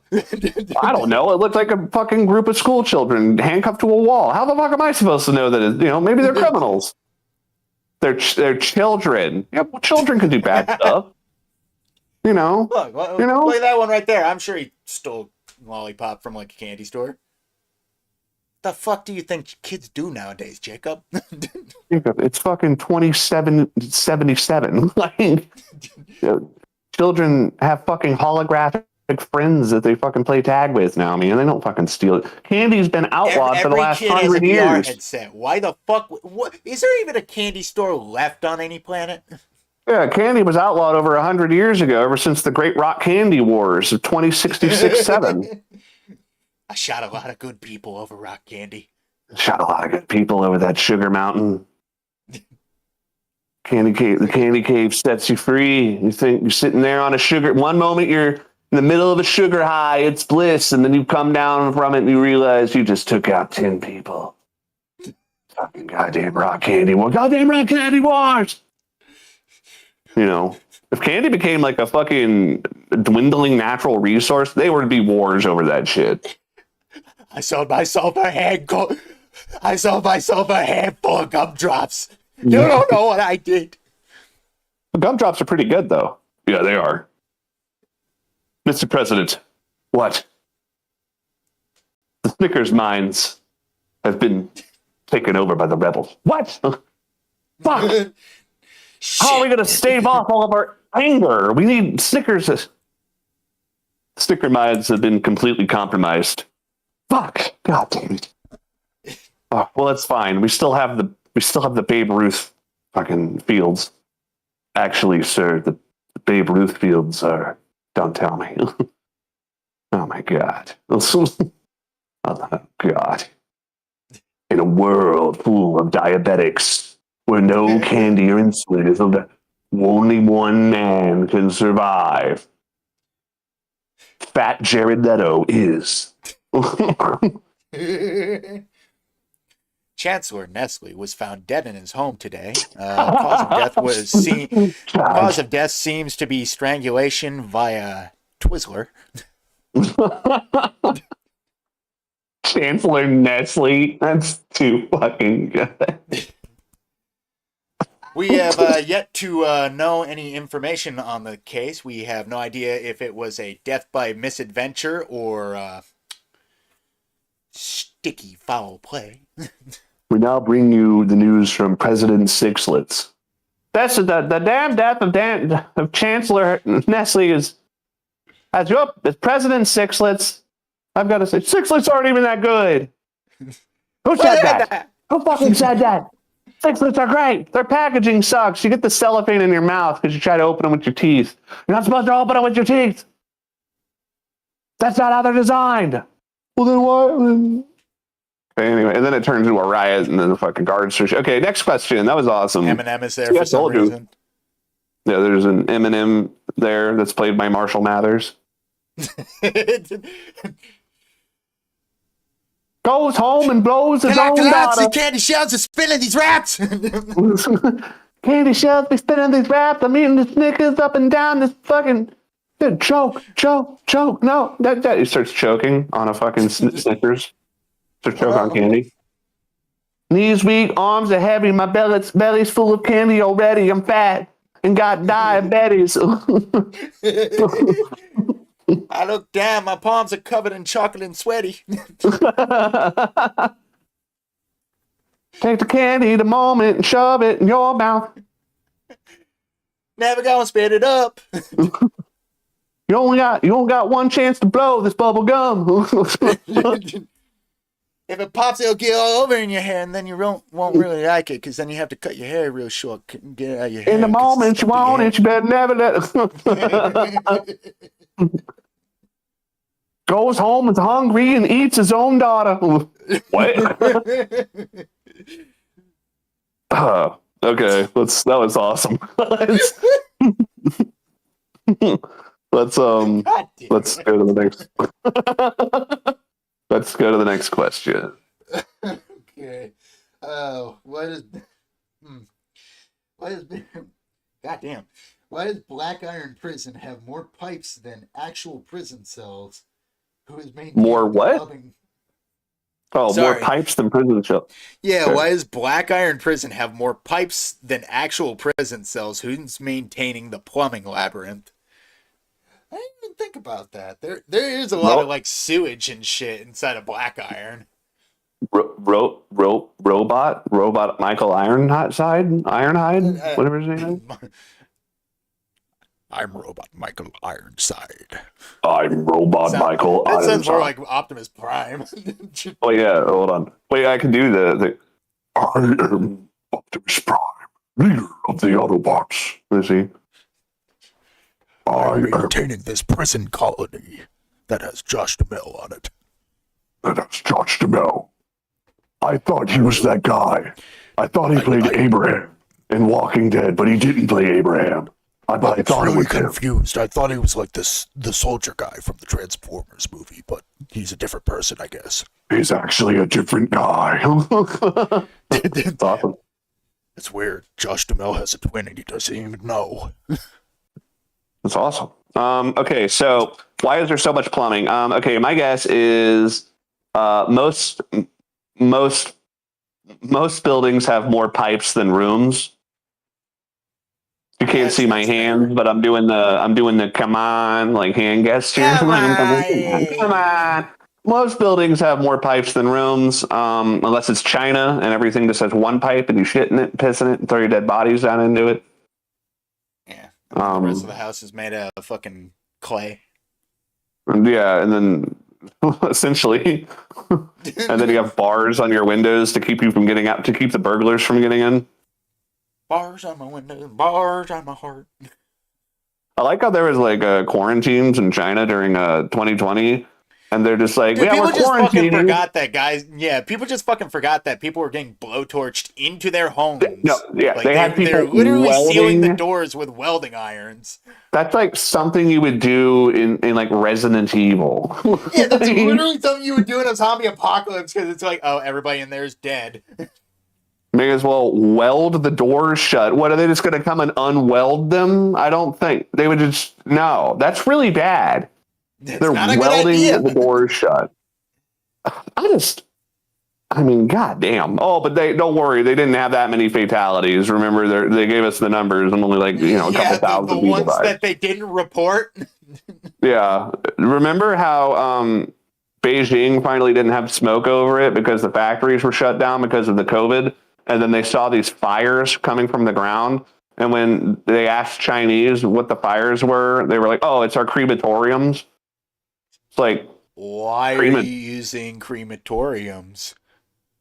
No reason. Just, keep it warm. Just want to keep everyone warm, Stop paying attention. You didn't look this close when the Germans were doing it. Doing what? Doing what? They didn't do that. Well, they did that. And for one, we didn't have satellite GPS positioning then. Yeah. Not a lot of people knew that that's what they were doing. It's not like everyone's like, oh, so did you hear they're really doing well at that concentration camp? Oh, yes, I've heard all about it. All the Germans know. It's like, the pizza factory is going 24/7. You think, it's just a pizza factory up there. They have a high turnover rate. Yeah, really. No, I'm pretty sure, people didn't just openly talk about it. Either way, let's not, okay. My lawyer just leaned in, and when I started talking about the Holocaust, he started shaking his head no. So we're going to move on to the next. Black Iron Prison, more pipes than cells. Not a surprise. I honestly wished that you would have had more time in that game in the prison. I think they should have had an opening, maybe optional, where you spent like a few days in the prison, like maybe had a combat tutorial be a couple guys jumping you in the yard or something. You know, that would have been cool. Well, you mean like the Suffering? Yeah, exactly. Well, that's the You tutorial. literally just want it unlock. to be the opening of the Suffering. Okay, for one, you don't unlock that opening until you beat the game one time, which is actually kind of cool and also weird and fine. archaic. But they did it again for the opening of Ties That Bind. Actually, they did. You're right. God damn it. Ties That Bind is such a good game. My copy of it fucking glitched. It's a really good game. Really? Yeah. It's awesome. It has like a Fable. It has like a Fable transformation system in it. The first game did too. If you do bad stuff, your character changes. If you do good stuff, your character looks like nicer. If you do bad stuff, you become covered in blood and evil looking. And then in the second game, your monster transformation. If you're good, you become like the Hulk. If you're evil, you become a Cenobite demon. And if you're middle, you just stay the same as you were in the first game. It's really cool. Yeah. God damn, that game was so good. Anyway, back on to silly questions. Come on. Let's Next do it. one up. On a scale from 1 to my spine just left my body, How violent do the death animations need to be before we call a chiropractor? Honestly, controversial opinion. Dead Space 1 and 2 have it beat. Callisto didn't really have any deaths that... Well, actually, there was a few that were pretty good. But Callisto didn't have a ton of deaths that made me, like, go, ew. The kinetic energy behind the deaths, like when you saw somebody punch, I thought it's just zombies that beat the shit out of you and are like MMA fighters. That's just not as scary as like. Yeah. Well, it's like when the game is just showing you getting your fucking like shit beat in by a zombie, that's lame. But when you literally see a zombie run up and punch Jacob in the face and you see his head cave in, that's a good one. That's the problem, though. That one is few and far between. Everything else is just most kind of them boring. are just. Most of it's just Jacob getting hit until his head just explodes, like kind of just not like pops. unrealistically. Yeah, it pops like a fucking water balloon. I mean, there is one that I actually do like, where his like head kind of fucking pops. It's the one where like somebody punches you in the face and knocks your fucking nose in, and then he grabs you by the jaw and starts wrenching it around until it blows your head off. Yeah, that one's okay. Like, and that one's pretty good. Yeah, I still think that like there's nothing in Callisto Protocol that's as scary as a disembodied head ripping your head off and then shoving its tentacles in the neck stump to take over your body. That or getting a needle in your eyeball that malfunctions and goes through your fucking head. I wonder, does Callisto actually have an homage to that death? I gotta look that up later. I don't know. I know that fucking Silent Hill Homecoming has fucking death animations. Did you know that? Silent Hill Homecoming has the fucking rude ones too. No, like the schism will like pick you up by the throat and then fucking snip your body in half. Like you get bisected. Yeah, that's the only real one I can remember. I think there's another one where like the fucking crawler thing with the like blade arms fucking skewers you through the. Oh yeah, because remember. It'll attack you and you do the quick time animation where you grab it and you're trying to pull it away from your fucking face. Yeah. The Needler. That's its name. I think its name's the Needler. Okay. Either way. Yeah. I don't know. I didn't really see any special death animations in Callisto. A lot of time the character made me like, there was a few that made me wince, but nothing from like Dead Space 2 where I just go, oh no! Like, do you remember like the airlock malfunction animations deaths from fucking Dead? You could like get killed in the airlock like super brutally. Where the door shuts like just too late and like clips Isaac in half. Oh my god! And it's not a fun clip in half. It goes up once, then it goes up and starts pushing, and then it just chops him in pieces. Oh my god! Okay. Oh man, one of my favorite ones is do you remember the second time you fight that one boss with the giant like sort of like praying mantis arm coming out of its mouth? Remember when you fight it in the chapel? The tripod thing, yeah.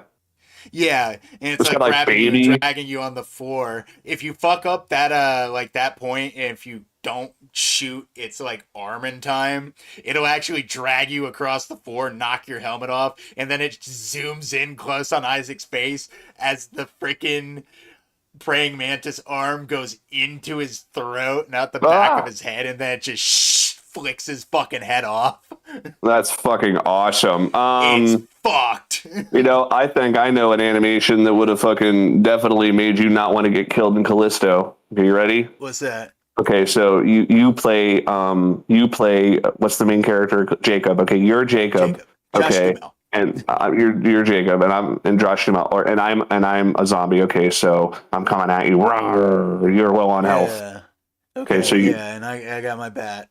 Okay, so I'm coming at you. Rawr, Oh. running. I swing. I swing my punch. What do you do? I block. Oh, but okay. Well, you block, and you should never block in Callisto, so your health goes down, and then you fall to the ground, and you're like, oh, and you're crawling away from me. Okay, and I walk up and I grab your hips. Okay. No, what? No. Okay, and then what I do is I pull your pants down. Okay, and then I pull my pants down. Now, if that had happened in Callisto Protocol, you bet your fucking ass I would have been like, I want to die again, because it's prison zombies. It's prisoner zombies, so they're just doing what they remember from their real life, And my uncle used to say that my uncle used to call prison the queer factory. So I can only imagine that a majority of those zombies are gay, and they would rape you because they're zombies. Why are they raping? They're doing what they remember. Just the fact that they are zombies makes them more likely to rape. They're just doing what they remember from their time as humans. Weird, dumb premise from that fucking oh god, what was it called? It's where they go to Las Vegas, and it's got all the zombies. It's got Dave Bautista. Fucking what is it called? Heist of the Dead or something? City of the Dead. It wasn't there like literally a plot point where it like intonated that these people were going back and breeding people? No, the zombies actually started getting to the point to where one got another pregnant, and I actually think that's really fucking. I do like that as a concept. Not like a cool concept. Because it's like the zombie baby from the Dawn of the Dead. Dawn of the Dead remake. Yeah, Dawn of the Dead remake is fucking awesome. That movie is so good. Up too. God damn it, I love that fucking movie. Because you're looking at the thing and you're like, don't wake up, don't wake up, don't wake up. Ah, it's awake. We gotta shoot it. I love that part where Ving Rhames is like, I've been to a lot of funerals. He's a police officer too. He's like, I've been to a lot of funerals. Folded a lot of bags. Folded a lot of bags in half because I was a corrupt police officer. Folded up a bunch of bags. They got big you up and he talking about the captain. And I said, what did you say? I do not look like that guy in Pulp Fiction who was raped. I'm a different character. I am not that guy. I was not raped. I just happened to look like a man who was. You think we all look the same, huh? Why? Because I'm black? No, because you look exactly like Ving Rhames, sir. I bet you love imagining my supple ass getting fucked. I love the idea of it. You know, they said in that movie I was raped, but you know what? I wasn't.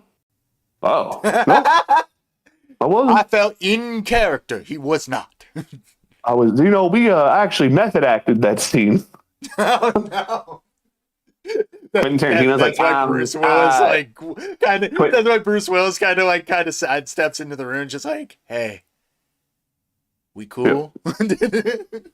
And then Quentin Tarantino's was Ving Rhames on set, and Ving Rhames was like, I just think I need to method act the sodomy scene. Well, I mean, I don't know, man. I mean, are you sure, buddy? I mean, gosh, you don't have to. No, Mr. Tarantino, it would be my honor. Oh, well, I mean, sure. You're not seriously going to let that happen. Of course I am. Can you imagine the performance this guy's going to get? I mean, goddamn. He cries. We better catch it. We got Ving Rhames crying on camera. You didn't see that if his fucking kid died. You know? God, you're definitely. Anyway, Ving Rhames.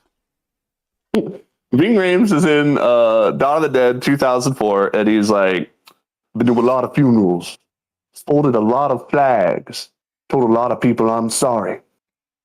But at that same time, what I was really thinking was better them than me. And it's like, yeah, fucking better than me. Hardcore. Like, fucking goddamn, you're fucking sick. What's weird is, like, I didn't really understand, like, that speech that he gave. I was like, wait, what? It's like, oh, like, I guess he's not really that great of a guy. Like, goddamn, that movie is so good. But what is it? Okay, now on to the next silly question. Alrighty then. Where's my phone? Oh, there's my phone. Uh-huh. All right, silly question number 4. If the biophage monsters had a union, what would their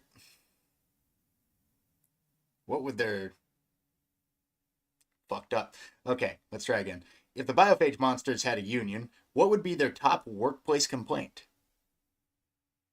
Um, Cleanliness, yeah, Clint, terrible probably. work environment, terrible work environment. Dental. Yeah, all the monsters in that fucking game have fucked up teeth. Yeah. Probably. They would probably have like a big meeting. It was like, we're tired of getting our heads bashed in. We really need to stop this prisoner from going around and killing all the other prisoners. Yeah, it's kind of getting annoying. Well, he just doesn't want to assimilate. It's getting on my fucking nerves, man. Can he get with the program? Yeah. I mean, I don't know really what they would have to complain about. I mean, they're a bunch of fucking zombies. Like, how hard is it to be a fucking zombie? What's your fucking just to walk around? Yeah. You know, probably workplace sexual harassment. Ving Rhames keeps raping all the zombies. The zombies are just like, they're like, it's like, oh, well, I mean, is everything going okay? Well, yeah, no, it's fine. I'm a tough zombie man. You seem all right. You seem kind of on edge. No, it's fine. There's been a guy. He just joined our group and he joined our horde. And at first we thought, oh yeah, this guy's a great zombie, but you know, he just does things. Like what? Well, the other day we were eating some guy and he was like, oh, let me get a scoop of those brains. And he grabbed brains all right, but it wasn't out of that guy's head. He grabbed my brain. Oh. You get it? And he tried to give me some brain. Brain. Getting some brain. All right. Well, thanks for the pity. Thanks for the fucking pity snort. You gave me the Joe Rogan. His fake laugh, his fucking seal call.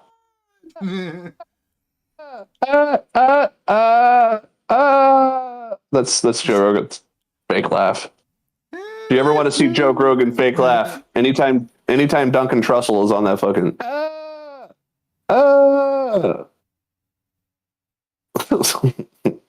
Okay, next funny question. Why does everyone in prison act like melee combat is new when clearly everyone is built like an Olympic boxer? That actually is a good point.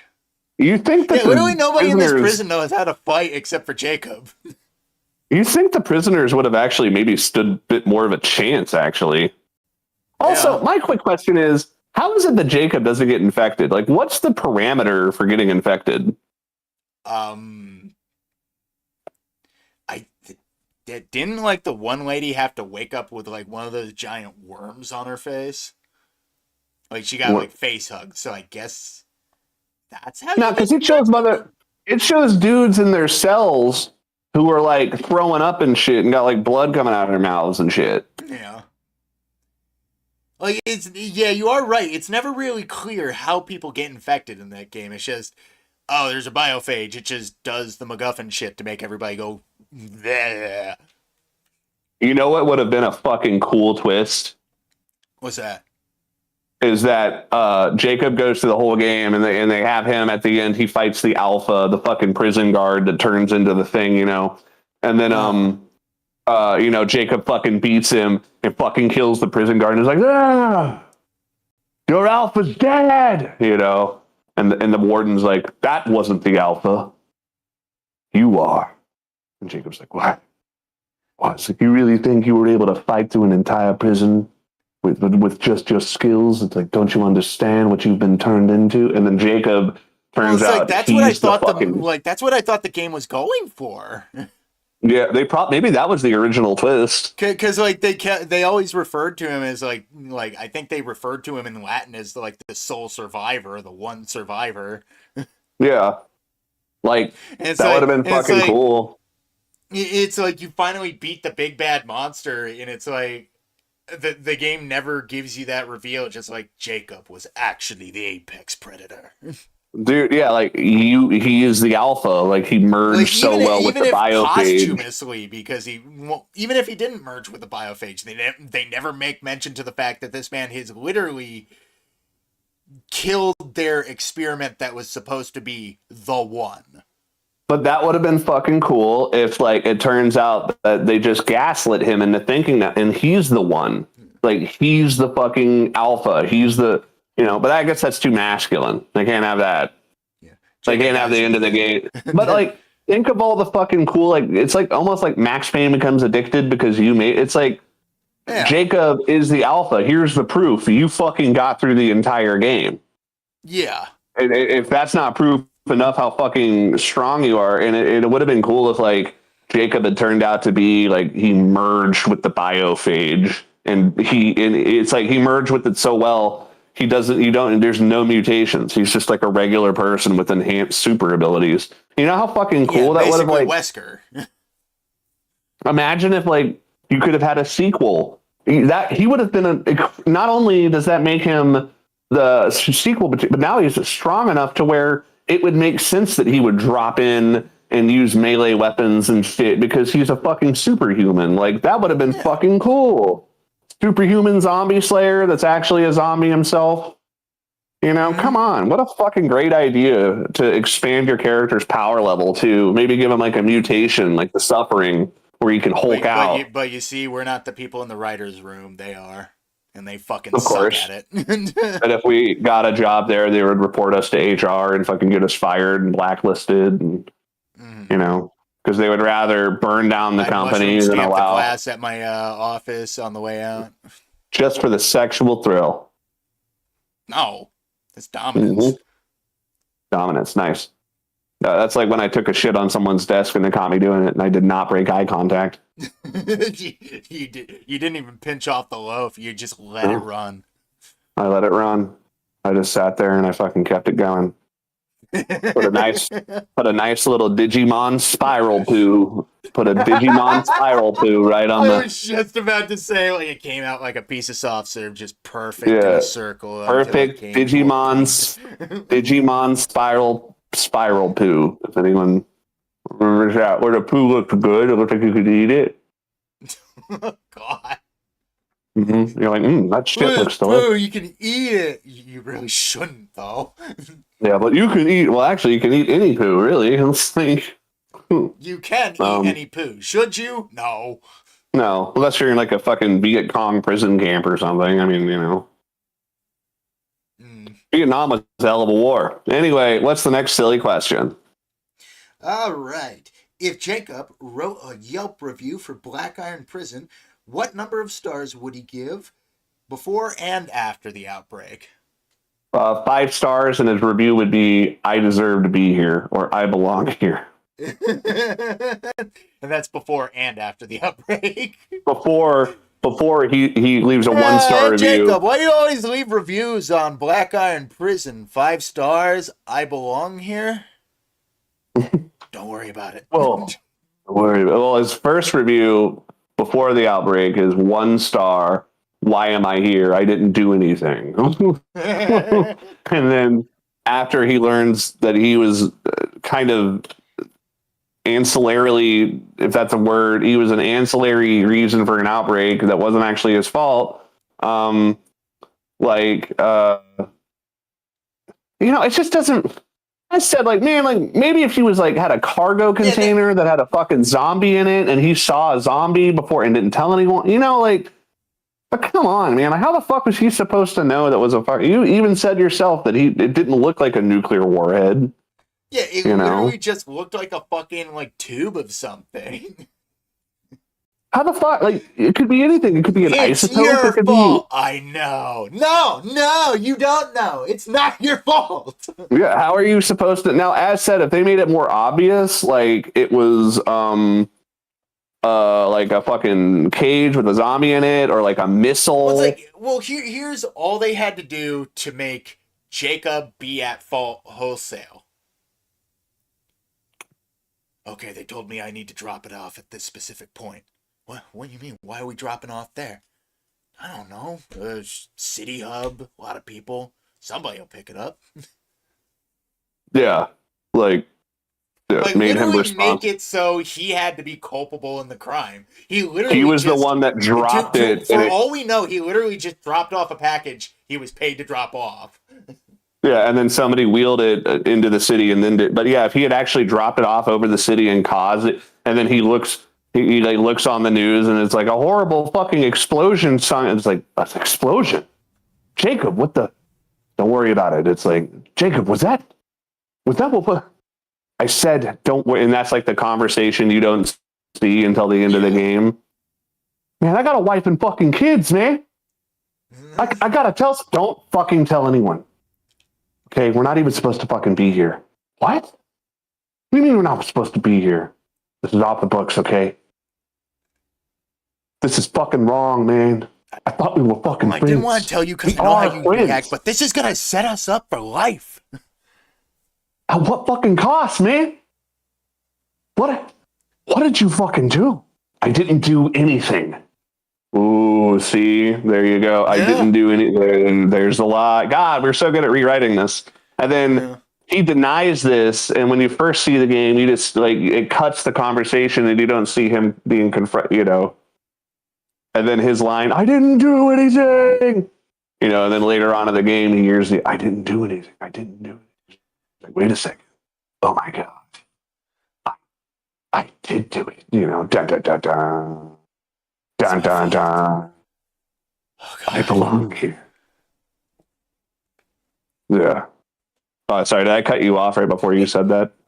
And then, like, at the end, when he's putting her in the escape pod, she's like, "We can get out of here. Don't do this." And it's like, no. You go. I'll stay. I belong here. No, Jacob, no! And then, like, I secretly have the turns hots for you, around. but I'm a lesbian, but we can't be together. Then there's a countdown, and then the final battle is you protecting the fucking spaceship as it counts down to launch off. Dude, And it's like, if they actually added a moment at the end where you have to protect Kimiko as she's trying to get away. yeah, and it's like your last stand, like, no, you get out of here. It literally be Lone Wolves from Reach. That would have been Yeah. amazing. Mm-hmm. Where Jacob fucking why can't- sacrifices. What? And then I got it. Dickhead He dies because when the ship industry hire us. when the ship goes off, it causes the thrusters to shoot out, and he like holds open his arms like in a Christ pose and gets hit by the flames and fucking vaporized by the rocket flames. It's symbolic. Yeah. Yeah, that way it's like, you know, like he literally sacrificed cleansed. himself. So yeah, exactly. Yeah. You know, and he accepted it. Like, let's say he's all fucked up and injured by the time that happens too. Like he's already, you know, he's accepted his end. God, that would have been a fucking good ending, wouldn't it have? Yeah. But no, Too bad that's never going to happen. They literally had to carrot and stick us up until the ending where they're like, "Oh, it doesn't matter anyway because we know we're not getting another game. Jacob's dead." Could have at least killed him in like a way that's like manly and interesting. Yeah. Or revealed he was the alpha, or, you know, something other than it was a dream, he was dead, the women are the good guys. The women are the. Why do you even care about Jacob? He's a piece of shit. He's a piece of shit anyway. Why do you even care? Because he is who I was playing as this entire time. Because he is you. I knew you would admit a it. bad guy. I knew you would admit that you're actually just the main character and that the game. I'm not Hootie. That's why they called it. They called it Callisto. They called it Callisto Protocol, but originally it was called Fred Space, and then they changed it at the very end. Protocol. Fred Listo Protocol. Oh my god, the Fred Listo Protocol. Don't you understand, Fred? On this, the twist is like, you know, you get to the prisoner logs, and you're like reading through all the names, and you're like, oh my god, all these prisoners. Fred Johnson, Fred Jones, Fred Jack, what? And you realize every single prisoner in the fucking facility is named Fred. They've got it categorized all the way from Asian Freds to Mexican Freds. Jesus It's, Christ. it's every single Fred. That's right. And then the warden, his name is Frank on his chest, but then he rips off a thing and it says Fred. And it's like, oh my God. That's right. All of us. I All am Freds. Black Fred. I am Black Fred. You are the antithesis of my nature. White Fred. We knew we had to find you. We knew we had to locate you somehow, and here you are. All it took was putting every Fred in the room and seeing which one came out on top. And that's you.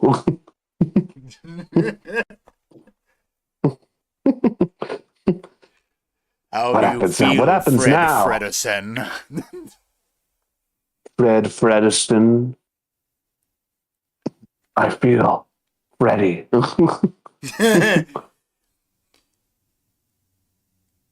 Ready or not, I'm not a Fred. here I come. Ready or not, I'm not a Fred anymore.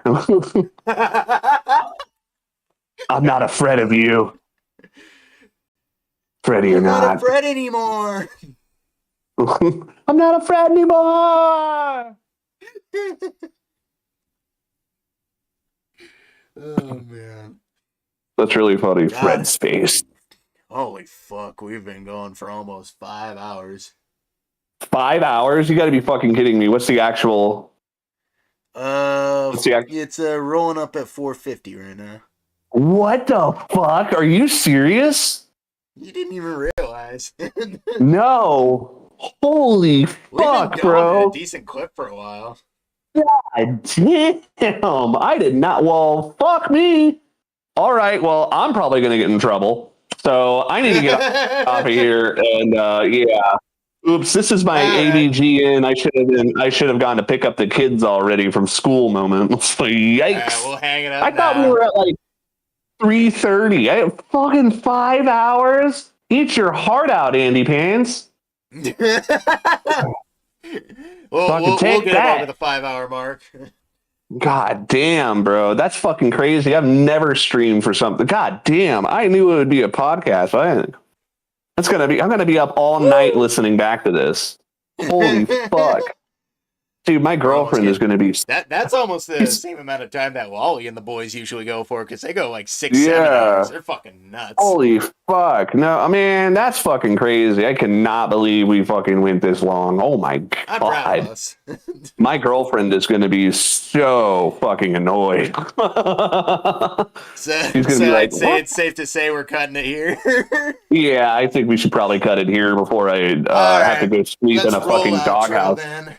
All right. Hey, everyone. This was Dead Space and Doing It Live, the Glitch Museum, episode 7. It was fucking great. I'm Jack. That's Fred. And Fred, say that cool thing that you always say at the end, your cool outro. Say that funky thing you say, white boy. Yeah. Say that funky thing.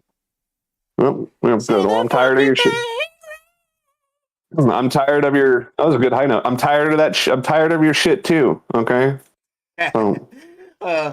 Anyway, to anybody new to the channel, thanks for coming on by. To anybody returning, welcome back. I've been Fred. That was Jack. This was Dead Space and Doing It Live. We will see you boys and girls next time. Keep on rolling, baby. Fred Space. Keep on with Fred Space. This is where we put Limp Bizkit in the outro, but we can't because it's copyright. Yeah, that song Sabotage. Yeah. Don't you know Sabotage? You know I played it. I'm about to something masturbate this master race. And on that note, we're signing off. Yeah, bye. Good night, everybody. Bye.